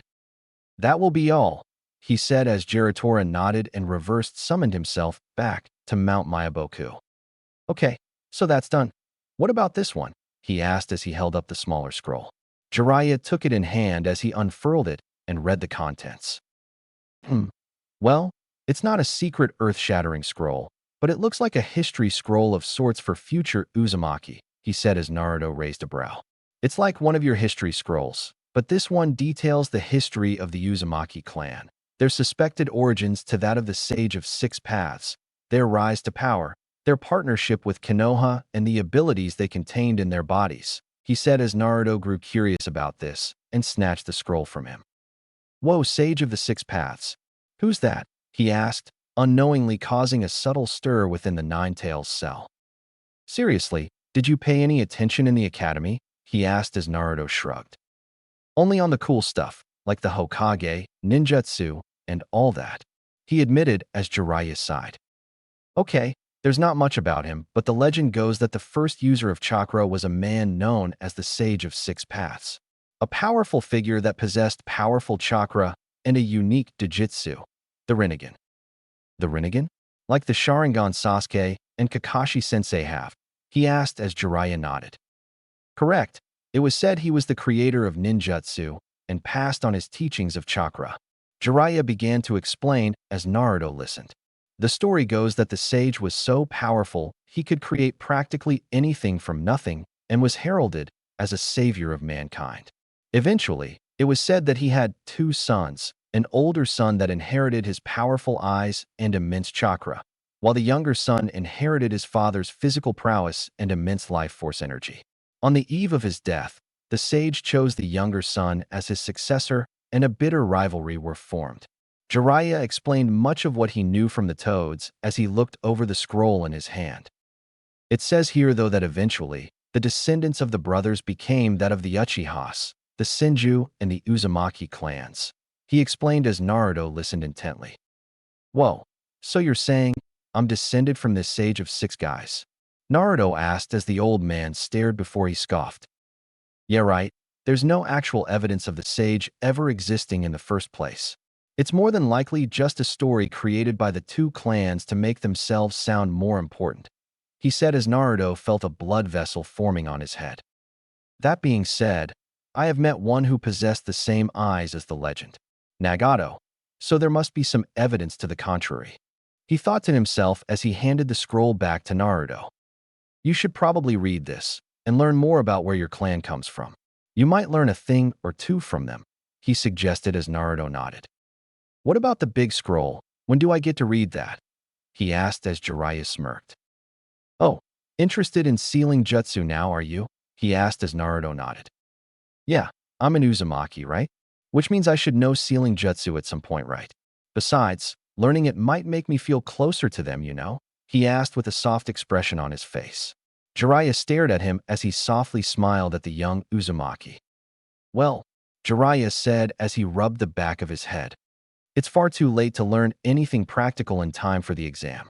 Even with the shadow clone trick, it takes years to become a seal master of my caliber. He explained as Naruto slumped.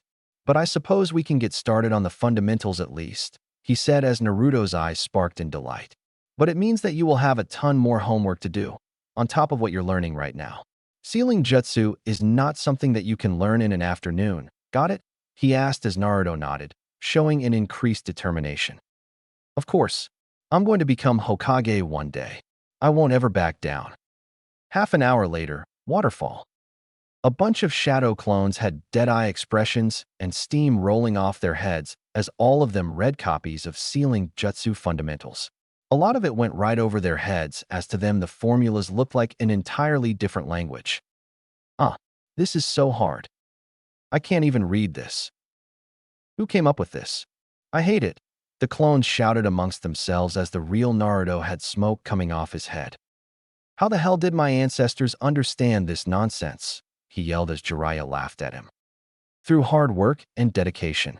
I told you it wouldn't be easy, he said as Naruto grumbled and continued reading. So what? Soon as I get this down, I'll be so strong no one can stop me. Then I'll be the greatest Hokage there ever was, he proclaimed as Jiraiya narrowed his gaze. I'm glad to see that knowing more about his family has been good for him, but I'm starting to worry about his ego. The kid's got a big enough head as it is, and I've seen plenty of shinobi boasting their skills only to wind up in an early grave. Plus, he still has that problem of charging in without thinking, and if he's not careful, he'll just get himself or others hurt. I need to break that habit of his and teach him some humility. But the kid is stubborn and wouldn't take the lesson to heart unless it's hammered in. He pondered as he watched the boy continue to read and train with his clones. I guess I have to resort to that lesson. Next day, Waterfall. Naruto stretched as he got ready for another day of training. The night before, he read over the history scroll his ancestors left behind, finding out all sorts of interesting things he never knew about a clan he didn't know he had. It gave him an invigorated sense of worth as he was prepared to make them and his parents proud of him. His mind was still partially overloaded by the seal formulas he studied well into the night, but he was determined to one day learn sealing jutsu. But right now, he had to focus on what he could learn and what he could improve. Okay, pervy sage, I'm ready for today's training, he said as he got into his basic taijutsu stance. But he noticed Jiraiya was acting differently from usual. Pervy sage, he asked as the man turned to him. Naruto, he said as he looked the boy dead in the eye. Today I want you to come at me with everything you have, he said as Naruto blinked in surprise. What? He asked, confused by the man's serious behavior. I want you to come at me with everything you have, all the skills you've learned, all the weapons you have, everything. I want you to come at me with everything you've got, he stated once more as Naruto was more than a little confused. Are you okay, pervy sage? You're kind of acting weird, Naruto said as the man only glared. You want to beat Neji, correct? He asked as Naruto nodded. Then I need to see how much stronger you've become. If you don't, I'm not going to teach you any further, he stated as Naruto's eyes widened. But you said you would. And I did. But right now I need to see how committed you are. So face me head on with everything you have. Don't hold back, he said as Naruto stared before he pulled out his kunai knives. Okay, just don't blame me when I win, pervy sage, he said with arrogance as he crossed his fingers. Shadow Clone Jutsu, he shouted as several copies of Naruto appeared. Let's go, he shouted as all the clones rushed in. They jumped at the man, kunai in hand, as they swiped and attempted to stab the man. But Jiraiya instantly proved his superior skills as he instantly evaded their attacks and dispelled them with simple palm thrusts to the chest. The real Naruto tried to jump at him from behind, but Jiraiya grabbed him by the shirt and threw him into his clones. Damn it, Naruto growled, losing his patience. He and his clones pulled out kunai as they charged at the man, each one swinging their blades at the Sannin, who merely avoided their blades and defeated them quickly and without effort. Damn it, Naruto yelled before he was shocked in the face and went tumbling back into the trunk of a tree. Naruto looked up and glared as he got angrier, and he abandoned all the training he accumulated for sheer tenacity. Okay, take this. Naruto yelled as he and his clones pulled out shurikens and threw them at the toad sage. Only when they hit did a puff of smoke appeared, and all that remained was a log riddled with shuriken. Damn it. Substitution. Naruto cursed before Jiraiya's foot kicked him in the side of the head, and he bounced along the ground and landed on the water's surface. If he hadn't increased his chakra control with the shadow clone trick, he would have simply sunk into the water. Is that all you've got? If that's the extent of your abilities, then you will never become Hokage, let alone beat Neji. Jiraiya said as Naruto grew angrier and started throwing his kunai at the man. Jiraiya merely evaded with ease before he quickly flashed through some hand signs. Oh no, you don't. I'm not letting you use a jutsu. Naruto yelled as he threw a fist at Jiraiya, only for his fist to go through a bunch of leaves. Huh, what the heck? He yelled as noticed the leaves were swirling around him. What the heck is this? He asked before he heard a rustling in the bushes behind him. Uh-huh, got you. He yelled as he threw a kunai at the bush. He heard as he stopped. Huh, that didn't sound like pervy sage. He rushed towards the sound expecting to find a log with a kunai in it. Only instead of a log, it was something that made his eyes wide in terror. There on the ground, holding onto her shoulder was Sakura. Her hand grasped at the kunai knife embedded in her shoulder as blood slowly leaked from the wound. A terrified and pained expression on her face as she stared up at him. Sakura, he asked with a trembling voice as she stared at him in pain. And Naruto, why would you? She asked in pain as Naruto stood then in shock. Sakura, I didn't mean Sakura. He stepped towards her, only for her to back up in fear. Wait, please. I didn't mean to, Sakura, I didn't. Oh God. He felt his heart hammering in his chest. Tears began to form in her eyes as Sakura backed off from Naruto. Stay away from me, she said as Naruto felt his vision blur and tears began to form in his eyes. Sakura, I. He felt a shadow behind him as he turned to see Jiraiya standing behind him. His arms crossed and a blank look on his face. Pervy sage, why you got to help? Sakura's been. He held his hands to his head. I didn't mean to hurt her. I couldn't. Why aren't you helping me? He screamed as Jiraiya stared and pointed. Naruto, look, he said as Naruto hesitantly turned back to Sakura, only to find a log with his kunai knife in the wood. What? But where's Sakura? He asked as he looked all around. She was never here. I used a jinjutsu to simulate one of your worst fears. This was all part of your lesson, he said as Naruto stared at the log and then grew incredibly angry. So much so that red chakra began to leak into his eyes. Why would you do that? He yelled as he grabbed the man's vest and glared with red slit-like eyes and elongated canines. Why would you show me something like that? What the hell is wrong with you? He screamed as more of the Nine-Tails chakra began to leak into Naruto's system before a paper seal was slapped onto his forehead. The red chakra began to recede as Naruto fell to his knees feeling weak. What did you? He said before he collapsed to the ground unconscious. That was close, so the Nine-Tails power is drawn out by anger. Interesting, he said as he picked up the boy and placed him under the tree. A bucket of water was dumped onto Naruto as he woke up with a start. Naruto screamed as he felt the cold chill of the water. Have you cooled down yet, kid? He heard as he turned his head towards Jiraiya, who was sitting on a rock and writing in a small notebook. What happened? Suddenly his memory came rushing back, and he snapped his head to Jiraiya. You bastard. Why the hell did you make me see that? He yelled angrily. I needed to teach you a lesson, and knowing your stubbornness, I felt it was the only way it would get through to you, he said as Naruto glared. What lesson? To realize what a sick fuck you are? Why the hell did you make me think I hurt Sakura? Because you needed to see what would happen if you keep rushing in, Jiraiya said as Naruto stopped. Think about it. I asked you to come at me with everything you had. You did. Without a thought or care, you attacked me with everything you had. And in doing so, you failed to notice the jinjutsu I placed you under. At that moment, you hurt your comrade. he said as Naruto just stood there numb and looked down at his hand as it shook slightly. But it was just a genjutsu, right? As Sakura wasn't hurt, was she? He asked with a scared voice. No, luckily she wasn't. But if she had been, and you pulled a move like that, then she could have been seriously hurt or worse, he said with the utmost seriousness as Naruto felt a jab in his heart. The problem you have is that you keep rushing in without thinking about how your actions will affect others. If you had taken the moment, you would have realized you were caught in a genjutsu, and that is my weakest ability. The fact you didn't even notice speaks volumes of thick-headedness. I know that sometimes it can't be helped, but a majority of the time, a ninja must be able to think rationally before they act. If they don't just endanger the mission or themselves, they endanger the ones they care about. Would you want to live with the guilt of being responsible for the death of a friend? He asked as Naruto gasped slightly and remembered back to the land of Wave, when Sasuke put himself in harm's way to protect him. He hadn't given it much thought back then, but if had taken the time to plan and attack Haku from outside the dome, then Sasuke wouldn't have been injured in the first place. They could have attacked both outside and inside the dome, but he rushed in like an idiot.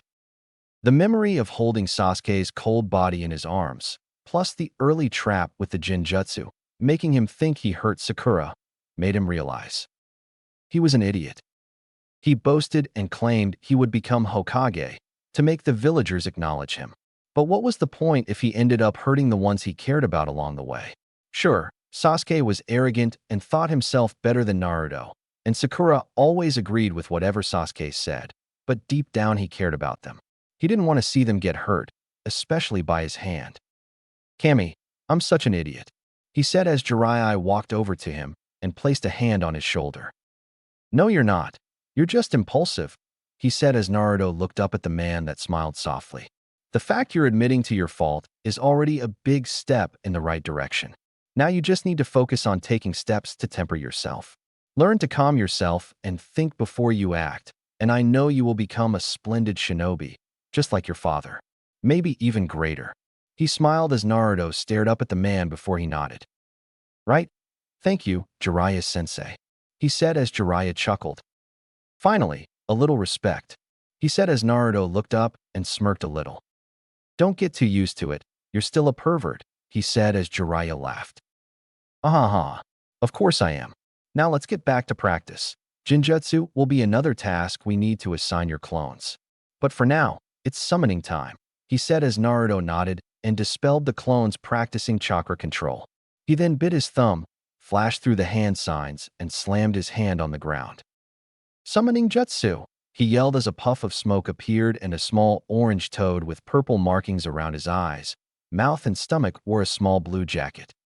Yo, name's Gamakichi. What's happening? The small toad said as Naruto stared at the small toad before he started smiling. Yes, I did it. I finally summoned a toad, he laughed with glee as he did a little dance around the training field. Jiraiya and Gamakichi just stared at the boy before the small looked back at the sage and pointed his thumb at Naruto. Is he right in the head? He asked as Jiraiya chuckled. That remains to be seen. Chapter 5, Elements of Change.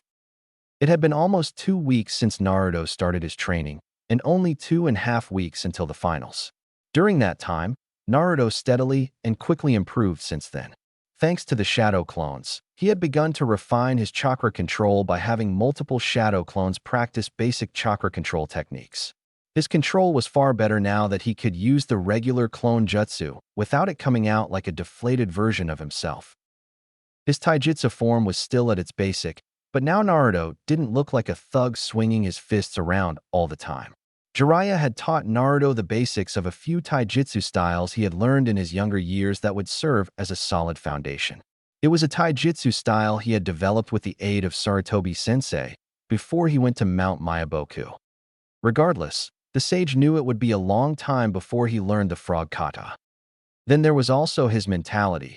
After the harsh lesson involving the genjutsu, Naruto had taken a serious inventory of himself. He had realized that by always rushing ahead, he was potentially putting himself and others in danger, especially those that he considered his friends and comrades in arms. It had scared him to think that his actions could impact those around him, and he wanted to make sure that something like that would never happen.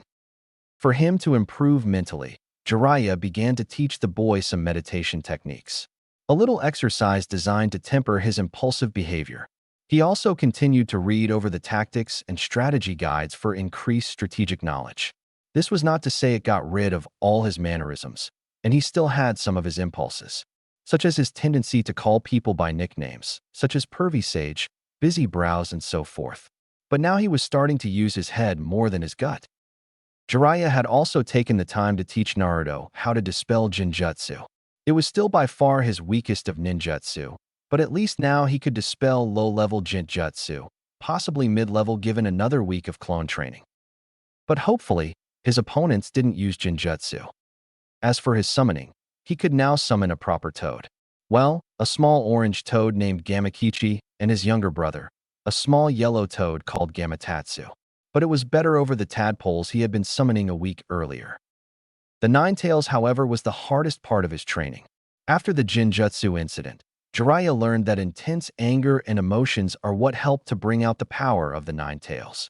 But given that Naruto would be in a state where his emotions would get the best of him, he decided to find another means of drawing out the Ninetales' power.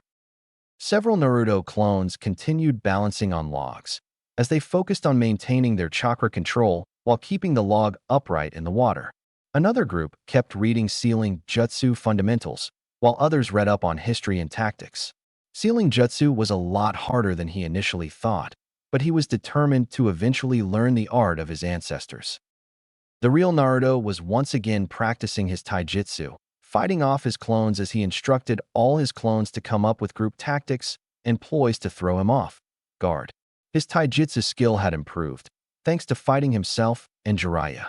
But it would still be a long time before it could master a specific taijutsu form or hope to beat Neji in a straight-up taijutsu fight. That was why they were practicing strategies to overwhelm Neji. Naruto stood in the center of the field, wearing only his orange pants, black shirt, and sandals as he gestured to his clones. They nodded to each other, as prepared to attack.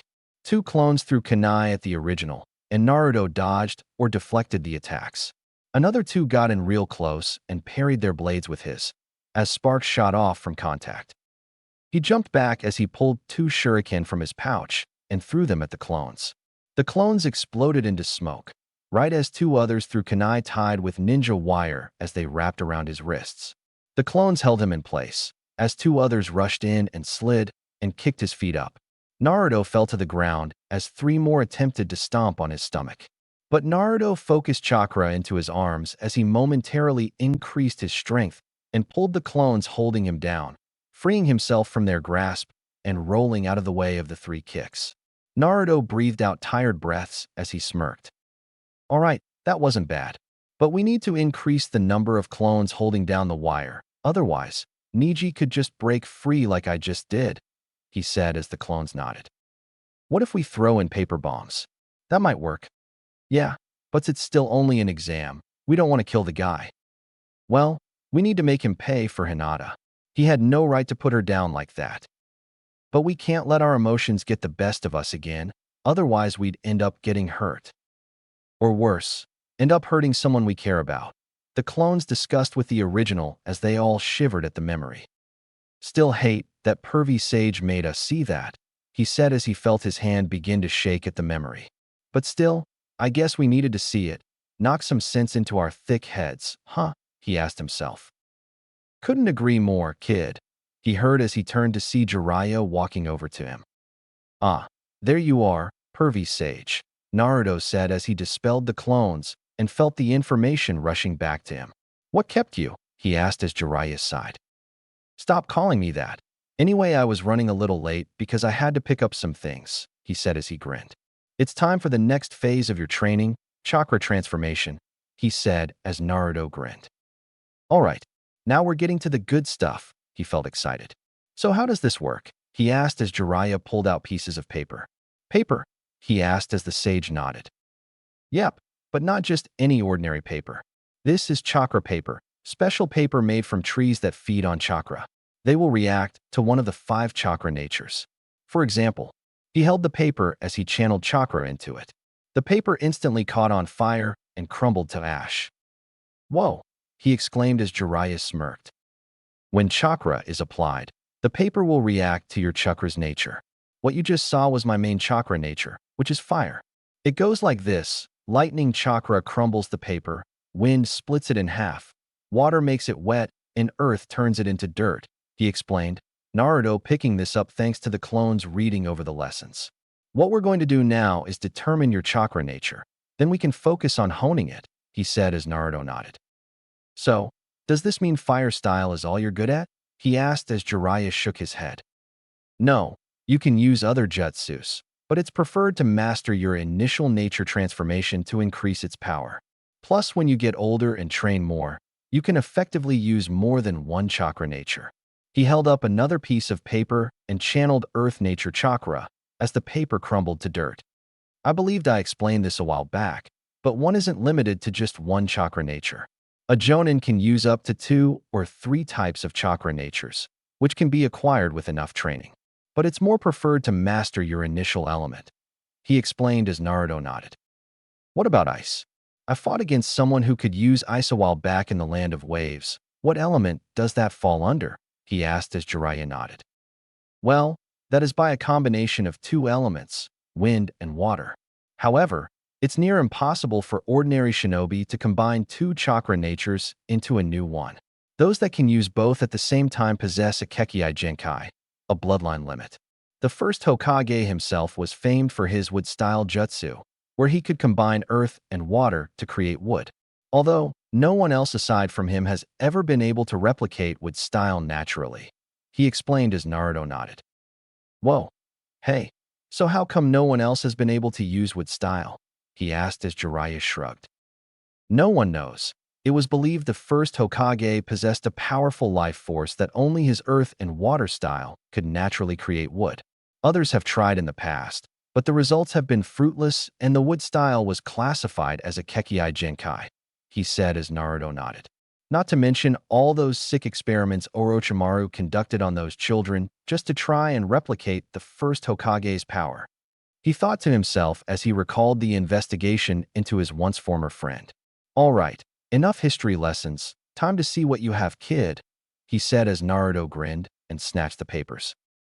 All right, time to see what I can do. Hold it, you only need to use 1 dash, he trailed off as he watched the papers in Naruto's hands. One paper split evenly down the middle, indicating that he possessed wind chakra. But the other 2 were different. One became soaking wet, while the other crumbled into nothing but dirt as the pair stared at the papers. Huh? Why did 3 of them react differently? Naruto asked as Jiraiya narrowed his gaze. Could it be? He said as he took one of the spare papers. Try it again, Naruto, he said as Naruto took the paper and applied his chakra. This one split down the middle like the first. Okay, now hold another, he said as Naruto took a second one, while it became soaking wet. I see it's possible, but, he said as Naruto raised a brow. But what pervy sage? Well, it's possible that due to your vast amounts of chakra, the paper could only identify your most dominant chakra nature. So when you grabbed the others, they reacted to your other chakra natures. So instead of having just 1 chakra nature, you have 3, he said. Naruto's eyes widened as he felt a sense of pride. But the memory of the Jinjutsu flashed across his mind as the terrified Sakura gazed into his soul, and he pushed down his impulse to boast. So this means I have to master 3 different elements now, right? He asked as Jiraiya blinked at the boy's lack of boasting. I half expected him to boast about that, must have been because of the Jinjutsu, he surmised as he nodded, glad that that event more than knocked his godson down a peg, though the old sage wished he didn't need to be so rough. However, it would be far worse if that happened when Naruto was out on a mission where he could freeze up and get himself killed. Better in a controlled environment rather than out on a mission where an enemy would have no such mercy.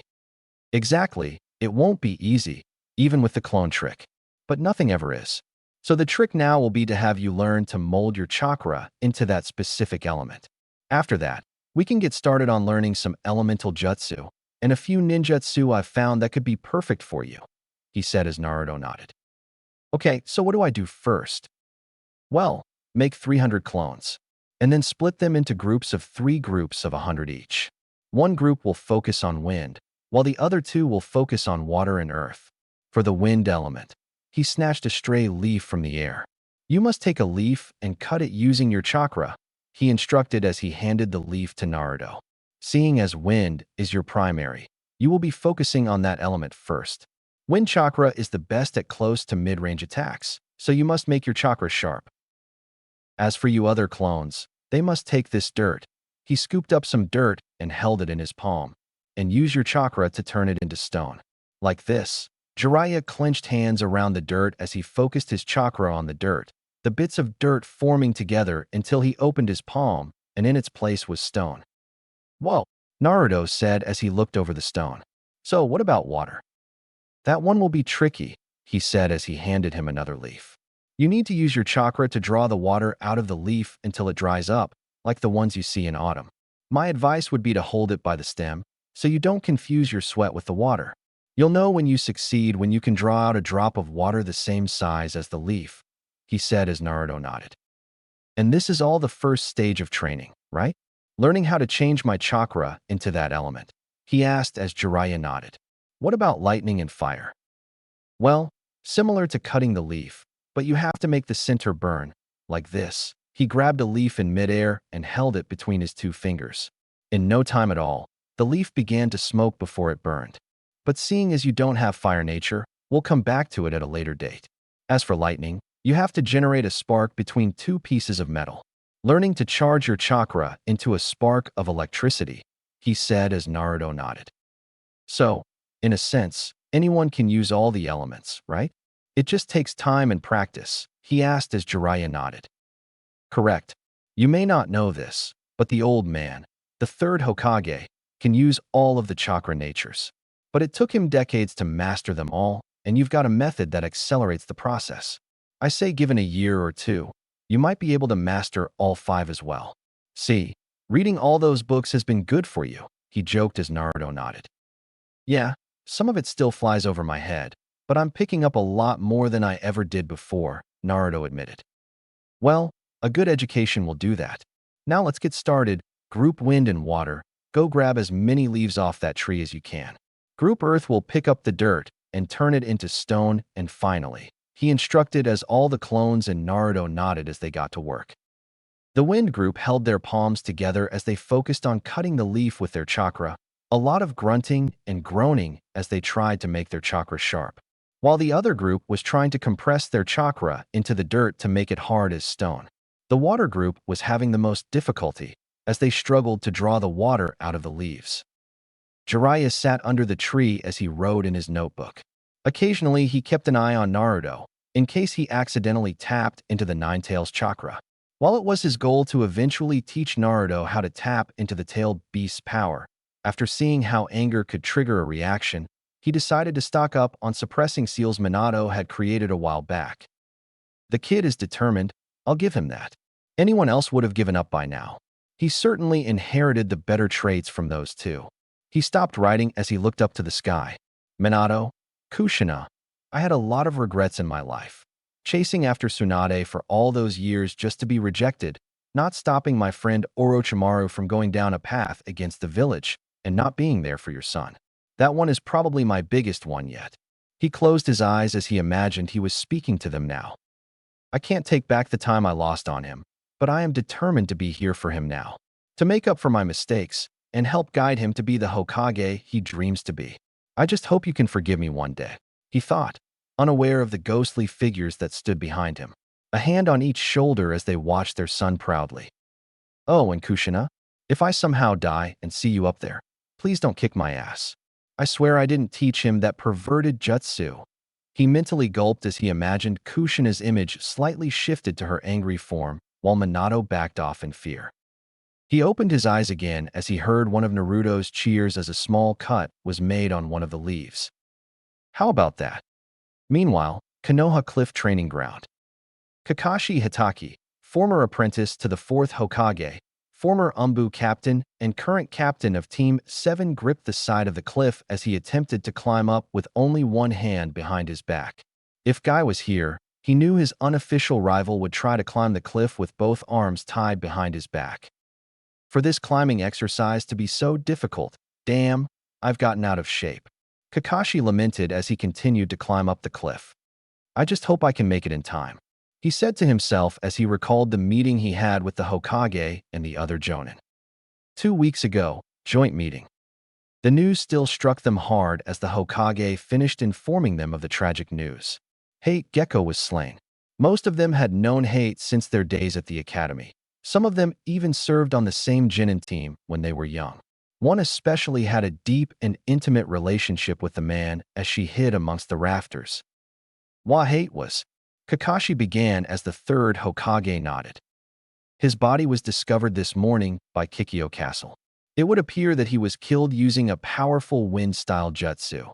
Sarutobi informed as Anko glared. Was it Orochimaru? She asked as she still harbored deep anger at her former sensei. We can't assume it was Orochimaru that struck the blow. Hate was more than likely tracking the same spy that tried to grab Sasuke at the hospital, Kabuto Yakushi. But even though it wasn't Orochimaru, it's clear he is up to something, Kakashi surmised as the other Jonin nodded. Then we must cancel the Chunin exams if Orochimaru is plotting something for the village, Rato recommended until the Hokage shook his head, much to their confusion. No, Orochimaru revealed himself to Anko and urged us not to cancel the exams. Currently, the exams have brought shinobi from across all our shinobi allies, he said as one of his advisors, Hamura Mitokado, turned to him. What do you think it means, Saru? He asked his old friend. Given what we know about Orochimaru, he bears a strong hatred for the Leaf Village, and he has enough strength to crush a village on his own. Since he left the village years ago, any number of countries would want him as an ally rather than an enemy, he said as Rato shook his head. Impossible. No village in the alliance would betray another, or even ally themselves with that traitor, Rato exclaimed as the third Hokage narrowed his eyes. The thing is, the treaty we have with the other villages is only as binding as any verbal agreement, as we've seen multiple times with Great Ninja Wars, Kakashi explained as Rato lowered his head. In any case, we have few little details to go off. There's no point worrying needlessly. It's all just idle speculation, Sarutobi explained as the Jonin nodded. We've dispatched Umbu Black Ops members to the other countries to gather as much intel as we can gather. We would be fools to act too hastily, and it might be what our enemy is waiting for.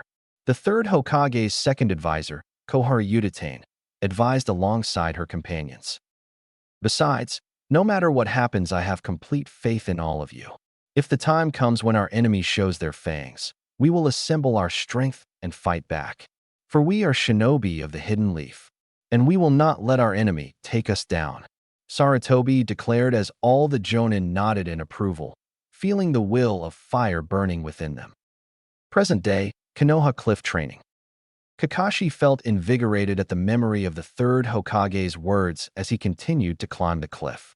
His grip started to slip as he focused his chakra on his brain and opened his inner gate. He then flipped over the rock and landed on a higher ledge as he pulled himself up higher. But as he got higher, he noticed someone was standing over him. He looked up to see Sasuke Uchiha standing over him, hands in his pockets as he smirked. Took you long enough, Sasuke said as Kakashi narrowed his gaze.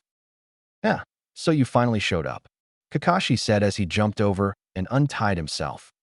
I was beginning to think you'd be asleep for the entire time. Then you'd miss out on some needed training, he said as Sasuke glared. I already wasted enough time resting. I need to get stronger, he said as Kakashi nodded. I know. In case you are unaware, I'll catch you up. You will be facing Gaara of the Sand in the finals. Gaara is a tough opponent, with mastery of a versatile Sanjutsu. He was able to critically injure Rock Lee during his fight, so much so that Rock Lee may never be a ninja again, he explained as Sasuke narrowed his eyes. I see. Did you learn anything useful? He asked as Kakashi sighed. Nice show of concern for your fellow Leaf Ninja, he commented.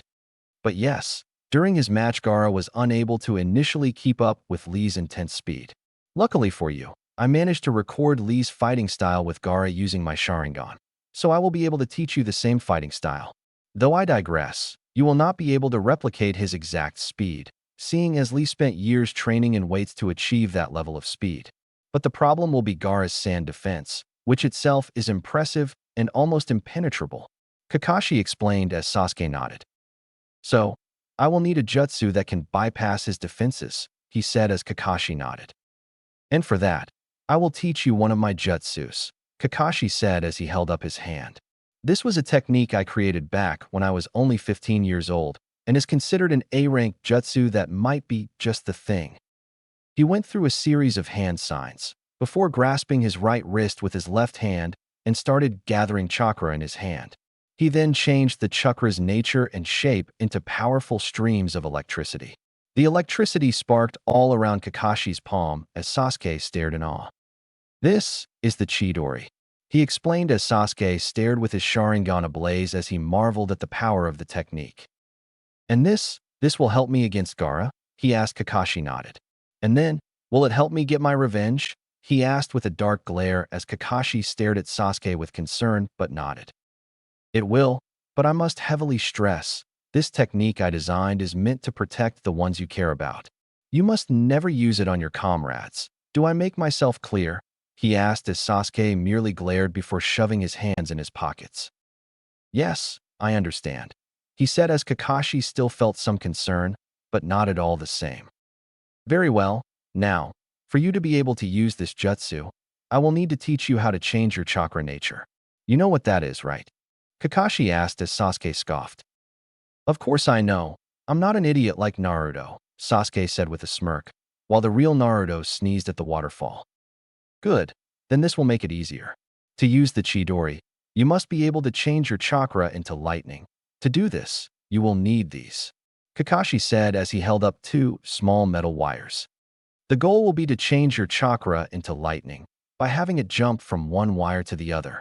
Once you can do that, the Chidori will be easier to understand, he instructed as Sasuke nodded and turned around so he could begin to get to work. By the way, aren't you going to ask about Naruto? He made it into the finals as well, Kakashi said as Sasuke remained silent. It doesn't matter, whether or not he wins or loses doesn't concern me. All I care about is getting stronger, he merely said as he focused on turning his chakra into lightning. Yar, same old Sasuke. He then looked off into the distance as he thought about his other pupil. I wonder how Ebisu is training Naruto. By now he must have improved his chakra control a little. 2 days later, Naruto grunted and groaned as he focused on turning his chakra into a sharp wind as he held the leaf in his palms. Sweat dripped down his face as he focused on trying to get the technique down. Come on, Naruto said as he opened his palm and saw the leaf had a cut going a quarter of the way down. Damn, still not enough? He said as he continued to focus. Haha, check it out. He heard one of his clones shout as he held up a leaf that had a slightly deeper cut than his own. Damn it, I'm nowhere near that. Naruto groaned as the clone smirked. Well, I'm just more talented than you. We're all the same, idiot. Check this out. They all heard as another clone held up his leaf that had a deeper cut and smirked. TCH, show off. That version of me is doing better than I am. Hey, Earth guys, how are you going? Naruto yelled to his Earth group as they continued to try and turn dirt into stone. What do you think? This isn't as easy as it looks, one of the clones shouted back. You guys have got it lucky. Do you have any idea how hard it is to get water out of a leaf? One of the water group clones shouted. I haven't managed to get even a drop. I got like a pinprick size. Another shouted as the water group clones glared at him. Well, who asked you? Another water clone shouted. Naruto meanwhile looked at the bickering clones as he stared with disbelief.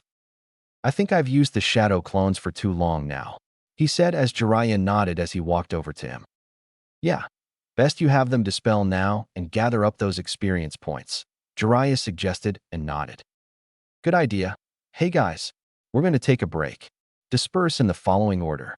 Wind group goes first, then after a minute, Earth group is next, then water, okay, he shouted to the clones as they nodded. Okay, they all shouted as the wind group dispersed, and Naruto felt the rush of information to his head, followed shortly after by the Earth group and the water group. He stumbled slightly from the headache that was coming on. Oh man, I hate it when it does that, he complained as he rubbed his head. So much info. I feel like my head is going to burst, he said as Jiraiya chuckled and handed him an aspirin and water container. Well, there are always side effects to using any jutsu for too long. For you, it's having your head crammed with extra knowledge, Jiraiya said as Naruto nodded. Yeah, but for me, it's like a whole bunch of books smack me in the head at once, still better than Sakura's punches. He commented as Jiraiya raised a brow and then chuckled. What? Naruto asked as Jiraiya shook his head. Nothing.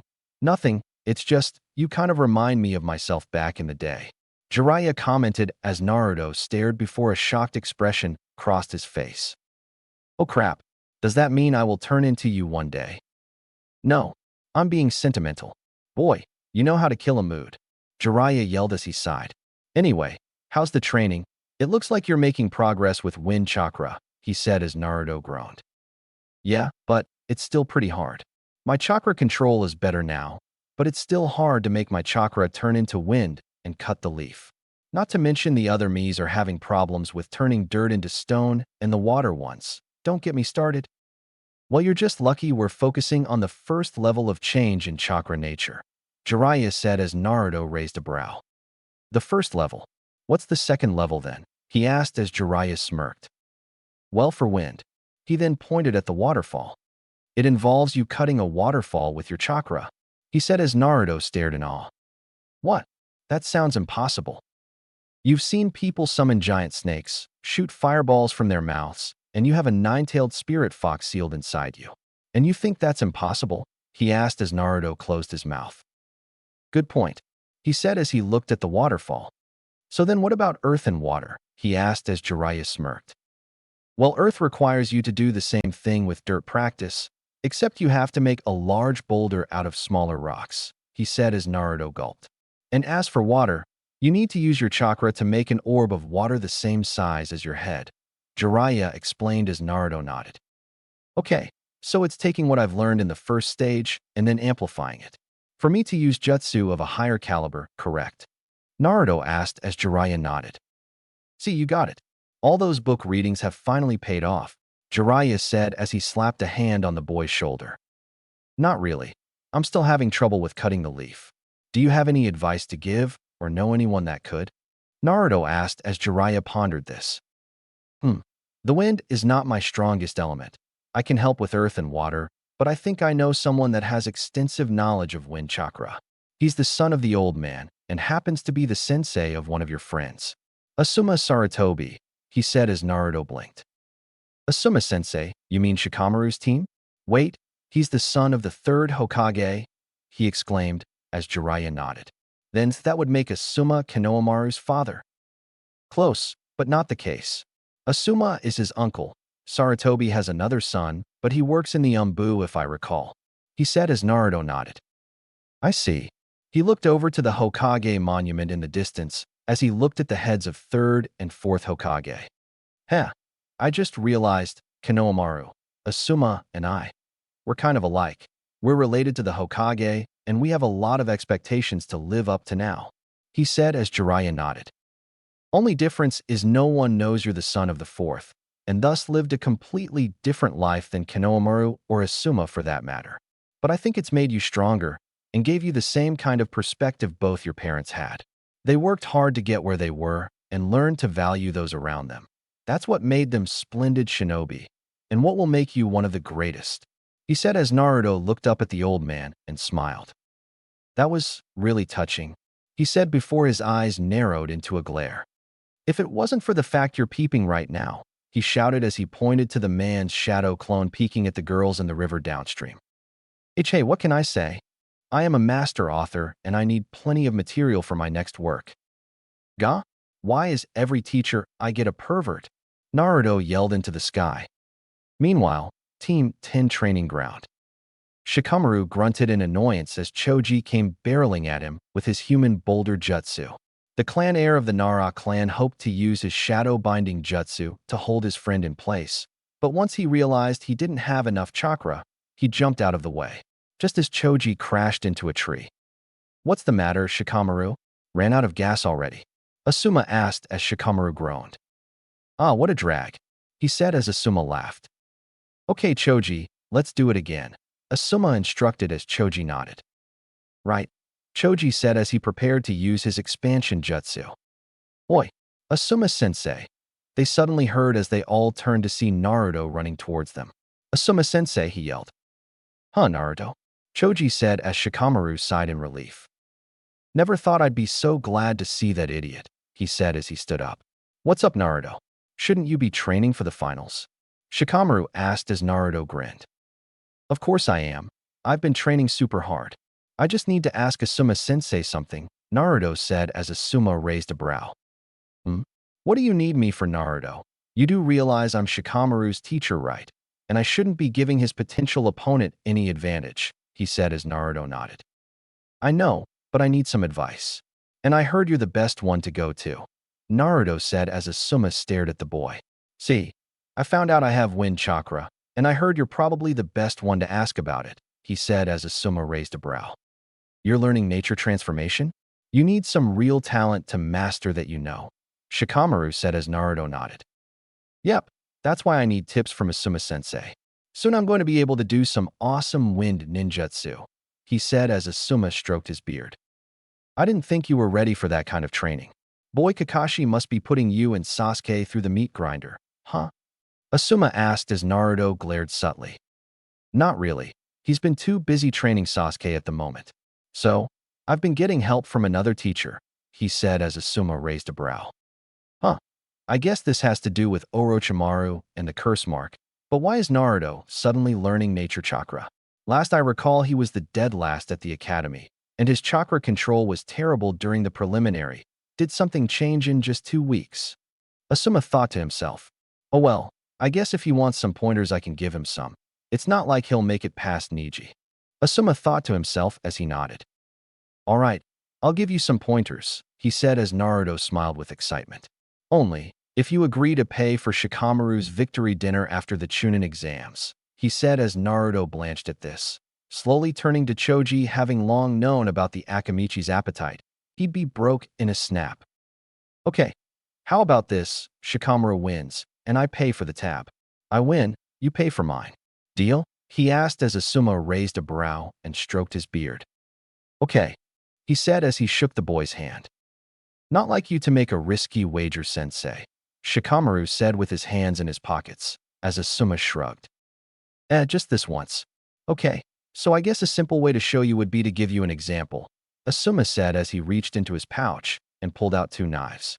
They weren't ordinary knives. They had 4 finger holes and spiked knuckle guards, and they were held with the blades pointing down from the fist. These are my chakra blades. They're made from a special metal that draws out the nature chakra from the user, he explained as his chakra flowed into the blade. It coated the blade in a sharp blue haze that looked almost like razors. Whoa, Naruto said as he stared at the blade. Here, try to do the same, Asuma instructed as Naruto took one of the blades and channeled his chakra into the blade. Huh, his control seems to have improved a bit, Asuma thought as he noticed Naruto wasn't struggling as much as he thought. However, the chakra around Naruto's blade looked wobbly than Asuma's. It doesn't look anything like yours, Asuma-sensei, Naruto said as Asuma nodded. Well, you've only just started, so it's no surprise. Now listen up. When manipulating wind chakra, you have to imagine splitting your chakra in half and rubbing the 2 together.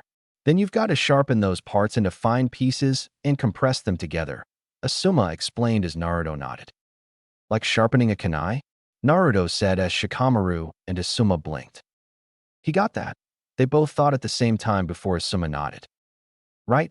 Anyway, the thinner and sharper they are, the better, Asuma said as Naruto nodded but then looked at the chakra blade. Hey, I'm a bit curious about how good this wind chakra is. I mean, we've already got kunai knives, so what's the point then? He asked as Asuma smirked. How about I show you? See that tree over there?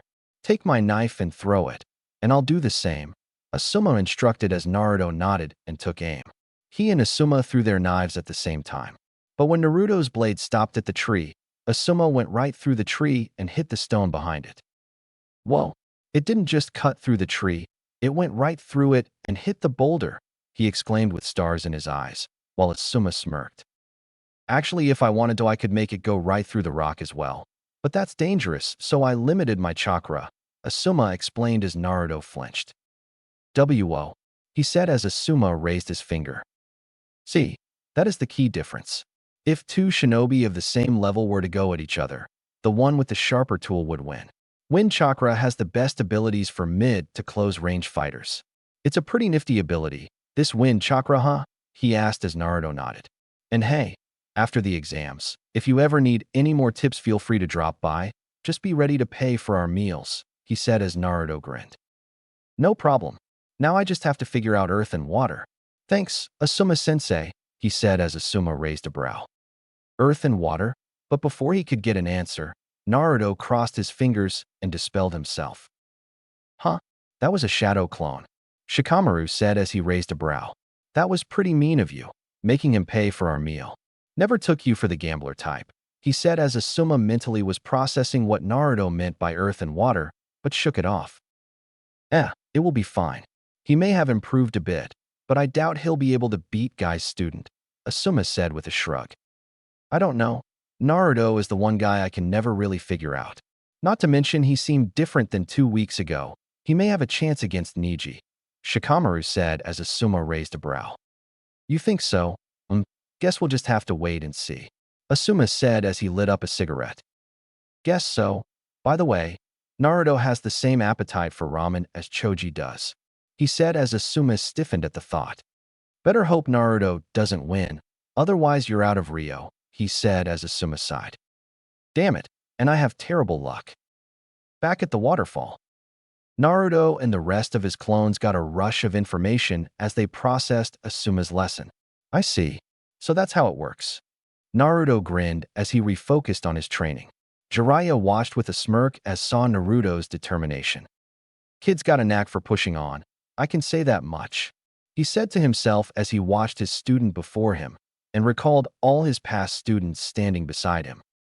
"Nagato, Yahiko, Konan, Minato, so many of my students, so many of them passed before me." He lamented as he looked upon Naruto. "I wonder though if he is the one I've been searching for, the child of prophecy that will bring a great revolution to this world, or will I have failed again?" he asked himself. "Yada," he suddenly heard as Naruto held up a fully cut leaf. "I did it," he and the other clones screamed as they threw their leaves in the air. "Maybe not. I've got a good feeling about this kid," Jiraiya smirked as he watched Naruto celebrate his victory over the leaf.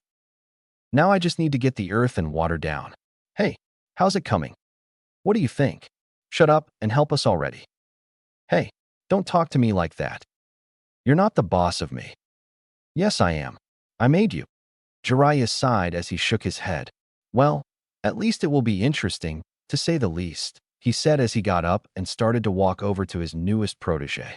In the notebook left by the rock as multiple titles were written and scratched out, and amongst one of them was simply, "The Tale of Naruto Uzumaki." Chapter 6, The Hyuga Princess. It was now almost 3 weeks into the month break, and so far all the combatants were hard at work preparing for the finals. Shino was practicing with his insect hive to combat his opponent from the sand, the puppet user Kankuro. He was aware of what his opponent was capable of and had to plan accordingly. Shikamaru was more or less forced to train with Choji and Asuma, seeing as he had no drive to compete or win, referring to the whole thing as nothing but a drag. To quote Shikamaru, Sasuke was using every moment he had to refine his skills and master the Chidori, a powerful jutsu that could prove useful against his opponent Gaara. All the while Kakashi kept a watchful vigil over both his training and the curse mark on his shoulder. Niji was practicing all he had while observing the Hyuga main branch to progress further. He didn't honestly care about his current opponent, believing that it was fated for the Uzumaki to fail like Hinata, seeing as his view on life was bent. Naruto's training, on the other hand, was going much smoother than anyone could imagine. Thanks to the shadow clones, he had completed the first stage of his wind chakra transformation and only recently completed his earth chakra by forging the dirt into a solid piece of stone, but he still struggled with water. His summoning skill still needed improvement, as all he could currently summon were the two Toad brothers, Gamakichi and Gamatatsu. Although Naruto did bond with the two Toads better, as they were only children like him. He would always have some snacks prepared for Gamtatsu and would let Gamakichi ride on his head whenever they were summoned. Jiraiya did attempt to have Naruto learn collaboration jutsu with Gamariki, but the two's personalities were utterly incompatible, arguing all the time. Especially after Gamariki tried to teach Naruto how to dispel Jinjutsu and ended up sending Gamariki into the river from the large chakra burst Naruto used. Since then, the two had never truly seen eye to eye. While that was happening, the real Naruto was focused on learning the second stage of the wind transformation by attempting to cut the waterfall in half. He was using a bunch of shadow clones to push their chakra and make it into a blade of wind. The second stage was more difficult than the first one, as Naruto quickly discovered. Cutting a leaf was one thing. Cutting a waterfall was an entirely different matter. But Naruto was determined to get stronger so that he could beat Neji and prove to him that destiny and fate were not set in stone and that it was up to the person that decided. Ha-ah-ya! Naruto yelled as they stood at the base of the waterfall. It wasn't a particularly large waterfall, so Naruto could only fit about 15 shadow clones at a time with him. He went through all the lessons that he learned and charged his chakra to create a powerful wind blade, but it barely scratched the surface of the waterfall. Damn it, this is so much harder than a leaf. The clone Naruto cursed as the other clones continued to push their chakra out. Jiraiya was watching from a distance as he observed Naruto trying to cut the waterfall and the Narutos trying to solidify the pounds of dirt in front of them into one large boulder. The Narutos with the water group were starting to pull more water out of the leaves, but not by much. He's making progress. This clone trick has accelerated his training far better than I would have imagined. It was a good thing he discovered it. Otherwise, I doubt he would have learned much in a month, Jiraiya observed as he looked at all the clones. Still, we've only got 2 weeks left until the finals, and so far he hasn't been able to tap into the Nine-Tails chakra. Other than that time I used the Jinjutsu. I could try it again, but I doubt it will work, not to mention now he can detect Jinjutsu, and I'm not that good at them.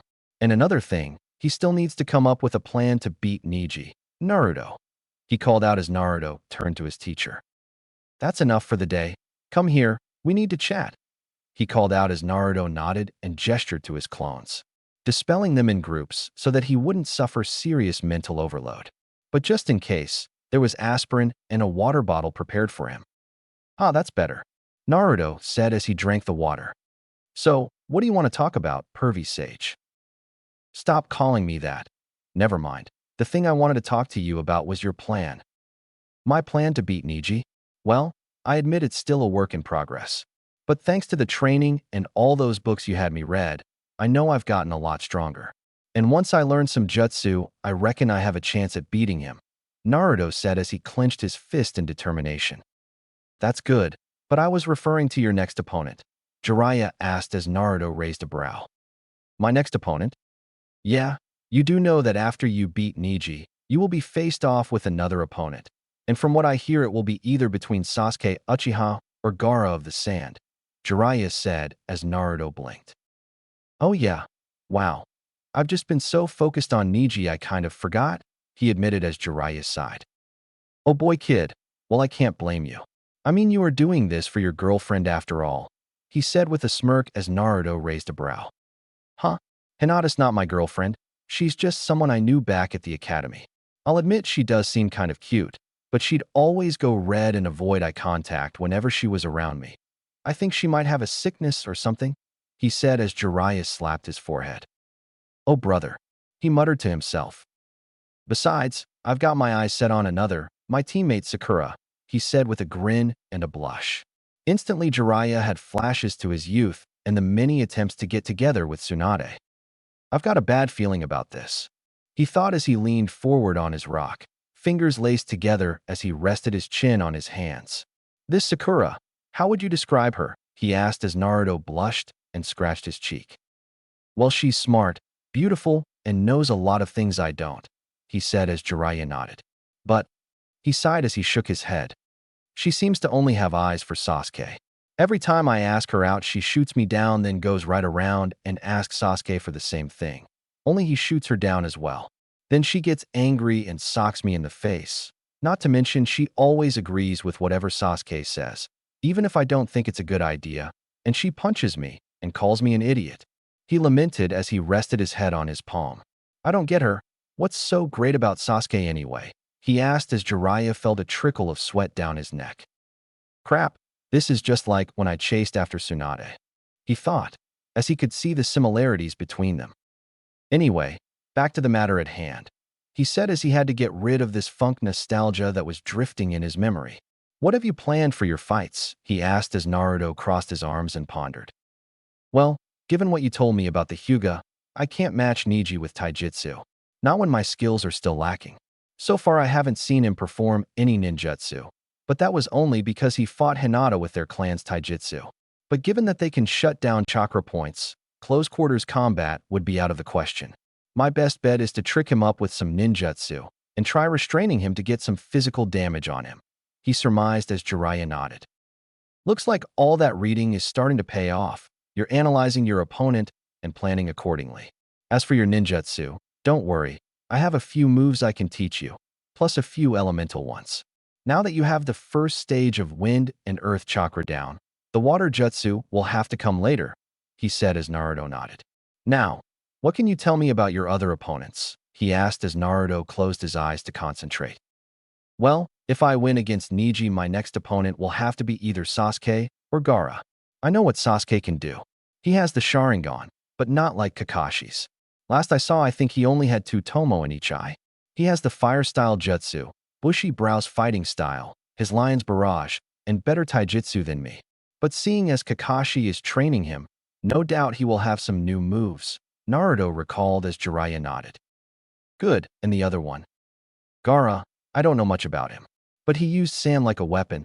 It protected him from bushy brows attacks. I think I recall someone saying it was his perfect defense, Naruto recounted. What I recall, he is the son of the 4th Kazekage. Although not much information is available for some reason, Jiraiya said as Naruto blinked. He's the son of a 4th, just like me, he asked as Jiraiya nodded. Strange coincidence, huh? Anyway, I've heard of the sand jutsu. His father uses a gold dust variation, but all of them stem from the earth element. Normally, you can beat earth style with lightning style. Jiraiya explained as Naruto raised a brow. Right, I forgot to teach you that part. See, each element is stronger against one element, but weak against another. He pulled out a scroll and drew the 5 elements in a circle. Fire beats wind, but is weak against water.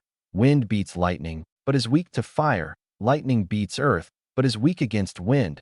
Earth beats water, but is weak to lightning. You understand? Jiraiya asked as Naruto nodded. I see. Which means Kakashi-sensei will teach Sasuke a lightning-based jutsu, right? Naruto asked as Jiraiya nodded. More than likely, but that will give you an advantage. Your wind jutsu would be stronger against Sasuke's lightning. But, seeing as he is an Uchiha, he would naturally be born with fire chakra. And then your wind jutsu would be defeated, even make his fire jutsu stronger, he said as Naruto blinked. Wait, my wind makes his fire stronger? How does that work? He asked as Jiraiya sighed. Okay, you know when you start a campfire, you blow on the embers to make them bigger? He asked as Naruto nodded. Well, it's the same with wind and fire jutsus. You would be fueling his fire jutsu, and then he'd have a bigger, stronger jutsu against you. But you also have water chakra, so you can counter that. But once again, his lightning would turn your water jutsu against you. Jiraiya explained as Naruto nodded. So, I'm a perfect match for Sasuke then, Naruto said as Jiraiya raised a brow. My wind and water can match his fire and lightning, he said as Jiraiya nodded. Anyway, while the Gaara kid might have a powerful defense, it doesn't mean that it's not perfect. There are bound to be cracks somewhere. You just need to figure it out, Jiraiya instructed as Naruto nodded. Okay, so once you manage to beat either of them, who are the others? Well, there's Shikamaru, Shino, that girl with the fan, some puppet dude, and the other sound guy. Shikamaru I know, because he and I were friends back at the academy with Choji and Kiba. He may look like a slacker, but he was always smarter than the rest of us. He can control his shadow, and can use it to immobilize his opponent as he did to that sound chick, Naruto said as Jiraiya nodded. The Nara clan's shadow possession technique is not an easy thing to overcome, but not impossible if you know what to look out for, Jiraiya advised. Then there's Shino, He's on Hinata's team. He uses bugs as his main weapon. He used them against that Zaku guy to plug up the air holes he had in his hands. But apparently, he suffered prior damage in the forest, and one of his arms blew off during the fight with Shino, Naruto recalled with some revulsion. I mean, I know it wasn't fully Shino's fault, but yeesh. A/N in the manga, Zaku's arm blew off and didn't just go limp like in the anime. He's from the Aburame clan, a clan that specializes in using insects. They have a special symbiosis with their insects, allowing the insect to live just under their host's skin, Jiraiya said as Naruto shivered. Man, that's a bit creepy, Naruto admitted as Jiraiya nodded. Yeah, because of this, the Aburame clan usually keep to themselves. Due to how the civilians and fellow shinobi view them, you should know that feeling, Jiraiya said as Naruto looked down, knowing all too well the judgment of the villagers. In any case, you need to be careful when facing them. They have a variety of insects they can use, and their Kakashi beetles are their most prominent. They can overwhelm their opponent and eat their chakra, Jiraiya explained as Naruto nodded. So direct contact with Shino would be out of the question. Shino is still a leaf shinobi, so I don't want to hurt his insects too much. Might need to come up with a method to keep them off me, Naruto pondered. But I'll come back to that later. The next one is the girl with the fan. Temari, I think? She has wind chakra like me. 'Cause she blew away Tintin's weapons like they were nothing, Naruto said as he tried to recall her name. Temari. She's the daughter of the Kazekage, the oldest of the three. Which also means the one with the puppet is Kankuro, the second child of the Kazekage. Jiraiya recalled from his network. Right, Temari was able to defeat Tintin pretty easily, so she has to be very strong and smart. She was also able to stop Bushy Brow's kick quickly. She had a fan that had circles on it. When she opened the fan, the wind got stronger. I think she was using it to amplify her wind chakra, like what Asuma-sensei does with his combat knives, Naruto surmised as Jiraiya nodded. Good insight, kid. If you knew a fire-style jutsu, you could turn that wind against her.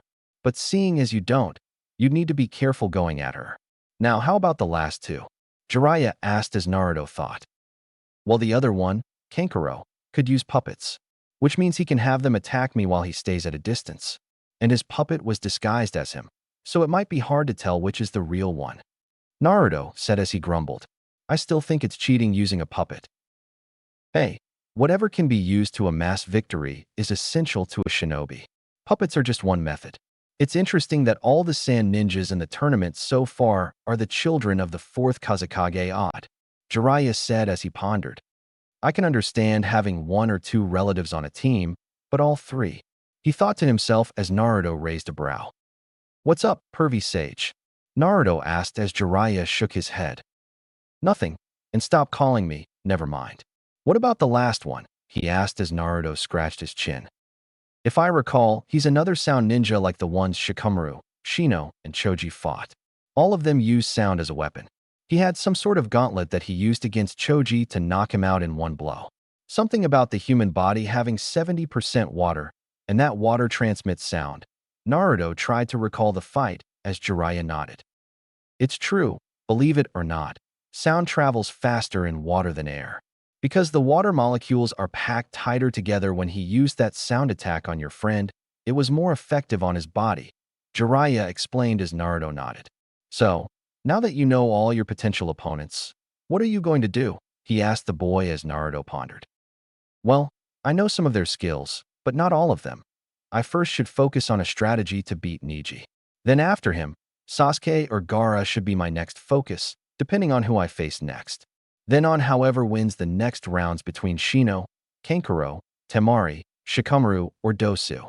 One of the advantages I have is I can watch all their fights, seeing as my matches first, Naruto said as Jiraiya nodded.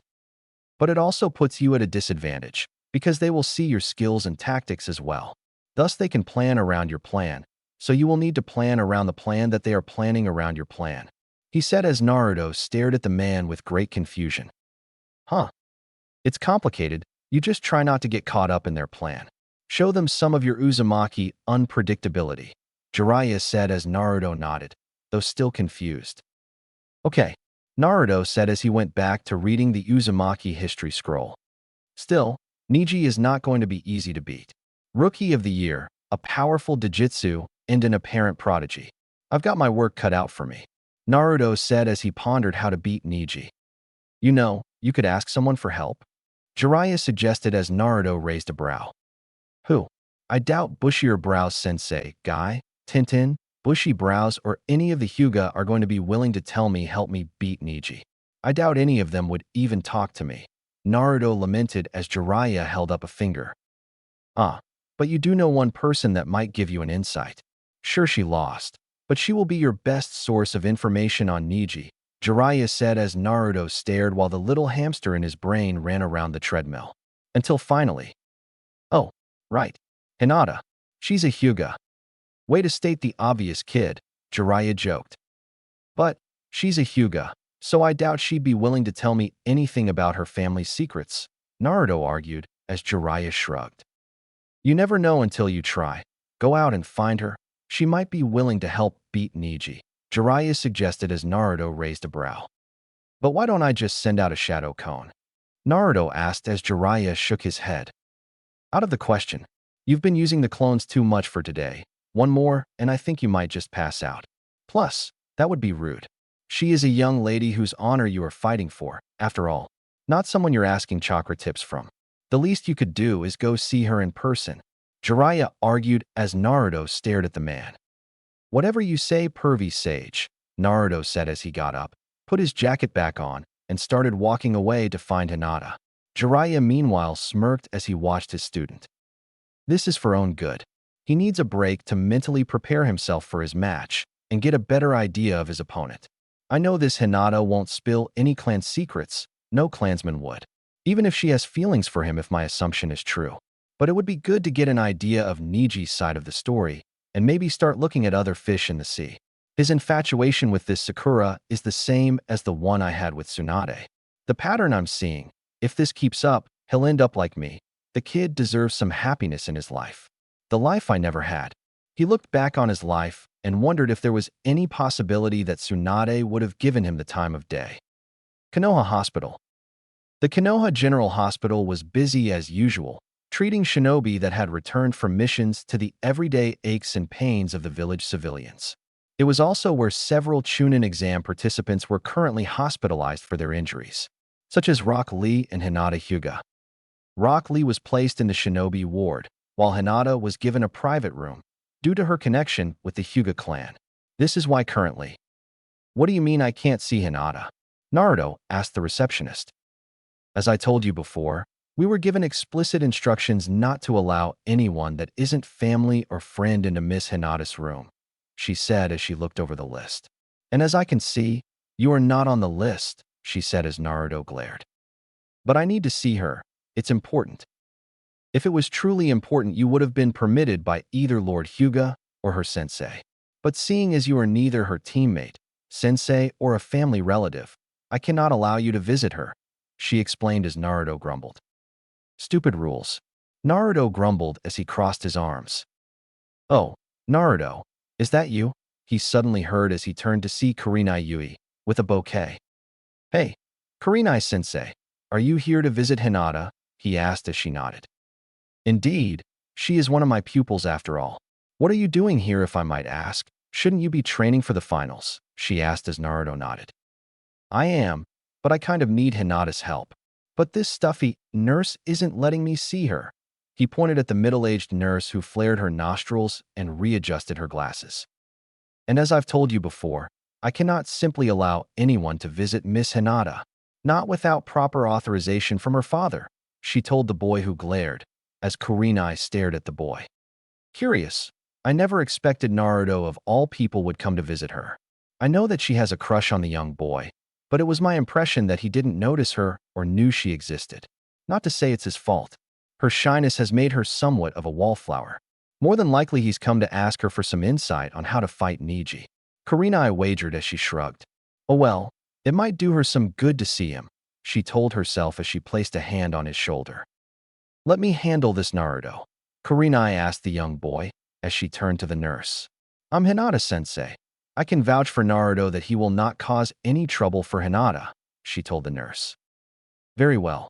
she said as wrote it down on a clipboard. But if I hear that he's causing trouble, I will have him removed immediately, she said as Kurenai nodded. Understood, she said as she turned to Naruto. Come along, she said as Naruto nodded, gave a small smug smirk to the nurse, and then followed Kurenai. Thanks, Kurenai-sensei. I appreciate this, he said as Kurenai nodded.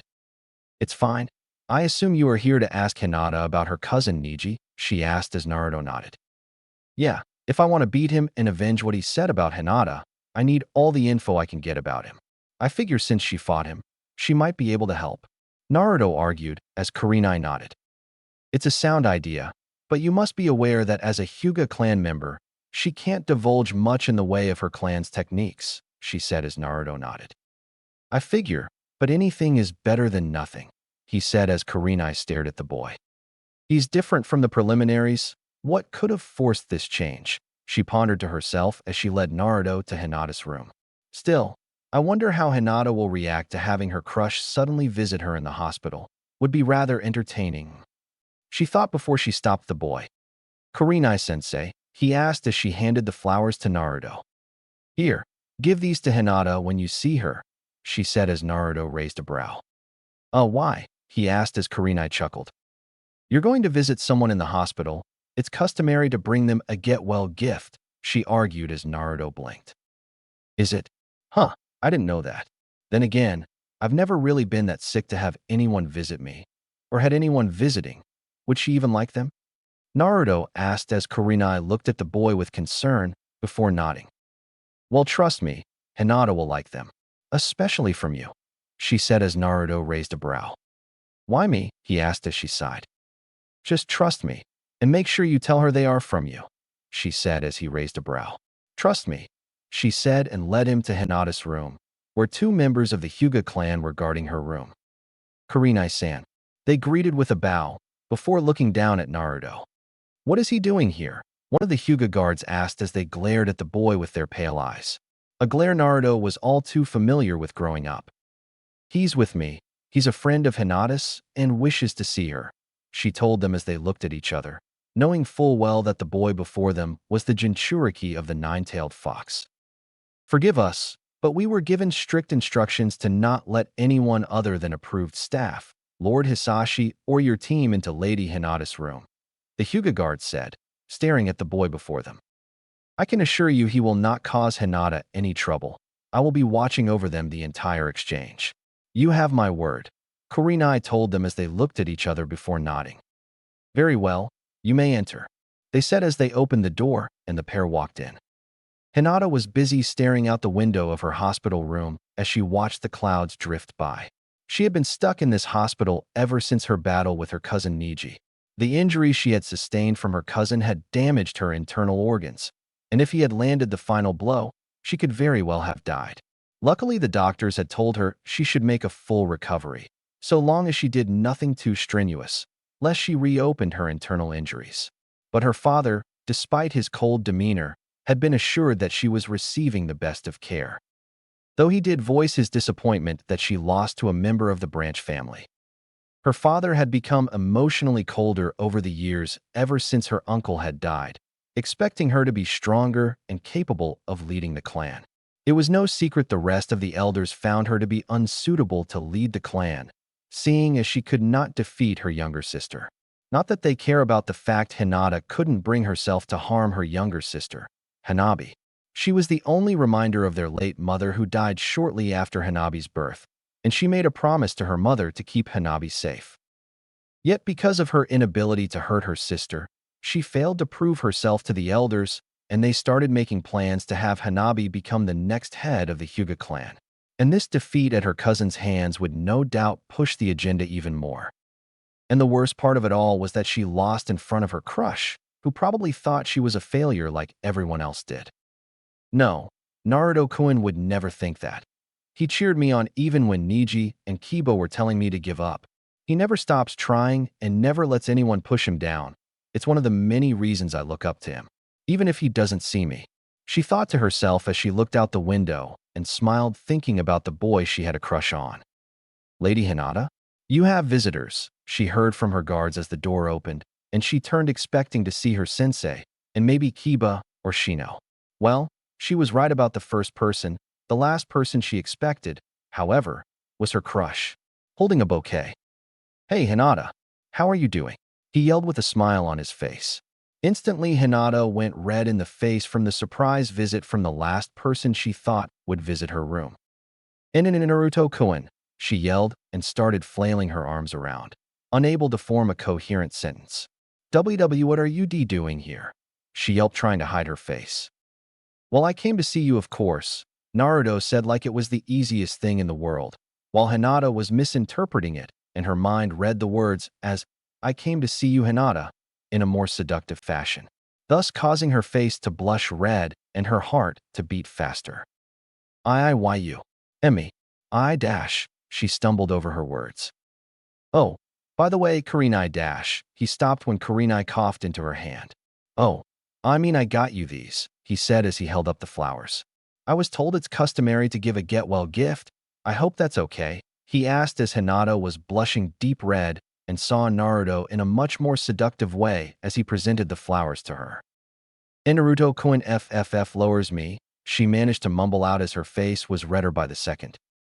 "Hey, are you okay, Hinata? Your face is getting red," Naruto said as he absent-mindedly placed a hand on her forehead, making her face brighter and her heart beat even faster. "Naruto-kun, aye," she said as her eyes began to swirl and she felt faint. Meanwhile, Kurenai inwardly chucked at the scene before her as she watched her student stumble over her crush. She knew she should probably stop this before she reopened her wounds, but she had been so down since she lost the match. And she always seemed to be much happier when either the topic of Naruto came up or the boy himself was near her. "Okay, calm down, Hinata," she said as she walked over and placed a gentle hand on Hinata. "Naruto wanted to come to visit. It wouldn't do you any good if you fainted now, would it?" she whispered into Hinata's ear as the girl nodded and tried her best to swallow her nerves. "Hi, Kurenai-sensei," Hinata said as she tried her best to look Naruto in the eye. "Thank you for coming to visit in Naruto-kun," she said as Naruto nodded with a smile. "No problem. How are you, by the way? That fight with your cousin was pretty serious. Are you going to be okay?"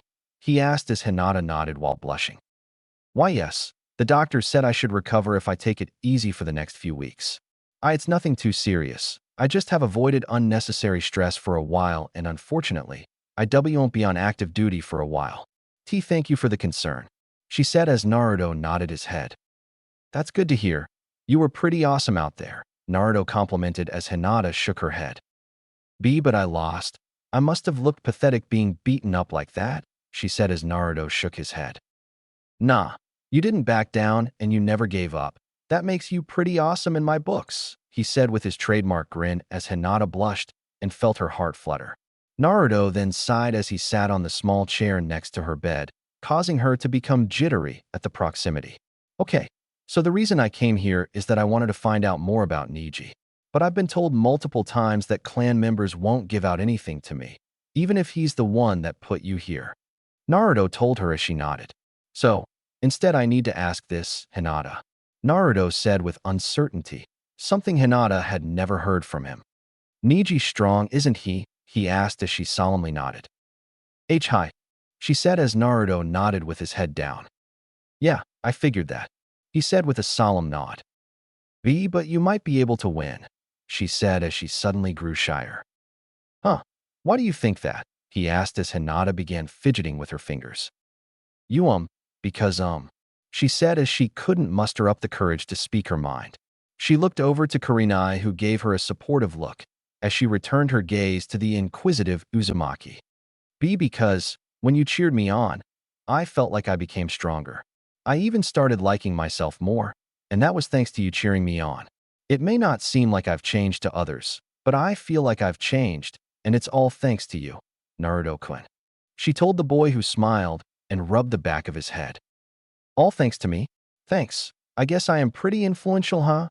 he said with a grin as Kurenai rolled her eyes with a playful smirk on her lips, keeping silent as she stood in the corner. "But," he suddenly said as Kurenai and Hinata looked at the boy. "Why?" he asked. "Why what?" Hinata asked as Naruto shook his head. "Why do you think I helped you get better?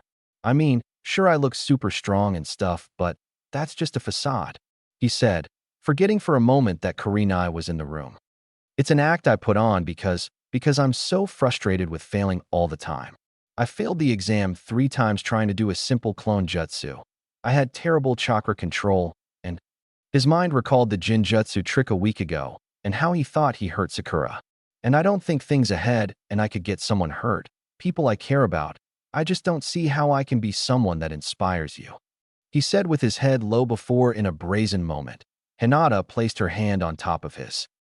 That's not true, she said with a shot of confidence unfamiliar to her, as Naruto looked up at her.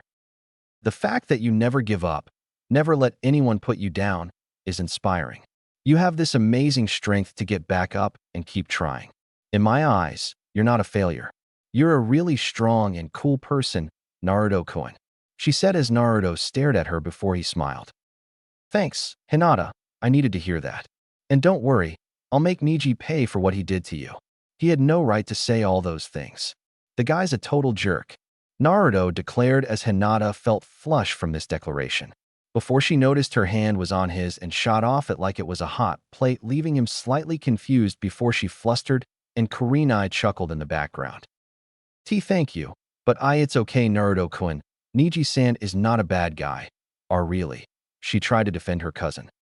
But he insulted you and tried to put you down. Heck, if it wasn't for the examiners and the sensei, he could have killed you, Naruto recounted as Hinata shook his head.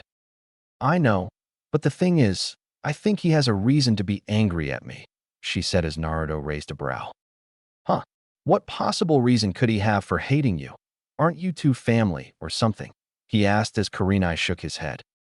It's not as simple as you think, Naruto. The Hyuga clan has some tension between the main and branch members, and it partially revolves around a certain practice, Kurenai said as Naruto looked confused and then at Hinata. Hinata, he asked as Hinata lowered her head.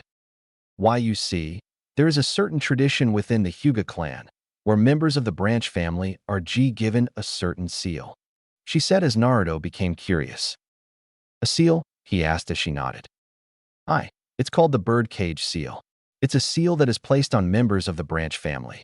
It is placed on the forehead and is supposed to seal away the Byakugan upon the person's death to keep the Byakugan's secrets safe. However, she said as she looked down in shame. However what? Naruto asked, having a bad feeling in the pit of his stomach. The main family have been known to use the seal to keep the branch family from disobeying them. It is a painful experience, from what I remember, Hinata said with shame as she remembered when her father used the seal on her uncle years ago. What? That's horrible. Why would they do something like that? And to their own family? Naruto was appalled at the notion while Hinata hung her head. It's rather complicated, Naruto. Kurenai interrupted Hinata, who could see she was feeling great shame for her family's traditions. Every clan has their customs and traditions. Some are just more extreme than others. You mustn't judge them on that, she said as Naruto shook his head. But if the birdcage seal is supposed to keep the Byakugan's secrets safe, then why doesn't every member of the Hyuga have it? He asked as Kurenai sighed. Once again, it's a clan matter and not something an outsider could understand, but you do have a point. More than likely it was meant to be a safeguard, but the main branch found other uses for it, she said as Hinata nodded. Naruto took this information in stride as he felt a connection between the branch members of the Hyuga and himself, having a seal placed upon them. But where their mark limited their freedom, his mark isolated him from everyone around him. Okay, so I get that, but why does Neji have it out against you? You're not the one that put it on him, Naruto asked as Hinata sighed. A long time ago, after the end of the Third Great War, a peace treaty was signed between Kumogakure and Konohagakure. The head ninja of Kumogakure was in attendance for the event. It was also the same time as my 3rd birthday. However, there was an incident, she said as she hung her head. I was kidnapped by the head ninja from the Cloud Village, and in his attempt to rescue me, my father killed him. What? But why would he do that? Wasn't he supposed to be there to sign a treaty? Naruto asked, greatly confused. Naruto, the Hyuga's bloodline is highly converted by many villages, especially Kumogakure. They've made attempts to steal it and its secrets in the past. It was clear that it was a ruse just to get access to the village and kidnap Hinata so they could study her bloodline. Kurenai explained as Naruto stared. But then, what does this have to do with Niji? He asked as Hinata sighed. According to my father, Kumogakure claimed no knowledge of such a mission and accused us of attacking their diplomat. In return, to avoid a potential war, they demanded that my father be executed and his body be given to them. Hinata said as Naruto looked angry. That's bull. They had no right to ask that when it was one of their guys that tried to kidnap you. Naruto yelled, angry that such a thing happened. But wait, isn't your father still alive? Then how did? Hinata hung her head as she looked away. Lord Hisashi had a twin brother in the branch family, Hisashi Hyuga, Niji's father. Kurenai explained as Naruto's eyes widened. Because they were similar, the Hyuga were able to fool Kumo and sacrificed Hisashi, claiming he was the one that killed the Cloud Ninja.